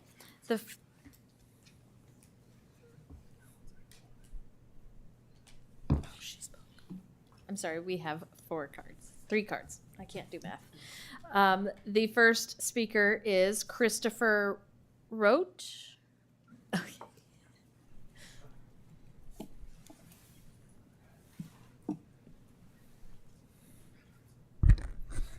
Hello, Mr. Mayor and Council. Thanks for opening this up for public discussion. My name is Chris Rote. I've lived in Los Altos for about 10 years. I've been involved in various parts of the community, at the city level. I was on the Finance Commission for several years. I've been involved with the schools, but I'm here tonight to talk about my time on the County Elections Commission, which is called the, let's get this right, Citizens Advisory Commission on Elections. This is a commission that meets regularly with the Registrar of Voters and discusses topics ranging from voter registration to updating the hardware to fair elections. And it's this last point I want to touch on today. It's something, since leaving the commission, I still do. I go to the high schools regularly. In Los Altos High School, I've been the last 3 years talking to their student governments about how to create the fairest types of elections and help them transition to a better election system. I'm here today to talk about why I think districts are not a good solution. They are a solution for some problems, but it really doesn't seem to fit here. First of all, we want to divide our city now into possibly 5 districts, and essentially pack a demographic into 2 of them, which sounds really cringy to say in 2024. And I want to point out this also reduces everybody's choices. Right now, I have the choice as a voter to look and fill each of the 5 seats. Maybe I agree with some of you on taxes or on housing or what have you, but you're not uniform. If you stick me in a single district, I have one choice. Hopefully somebody wants to run in that district because these districts will be small. Plus, I'd like to point out that drawing districts, well, it can solve one sort of problem, can cause others because other demographics might then get spread out. So you could have families or seniors or renters get spread out, and now they're kind of cracked along all these different dimensions, and they can't find a way to get fair representation. So I'm down on districts on a lot of ways, but they do have pros, and they are a solution to a certain problem. That problem is usually large jurisdictions. If you're in, you all campaigned for 30,000 residents. Could you imagine going to San Jose and campaigning for 1 million? It's 30 times as big. That's a situation where I think districts make a lot of sense. You break up that, and San Jose has done that. They have about 1 million people. They've broken into 10 districts, about 100,000 each. Each district is 3.5 times the size of Los Altos. And they there reap the benefits and have to weigh those against the downsides. I think if this were to come to Los Altos, we get all the downsides, but none of the upside. And the additional downsides are that we're going to have to maintain these maps. I don't know what kind of fights we're going to have over gerrymandering every 10 years here. Oh my God, is that 3 minutes? So it's been 3 minutes. But I would invite you to stay because I actually have some questions for you. So you need that in front, by the way. I don't know if you can take a request to move that. I'm sorry. I just had a conclusion. Has the Citizens Advisory Committee on Elections specifically taken up the issue of cities that receive a lawyer letter under the CVRA? Well, I was there. We were aware of all this going on up and down California. And so I'm aware of the problem, but we did not feel, there were several cities in the county that were served. I believe Santa Clara was when I was there. But that issue, the one thing we did do that would help mitigate this is in 2020 when I was on the commission, we modernized all the hardware. I don't know if everybody noticed, but in 2020 it was all new hardware for ballot printing, ballot counting, all the security, everything was upgraded. It was over 20 years old. And as part of that, we had a stipulation to have the ability to do proportional voting. And that was a requirement of the system. And so that's something, and I would defer to council on this, that might be able to mitigate this problem. I don't know if there's any case law on it or any precedent, but that is a type of voting system that specifically covers this use case of making the council proportionally represent, it's in the name, proportionally represent the population. And are you aware of any resources or experts at the commission that advise cities or maybe look at the issue from a different perspective? Well, I would say that the commission itself would fulfill that role. I think they would welcome somebody, someone in the jurisdiction to come to them and ask for help on something like this. Okay. They all should be knowledgeable, and on top of that, you have the Registrar of Voters is an amazing organization in the county. Okay. Thank you. Does anyone else have any questions? No? Okay. Thank you very much. Yep. Wait, I have a question. So are you saying this committee is still meeting, the Citizens Advisory, and how often do they meet? They meet monthly. Monthly, what dates? I'd have to look at their calendar to know for certain. And it's a public meeting, correct? Yes, yes. Yep. Thank you very much. Sure. The next speaker is Freddie Wheeler.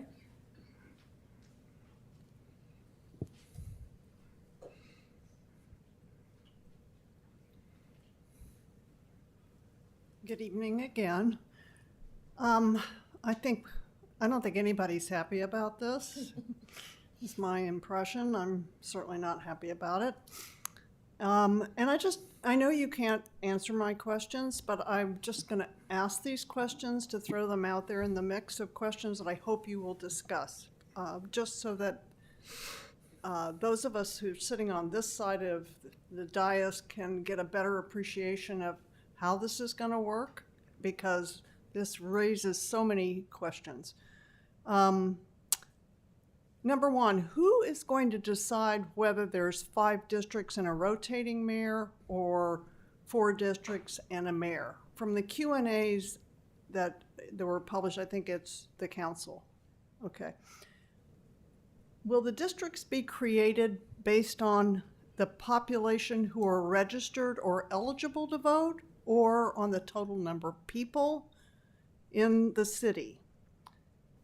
Will you revoke the rule that, Pete, I think you just referenced, against a council member voting for something if it's within, I think it's 500 feet of any property they own? Because that might be problematic.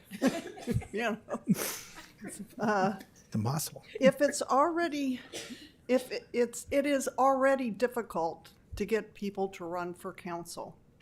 The elections in each district, let's assume for the 2026 election, there's going to be 2 districts, okay? That means you'll need at least 2 people in each district to have a competitive race, which is 4 candidates.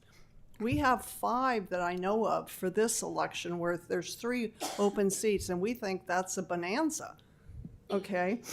For the 3 districts that will be open in 2028, we'll need 6 people, assuming 2 for each district. What happens if no one steps up and wants to run in a district? What happens? Do they get appointed? And by who? I mean, that's a real possibility that we need to think about. And the other thing is, so now all of you are incentivized to act in the best interest of the entire city. This is going to be one district pitted against the other. I mean, every district's going to be pitted against each other. This is not going to create harmony and goodwill. And I don't know what problem this is supposed to be solving, but doesn't seem to be solving any problems. So I just hope you will discuss some of these problems as I see them when you talk about this. Thank you. Thank you. The last card I have is for Janine Valadez.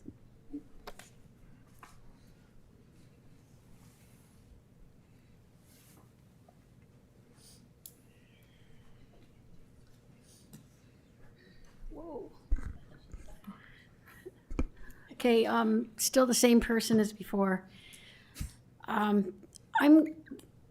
This is blowing my mind. The thing that I'm driven by, I believe in district voting in general, because I'm driven by this concept of this racially polarized voting that suppresses minority voices.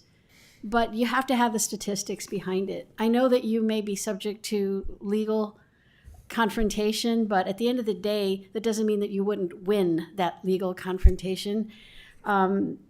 So I support a situation where, you know, you find the right solution for the right problem. And we have other kinds of problems in the city as far as representation and involvement. I think that district voting, as prior speaker said, will suppress participation, because it's going to be ominous. And I just don't think that we can divide our demographics along racial lines that easily. I mean, you could posture that if you correlate racial representation with financial income, you might come up with something, but not to the level of founding an entire infrastructure that would be specious in all other cases. So I hope you find the way to avoid this. But then again, I don't understand all of the pressures you're under legally. but don't be afraid of a fight when it's a good one. Thank you. Thank you. I have no other cards. Okay, then I'm going to bring it back to council. And I will. Should we have Kamon answer the questions? Sure. Yeah.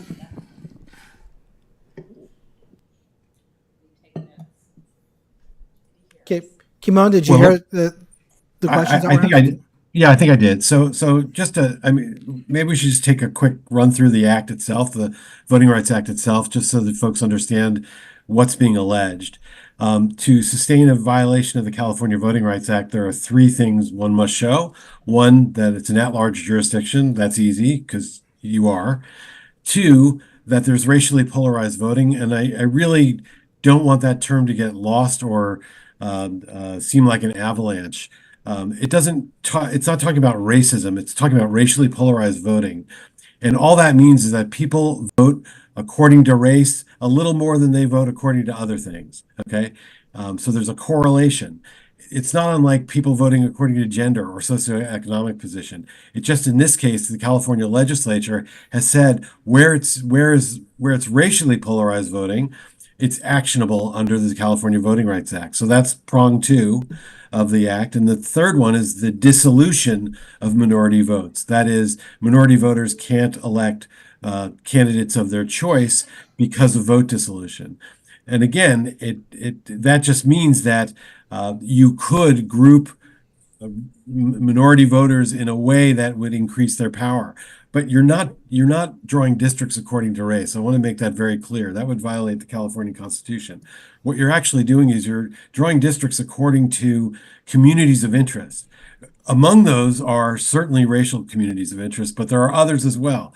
It can be socioeconomic, it can be religious, it can be all sorts of things, geographic. So that's what the act is after. And so the process is to identify the communities of interest and then draw districts thereafter. The pressures that the city council is under, I wanted to address that. We do not know of a jurisdiction that has won a case under the California Voting Rights Act. The California legislature had a purpose, and it certainly put that purpose into law, and that is what you're facing now. And so they're difficult cases, they're expensive cases. Many cities that have fought them have sustained really terrible attorney's fees verdicts when they have fought them. And so many cities make the decision not to. And I'm happy to answer anything else. Thank you. One question. Are you aware of any agency that has fought a lawsuit brought under the CVRA and prevailed? I am not. Okay. I know of some that have gotten the letter and have not changed, but that there are lots of reasons for that. Maybe there's been no follow-up by the potential plaintiff's counsel. Sometimes folks were waiting for the Santa Monica case, which is a California Supreme Court case that was just decided. They're waiting for that, so they negotiated a stay of the matter while that case was decided. We know of a few instances of that, but I do not know any jurisdiction that has prevailed. Okay, thank you. Okay, I'll ask some of the questions. One of the questions a member of the public asked, who decides if it's 5 council members with a rotating mayor, or, who's going to decide this? I think she said she thought the council would, and I believe it would be the council that decides how it's set up. And of course, after hearing from the community, right? After hearing from the community, yes. That should be a comma after hearing from the community, every statement. The districts, are they by population, registered voter, the total people? And you mentioned that it's a community of interests. So can you add anything to that question? It's known as CVAP, which is the Citizens of Voting Age Population. So it's not really registered voters. It's not total residents. It's basically citizens of voting age population.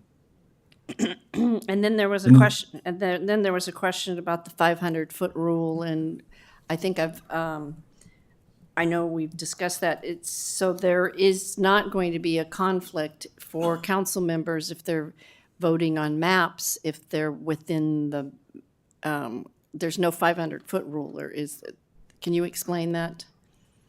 That they would be a conflict? But every council member is going to be in a district. Yes, so So- everybody gets to vote on the districts.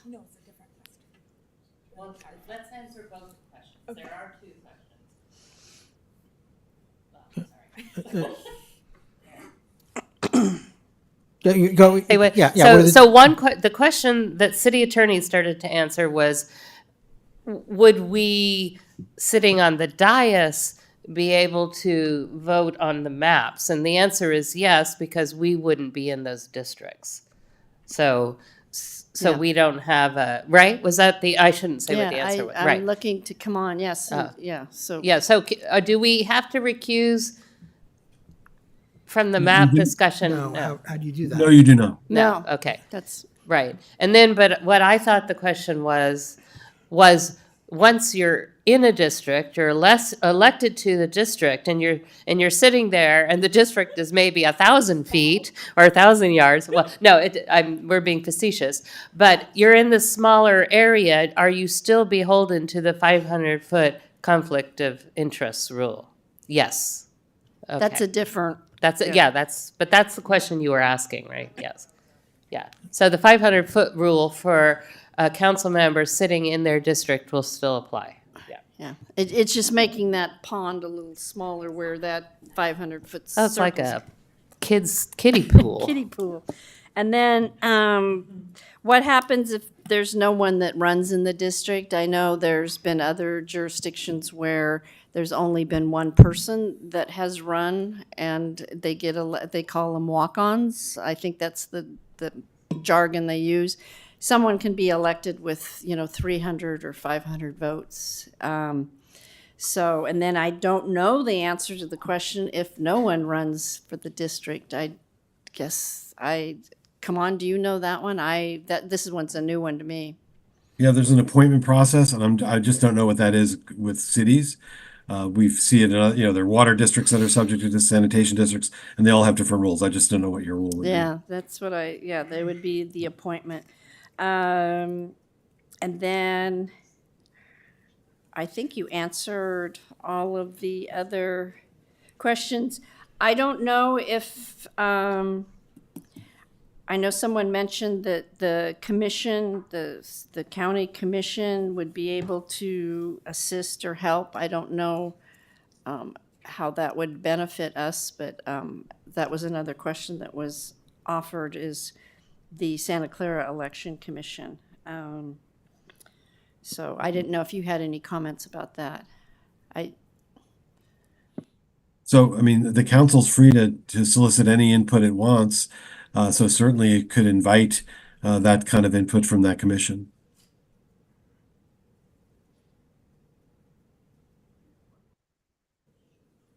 I mean, basically, the more input, the better, right? The better information you have, the better districts you'll draw. Here's one more question from the public that I'd like to have asked. Well, I think I briefly glossed over this, but I was wondering if there are alternatives, for instance, for the proportional voting, which is designed exactly for this purpose. And I know the county adopted the ability to do this 4 years ago. If that has been tried, I don't think it's been tried in case law, but in your opinion, do you think that's something that would qualify and avoid the lawsuit? Is that to me? Yes. Yeah. So, Simran, you want to take that one?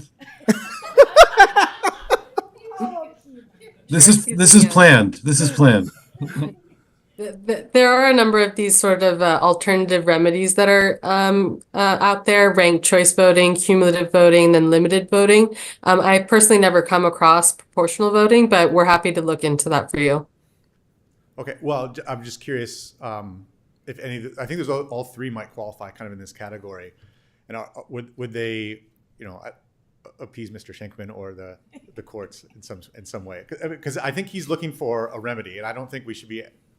I don't have any animosity toward the man, and I don't know how any merits of the case, but I think he might be reasonable and be able to willing to, given the burden it sounds like districts are imposing on us, that this might be an additional remedy that would be a lot lighter.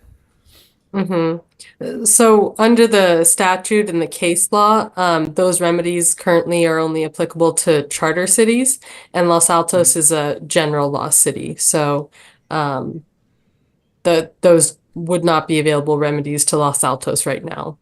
Okay, so it would require going to charter city, which is up to you. Which road?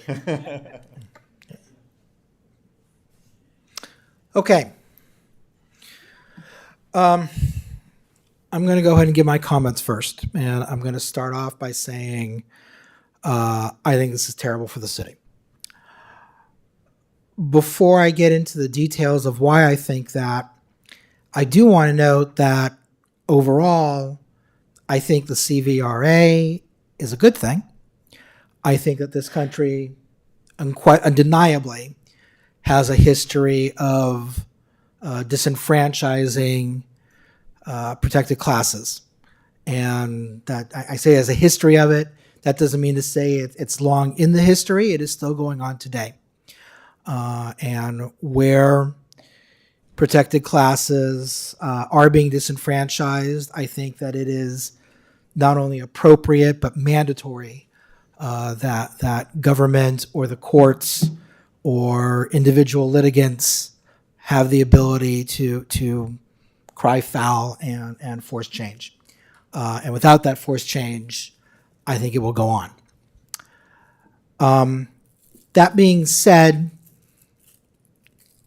we will hear from a demographer at another time whether or not statistically it appears that Los Altos is suffering racially polarized voting. And again, that is a phrase used in the statute. It is an emotionally charged phrase, and it's not. I don't use it with the intent of saying that we're a racist community, because while I think that institutional racism is a real thing, I would not categorize us as racist. I don't like the idea of going to districts because it is going to divide us.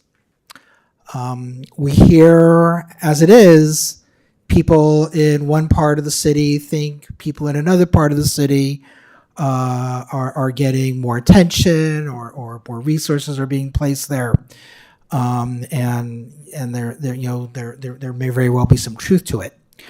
However, if we go to districts, I think you are going to see an undeniable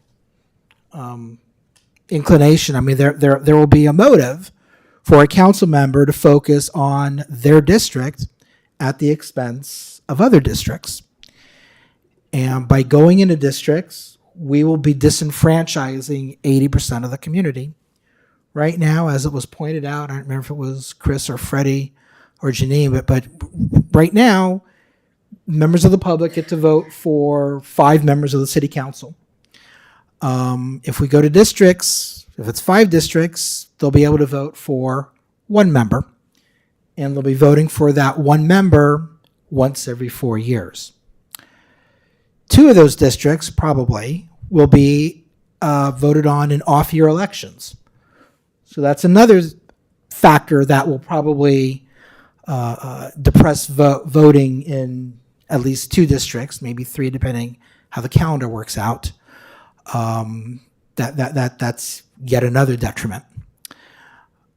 If forgive me, Kimon, I forget the phrase that you use when it comes to how we design our districts, but if we are putting together communities that have similar voting interests, if that's the goal, that can be accomplished for sure. But if we're accomplishing that, it means that we are diluting those communities in other districts, right? I mean, if you're concentrating a group of people in one district, it means that there's less of them in other districts. I think that there are going to be some real difficult challenges that the city will have to face as a consequence of this, assuming that we go to district elections. And the first thing that comes to mind, it won't be the first challenge, but the biggest challenge I see on the horizon over this decade will be the next housing element update. Think back to the challenge that we had in doing our 6th cycle housing element update. Once we made the decision not to upzone in the R1 districts, the math kind of worked out only one way. But all of us have heard from people who are near areas that are being upzoned that they're very concerned about it. And we heard a lot of, well, make another district then even more dense, but keep this less dense. And so sometimes there are good reasons for it. Sometimes it's, I don't want my neighborhood to change. It's someone else's problem. Council members who are obligated to represent the entire city, I think will look at that challenge and those arguments differently than a council member in a district that's one of 5 who may be facing a tough reelection campaign. It's just that the dynamics and the motivations will be changed significantly. I know that I'm not saying anything that is new here. Everyone understands this. Everyone's been thinking about this. But I do think that it's important to just put it out there on the record.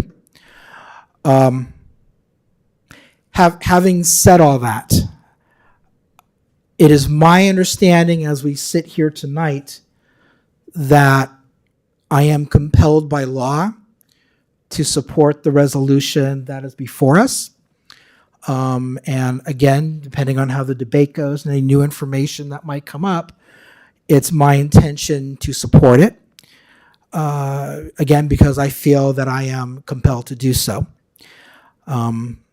If the city is going to move forward with passing the resolution tonight, I want the public to know that we are going to treat this seriously.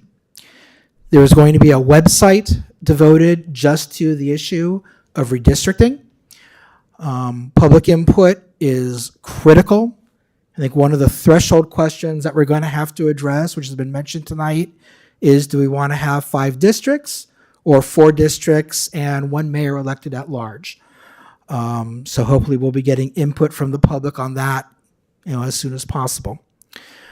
At future meetings, there is going to be a demographer present. The city is going to hire an expert demographer who will be able to walk us through the process of designing districts, walk us through what the law requires, and sort of set forth, here are the rules that we're going to use as we're trying to map out new districts.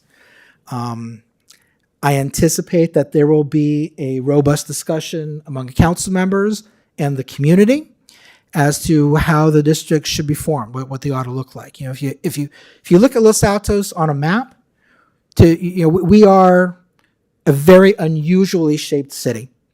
And you can't look at us on a map and say, oh, I can easily cut it up into 5 ways. There are lots of different ways that 5 districts can be made, which would all comply with the law. It is my hope and anticipation that ultimately there will be at least 2, maybe more sets of maps for the council to consider, assuming that we're going to move forward with this. But all along the way, public input is going to be absolutely critical. The demographer will be able to give us the statistics that we need.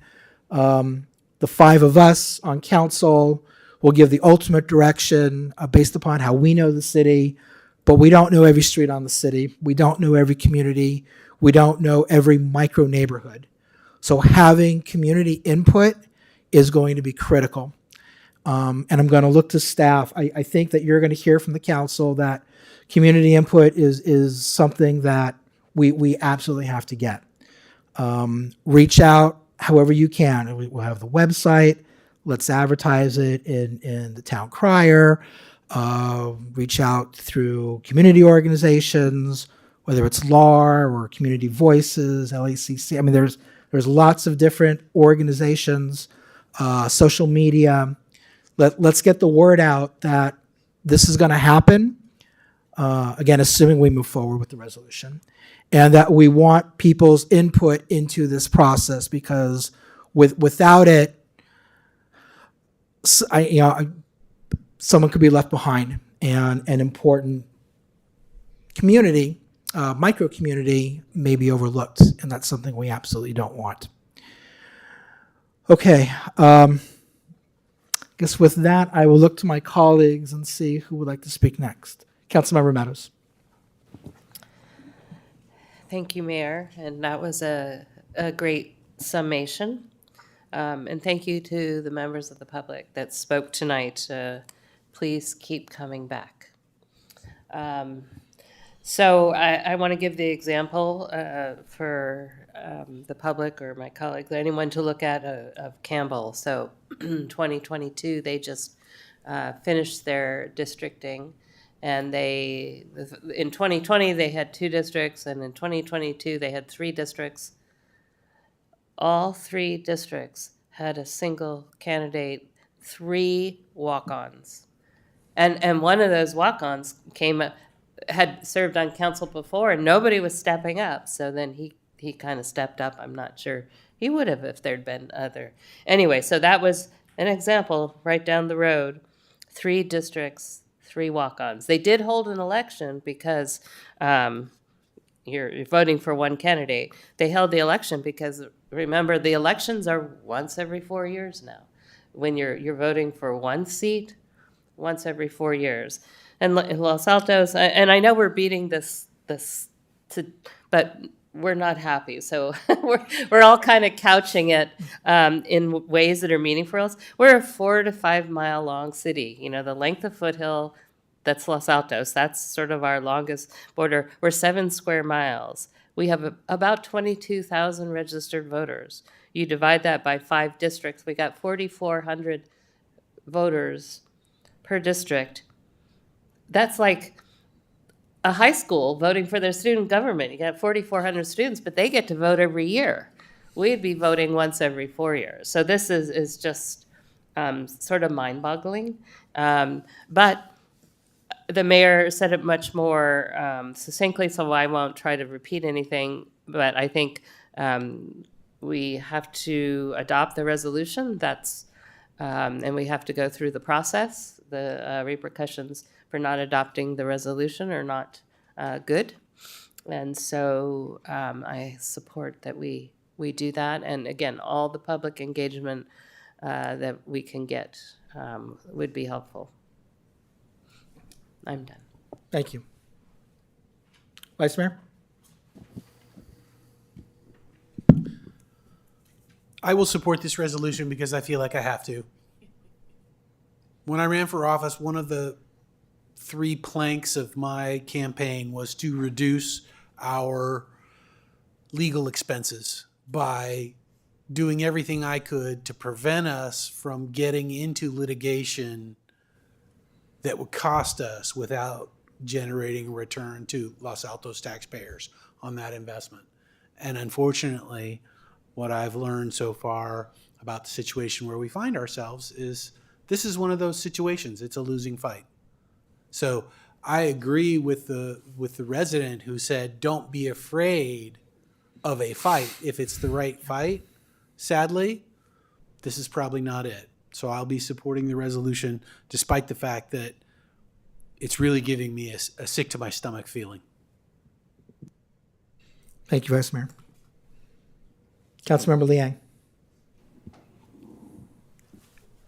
This process is important for public engagement. So we would appreciate it if the public would help in spreading the word and making sure that everyone attends the public hearings and come to better understand what we're all going to have to face and go through. Fremont Union High School District just went through this process. And unfortunately, it is a difficult process, but the more people that are engaged and provide their input, the better we can move forward and work together to do the right thing. Okay. Councilmember Flagger. Thank you, Mayor. So I'll start off by thanking the residents that spoke tonight, and we only heard from 3 members of the public, but I can say there are so many more residents who are opposed to this and do not support us doing this. And so I do want to thank the 3 speakers who showed up tonight. And as we move forward in this process, we hope you stay engaged and you stay with us through this process as we learn and move forward. But it was so important hearing from residents over the last several weeks once this became public, because for many of the same reasons that you've heard tonight from my colleagues, these are the reasons why our residents justifiably are opposed to this. But as my colleagues have pointed out, for legal reasons, we need to move forward tonight with adopting a resolution. I do want to put on the record that I do support CVRA, the intent of CVRA. It's definitely an act that we need here in California and frankly across the country. But it doesn't apply to every situation. As someone, as a lawyer, policymaker, there are always exceptions to rules, and that's what you want to build. That's what you want built into good policy and good acts. And I do think Los Altos is one of the best cases to show why there should be exceptions to the act, because for the reasons that my colleagues have already said, I really don't think the intent of CVRA is being met by Los Altos moving to districts. I do want to add, Councilmember Meadows mentioned 22,000 registered voters, and when we look back, not all 22,000 vote, right? It's half of that. So now, you divide that by 5 or 4, depending on what we decide to do, and it's even a smaller number of residents deciding who gets to represent them on council. So, like my colleagues, I will be supporting the resolution. I am, someone said at the beginning, we want to do this. No, we do not want to do this. It's something that we need to do. I'm very disappointed that a group of individuals actually thought that districting was the right thing for Los Altos. I question their motives for bringing this on us, because it was, for me, not the right direction for our city. But we will move forward. We'll adopt the resolution. We'll go through the process. And I do want to echo what Councilmember Liang said about how important these public hearings are. I assume, Mayor, we're going to next discuss the 2 options and the proposed dates. But I do want to take this opportunity to invite not just the residents who showed up tonight, but the entire community to really engage in this public hearing process so we get this right. And, we'll see how it evolves, but we do need you at the table as we go through this process, not only because it's legally required to have these public hearings, but I think we'll have better output if we have you at the table giving us your insights and feedback, because your communities much better than we do. Thanks again to our outside counsel for the excellent work they're doing, and let's move forward. I will support the resolution tonight. Thank you. Okay, thank you. So I think next I would like to poll the council on which calendar they prefer and whether we should have any changes to it. The first calendar proposes 5 public hearings. The second calendar proposes 6 public hearings. Both of them anticipate having the final public hearing on October 1st, 2024. Bear in mind that we passed the resolution. If we decide that we need more public hearings, we can always add them, but you cannot take public hearings away. So if we resolve to have 6 and we decide we only need 5, we still need to have our 6. But with that, does anyone have any strong opinions on one calendar or the other? Vice Mayor. My strong opinion is to go with the calendar that has 5 public meetings, because we can add if we choose and we can't subtract if we choose. So I say start with 5. Okay.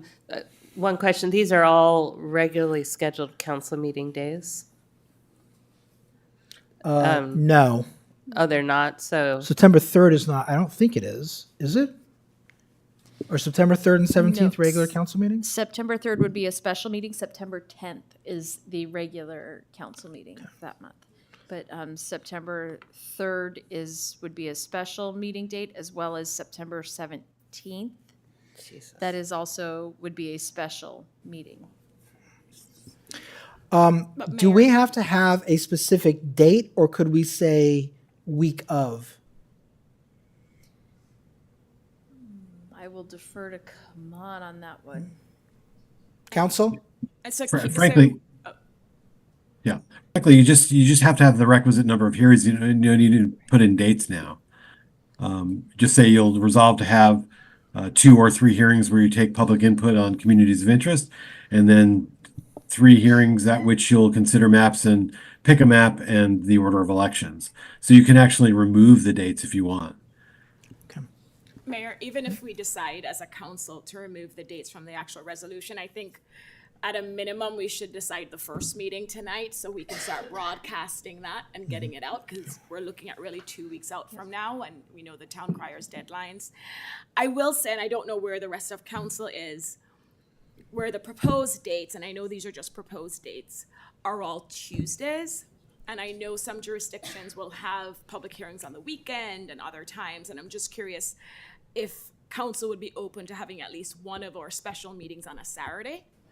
Because if we have them on Tuesdays, either at 4, 5, 7, some people may not be able to attend. And so I would love for one of these public hearings to be on a weekend, on a Saturday. And I think legally we can do that. Can staff accommodate that? Certainly, Mayor.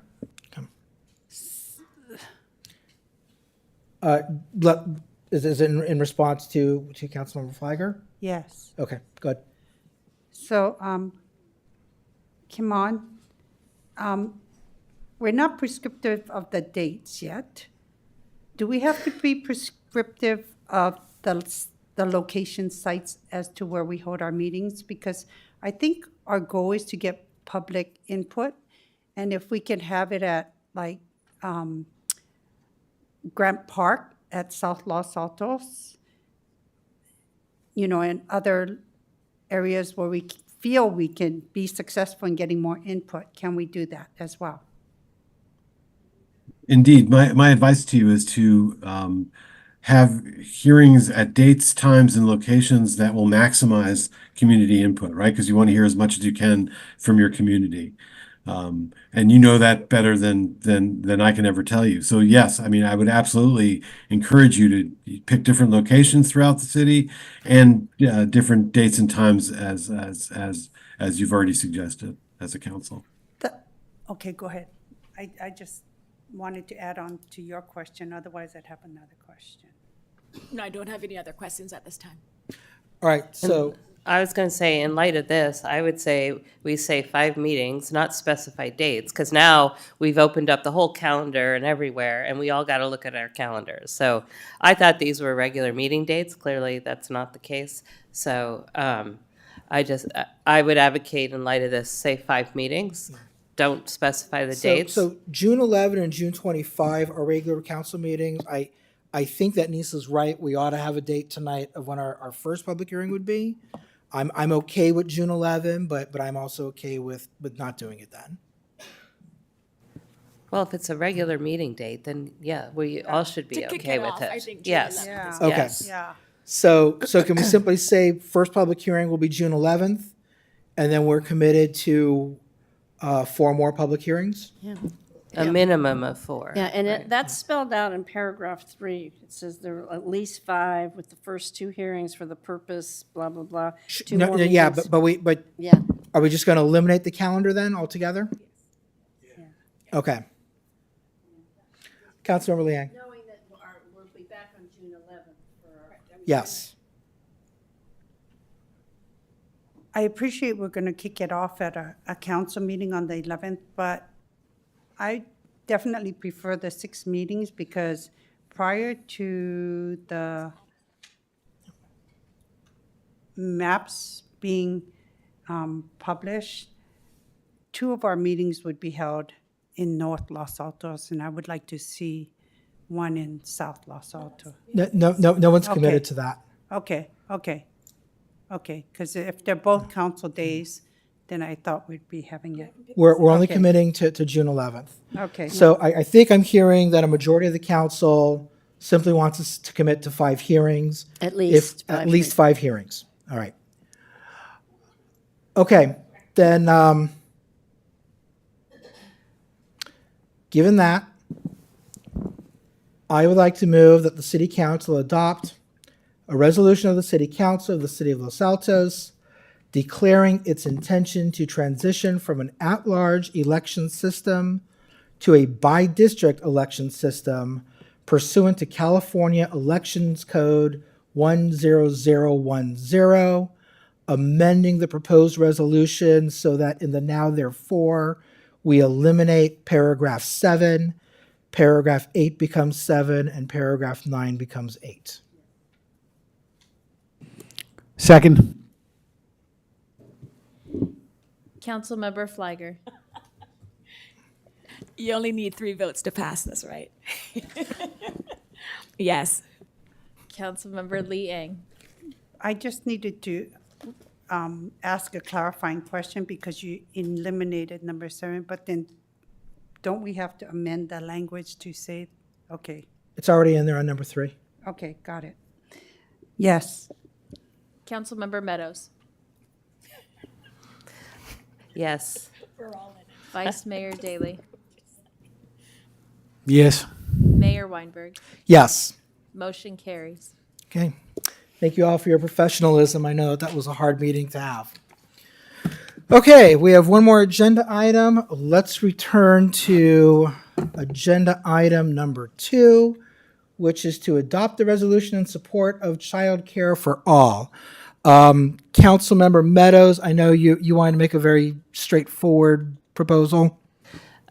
Yes, Mayor. I was going to propose, there's 2 places in the proposed resolution, both the title and in the first now therefore, well, the only now therefore be it resolved, but the first number 1, where it says, the City of Los Altos supporting all efforts to provide universal child care to all children and families in the county of Santa Clara and the state of California. I would advocate deleting both the alls in there. So it says the City of Los Altos supporting efforts to provide universal child care to children and families in the county of Santa Clara. I think all is impractical in both times that it shows up, and that shows up in the title and in number 1 of the now therefore be it resolved. Makes sense to me. I'm seeing nods. Okay, so at least 4 people. Okay. Yeah, no, I support your amendments, but. Yeah, then the mayor will come to you. Councilor Liang, you wanted to argue against it? No, I'm not arguing against it. What, I do support child care for all, but I also support senior care. So I did want to try to see if we can amend this to talk about child care as well as senior care for all families in the county, because I think that it's important that we don't do enough for our seniors. So I just wanted to try to advocate to as well do something for our seniors too. And so I have a question, Mayor, about the suggestion from Councilmember Liang. Would we have to separately notice this and bring it back as a different discussion, since there's nothing on the agenda about senior care? Yes. Okay. Do you want me to give some context of where this came from, since this is a county? Yeah, I know it's a county. Because the staff report didn't requested, and it necessarily was say by that. Susan Susan Ellenberg. President Ellenberg. Yeah, but yes. then I just Right. want Okay. to, when an opportunity arises, I'd like to, try to advocate for seniors as well. Okay, so does anyone else support bringing this back later? Put seniors in there? No? Okay, I'm not seeing any second for that. Okay, Councilmember Liang, anything else? No, that was it. All And right. I would hope that we can do something for similar for seniors in the future. Okay, so in addition to the number one under the now therefore, I see that the word all appears twice in the title of the resolution. So to be consistent. Yeah, I think we- I said Oh, that. you did, okay. It shows up in the title twice, and Okay. then that first, number one in the now My therefore. apologies. Yeah. Okay, would anyone like to make a motion? I so move that we make the amendment. I'd be glad to second your motion too, for your. I think you have to move the full resolution. Oh, yeah, sorry. As amended. Okay, I was trying to cut to the chase again. So I move that the council adopt a resolution of the City Council of the City of Los Altos supporting efforts to provide universal childcare to children and families in the county of Santa Clara and the state of California, as amended. Second.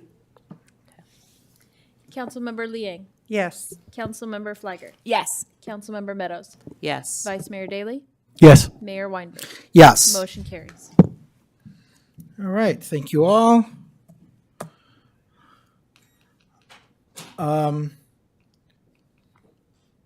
That brings us to no informational items, council and staff reports and direction on future agenda items.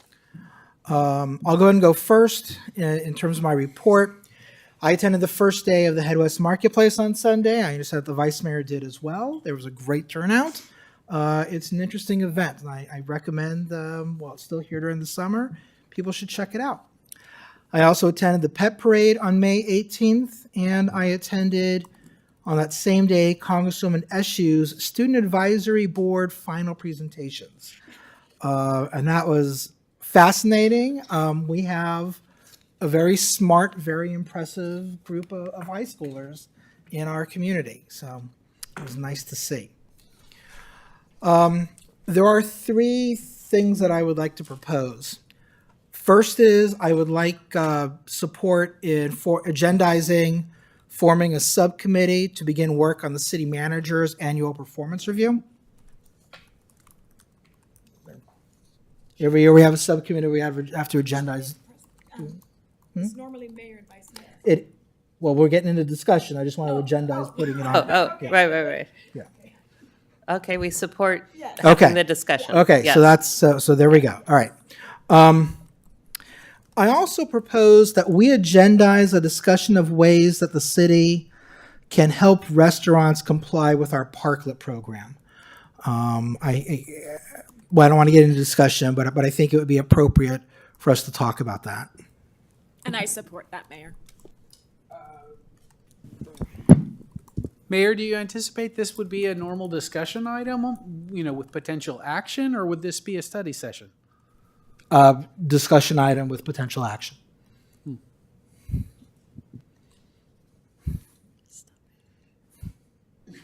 Okay. We need a third.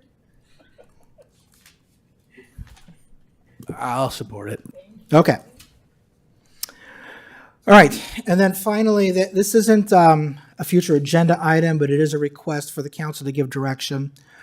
Earlier this year, there was an allegation of bias in how city staff worked with commissioners. I propose that the council direct staff to conduct an investigation into that allegation to determine whether there was actual bias. What are we talking about? I don't support. I support if someone has made a claim of bias, then we need to investigate it. So I would support. So you're supporting? Yes. So I support. I what think you this say. is a closed session item. If we were going to discuss it, it'd have to be in closed session, but all we're suggesting now is that staff investigate the allegation, provide guidance to staff to investigate it. I would assume if and when it's investigated, that after the investigation is complete, we would actually have a closed session. But as far as giving guidance, I think we can do that right now. We can. Yeah. So I support investigating claims like that. Okay. That's all that I have. I have to, I'd like to question and ask the city attorney on clarity on that. I think that. We're getting into a discussion, and I have no idea about this. I'm just asking about process. I'm just telling you process. I have no idea. This was not brought to me. So I think it has been brought up by the council and they're looking into it. So I cannot give you any more information. The process outlined, I think, is appropriate for the allegation. Okay. Thank you, Mr. City Manager. Who'd like to go next? I'll go next. I just want to, this isn't a future agenda item that needs support because it has to come to us. I want to alert my colleagues that I think either the next meeting, probably next meeting will be the 1st in June, or possibly the second meeting in June, but probably the 1st, we'll get an update from CHAC regarding what is required for the JPA moving forward in the context of the merger. There's still some things being worked out. And actually, the city attorney may have more information than I do about the current status on when we'll have enough information to bring it to CHAC. First June meeting, you think, or you don't have any more? Yeah. I know they've reached out to me, but Yeah, so we don't, so, but expect that to come forward with some very clear information. And the CHAC's JPA attorney, which we'll know from Cities Association, Jenny Quinn is CHAC's attorney, will brief the council and we'll hear what's needed from the JPA side. So then I wanted to update. So along with the mayor, he and I both were listening to those impressive high schoolers on Congresswoman Eshu's Student Advisory Board. I don't remember being that smart at 17 or 18. You and me both. Certainly not now either, but you know, anyway. And I represented Los Altos at Congresswoman Eshu's service academies, recognizing the young folk in our congressional district who were nominated and accepted to the service academies. And actually Los Altos had the most. So there were a total of 15 young people, men and women, who are going to be joining Naval Academy, West Point, Air Force Academy, and actually none from the Coast Guard in this batch. But there were 15 in the district, and 6 of them were from Los Altos. So we were by far and away, and they were at a variety of high schools, some of them private, some of them. And there was a Mountain View resident at Los Altos High School. So we really represented there, and another smart and amazing crop of young people. And the Congresswoman had a helicopter named after her. While we were there, the Honorable Anna is now flying for the 129th Rescue Wing out of Moffett Field.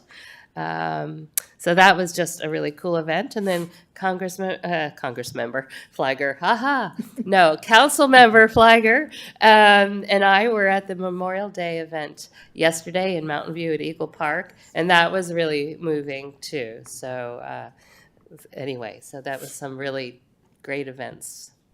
That's me done. Vice Mayor? I don't have much to report, but the mayor and I, with the help of our wonderful clerk, thank you, Melissa, interviewed a number of young people for our youth commission.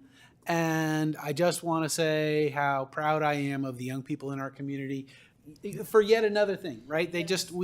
I'm constantly amazed by their talent and energy. And when we start to get a little bit down on district voting or whatever it is that we're upset about, it's really useful to remember that we've got a fine crop of young people coming up here, and the world will possibly be in better hands than it has been, in my opinion. Okay. Councilmember Flagger? Thank you, Mayor. I'll start out with, I attended the Los Altos Seniors Town Hall at the Community Center last week, and I was excited to hear that you are now age-friendly recertified. So that was very exciting news, and with the leadership of Jamie Chu, Deputy Director for Parks and Rec, we had a well-attended, very engaged, Freddie was there, room of seniors. At one point, I counted 29. And it was also a learning process for me. I'll just quickly say, after you get certified, then you go through this process. I think it's 5 different domains where you identify what's working well in the city for seniors, areas of improvement, and they put together all this information, and they'll actually come to us to ask us to support these different measures. Some of it is funding, some of it is staffing, some of it's just a policy change. I teased the city manager because I didn't realize it was a long process where first they have to get all the input. They're going to put together this document and present it to council, because just sitting in that room, there were all these ideas that our seniors were giving. Like things we could do for Los Altos to make it. And Freddie knows this, like they had such good ideas. And these are things that I'm sure we don't notice or think of, but these are things they thought could positively impact them. And so I look forward to that report. Second item, where do I want to go? So Cal Cities, I just want to give my colleagues a heads up that the Cal Cities conference, the fall conference, registration opens this Friday. Please, if you're interested in going, work with staff to get registered. It's been sold out the last couple of years. And if my colleagues are interested, I really want to make sure you get the good hotel, the close hotel room, and also you get registered for the conference. I'll also do a plug for the Cities Association, the annual summer membership event. It will be on Thursday, June 13th, right here at our community center. We are the hosts. I'm working with Gabe and Sonia and Anthony and the rest of the team to really put together what we hope to be a fun and educational event. And so if my colleagues are available, I really would appreciate it if all of you show up. We expect the normal between 75 and 100 folks there. We'll have a Los Altos restaurant catering. It's being co-sponsored and covered by El Camino Health, which was nice because the topic for the event is mental health and how cities and towns can help to address this issue. So we have a great program planned. Again, please, colleagues, it'd be great if all 5 of us could show up and staff to show that we're well represented and welcome all these different folks to our city. So 2 other things. One, the childcare subsidy program, and I'm using childcare because that's the term I know other cities use, and we could further define what that means. But future agenda item, bringing this back as a discussion item to figure out, one, if this is something that there's majority or more of us want to support exploring, and what that looks like, and how do we want to go about setting up this program. And I know there are different ways to do it. So I would look for support from either 2 or 3 council members to get this on a future agenda item. And I'll look to the mayor to figure out what day that would get on our agenda. Well, I will second it. Can we broaden it, talk about senior care too? I do think that's a separate topic because what are you thinking for senior care? I think that there's opportunities for us to broaden senior care programs, much like there is memory health daycare programs that we could look at bringing to our city as well. And so I think that some people need respite, and if we can work, I would like to discuss it, but not get into this discussion now. There are opportunities that people can, just like how you have childcare, people can take a break, but people who have individuals with that has memory issues, or people with senior care that need a break, can drop them off for a couple hours, and then they can go and get some respite and go do shopping or whatever they need to do. So I'm glad you explained that, Councilmember Liang, because I appreciate that too, and that's something I look forward to discussing at another time. But I think it's better for us to focus on childcare for this discussion, and I think we have 2 for a discussion, so we can move forward. And you can bring that up maybe another time as a future agenda item, but I do think to keep it as a discrete childcare program. Let me make sure that's my Okay, list. so this will be a discussion item with no staff report. Yes. Okay. So Memorial Day, we already covered that. Oh, one last thing. I'm sorry. I made a list. As some of you may have read or heard in the news, at least 2 cities in Santa Clara County have adopted a policy, and I really should have given the city attorney a heads up on this, a policy where they don't get involved in foreign policy issues. And I think we should agendize that. I think that actually should be a consent item for us. And I think now is the time to do it. Palo Alto has adopted such a policy. I know San Jose has, where we don't weigh into foreign policy issues. There are templates out there that we could look at, but I would love for us as a council, I want us to think carefully to consider adopting such a policy now. I would second that. I'll be your third. Thank you. Councilmember Liang. Let's see. I know you guys just agendized the city manager review, but I think it's important that we also agendize having our city attorney review. I think it's appropriate that we do both of the employees that we have under us, and I just don't think it's right if we're going to do one and not the other. And it's our responsibility to conduct the annual review for both. Okay, I'm not seeing any support for that. Anything else? Okay, I think I'm just concerned about how we're only doing one and not the other. I would like to see a discussion or have us discuss broadening the scope of our Park Arts and Cultural Commission so that they can, I heard some concern based on the limited scope our commission has, and I think we should discuss it so that way we can either expand the scope and provide guidance if needed. Go ahead.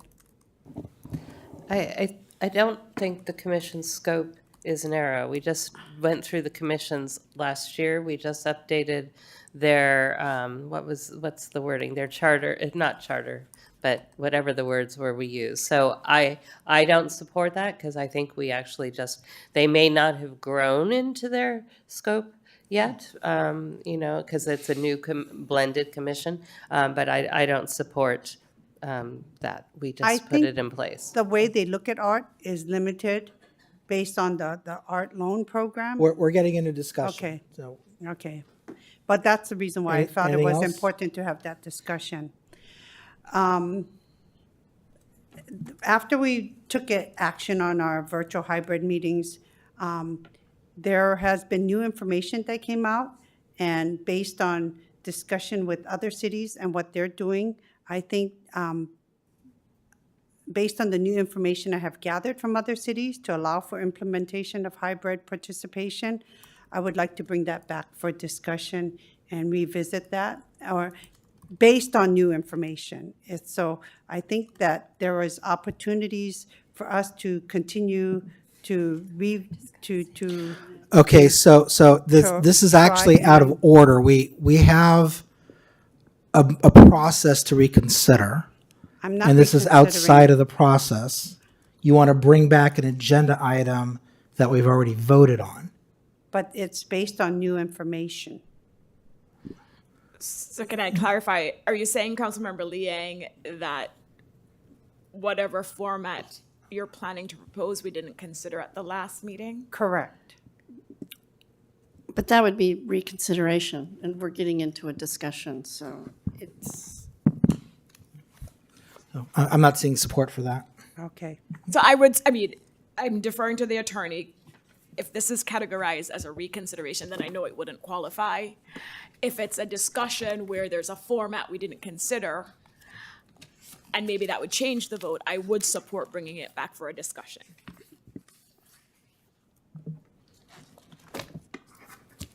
So we're allowed to have a discussion So, without. no, what I heard from the city If attorney was that it would be reconsidered. If this is reconsideration, it's not at the next meeting, it's not by someone that voted in the majority, and there's all of those issues. If it's And that is why we have a rule about reconsideration, because you can't just keep trying to bring something back. So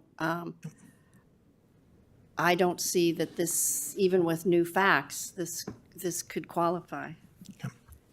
Okay, anything else? Nope. Okay, staff, anything from staff? Nothing tonight, Mayor. All right, then with that, we are adjourned. Thank you all.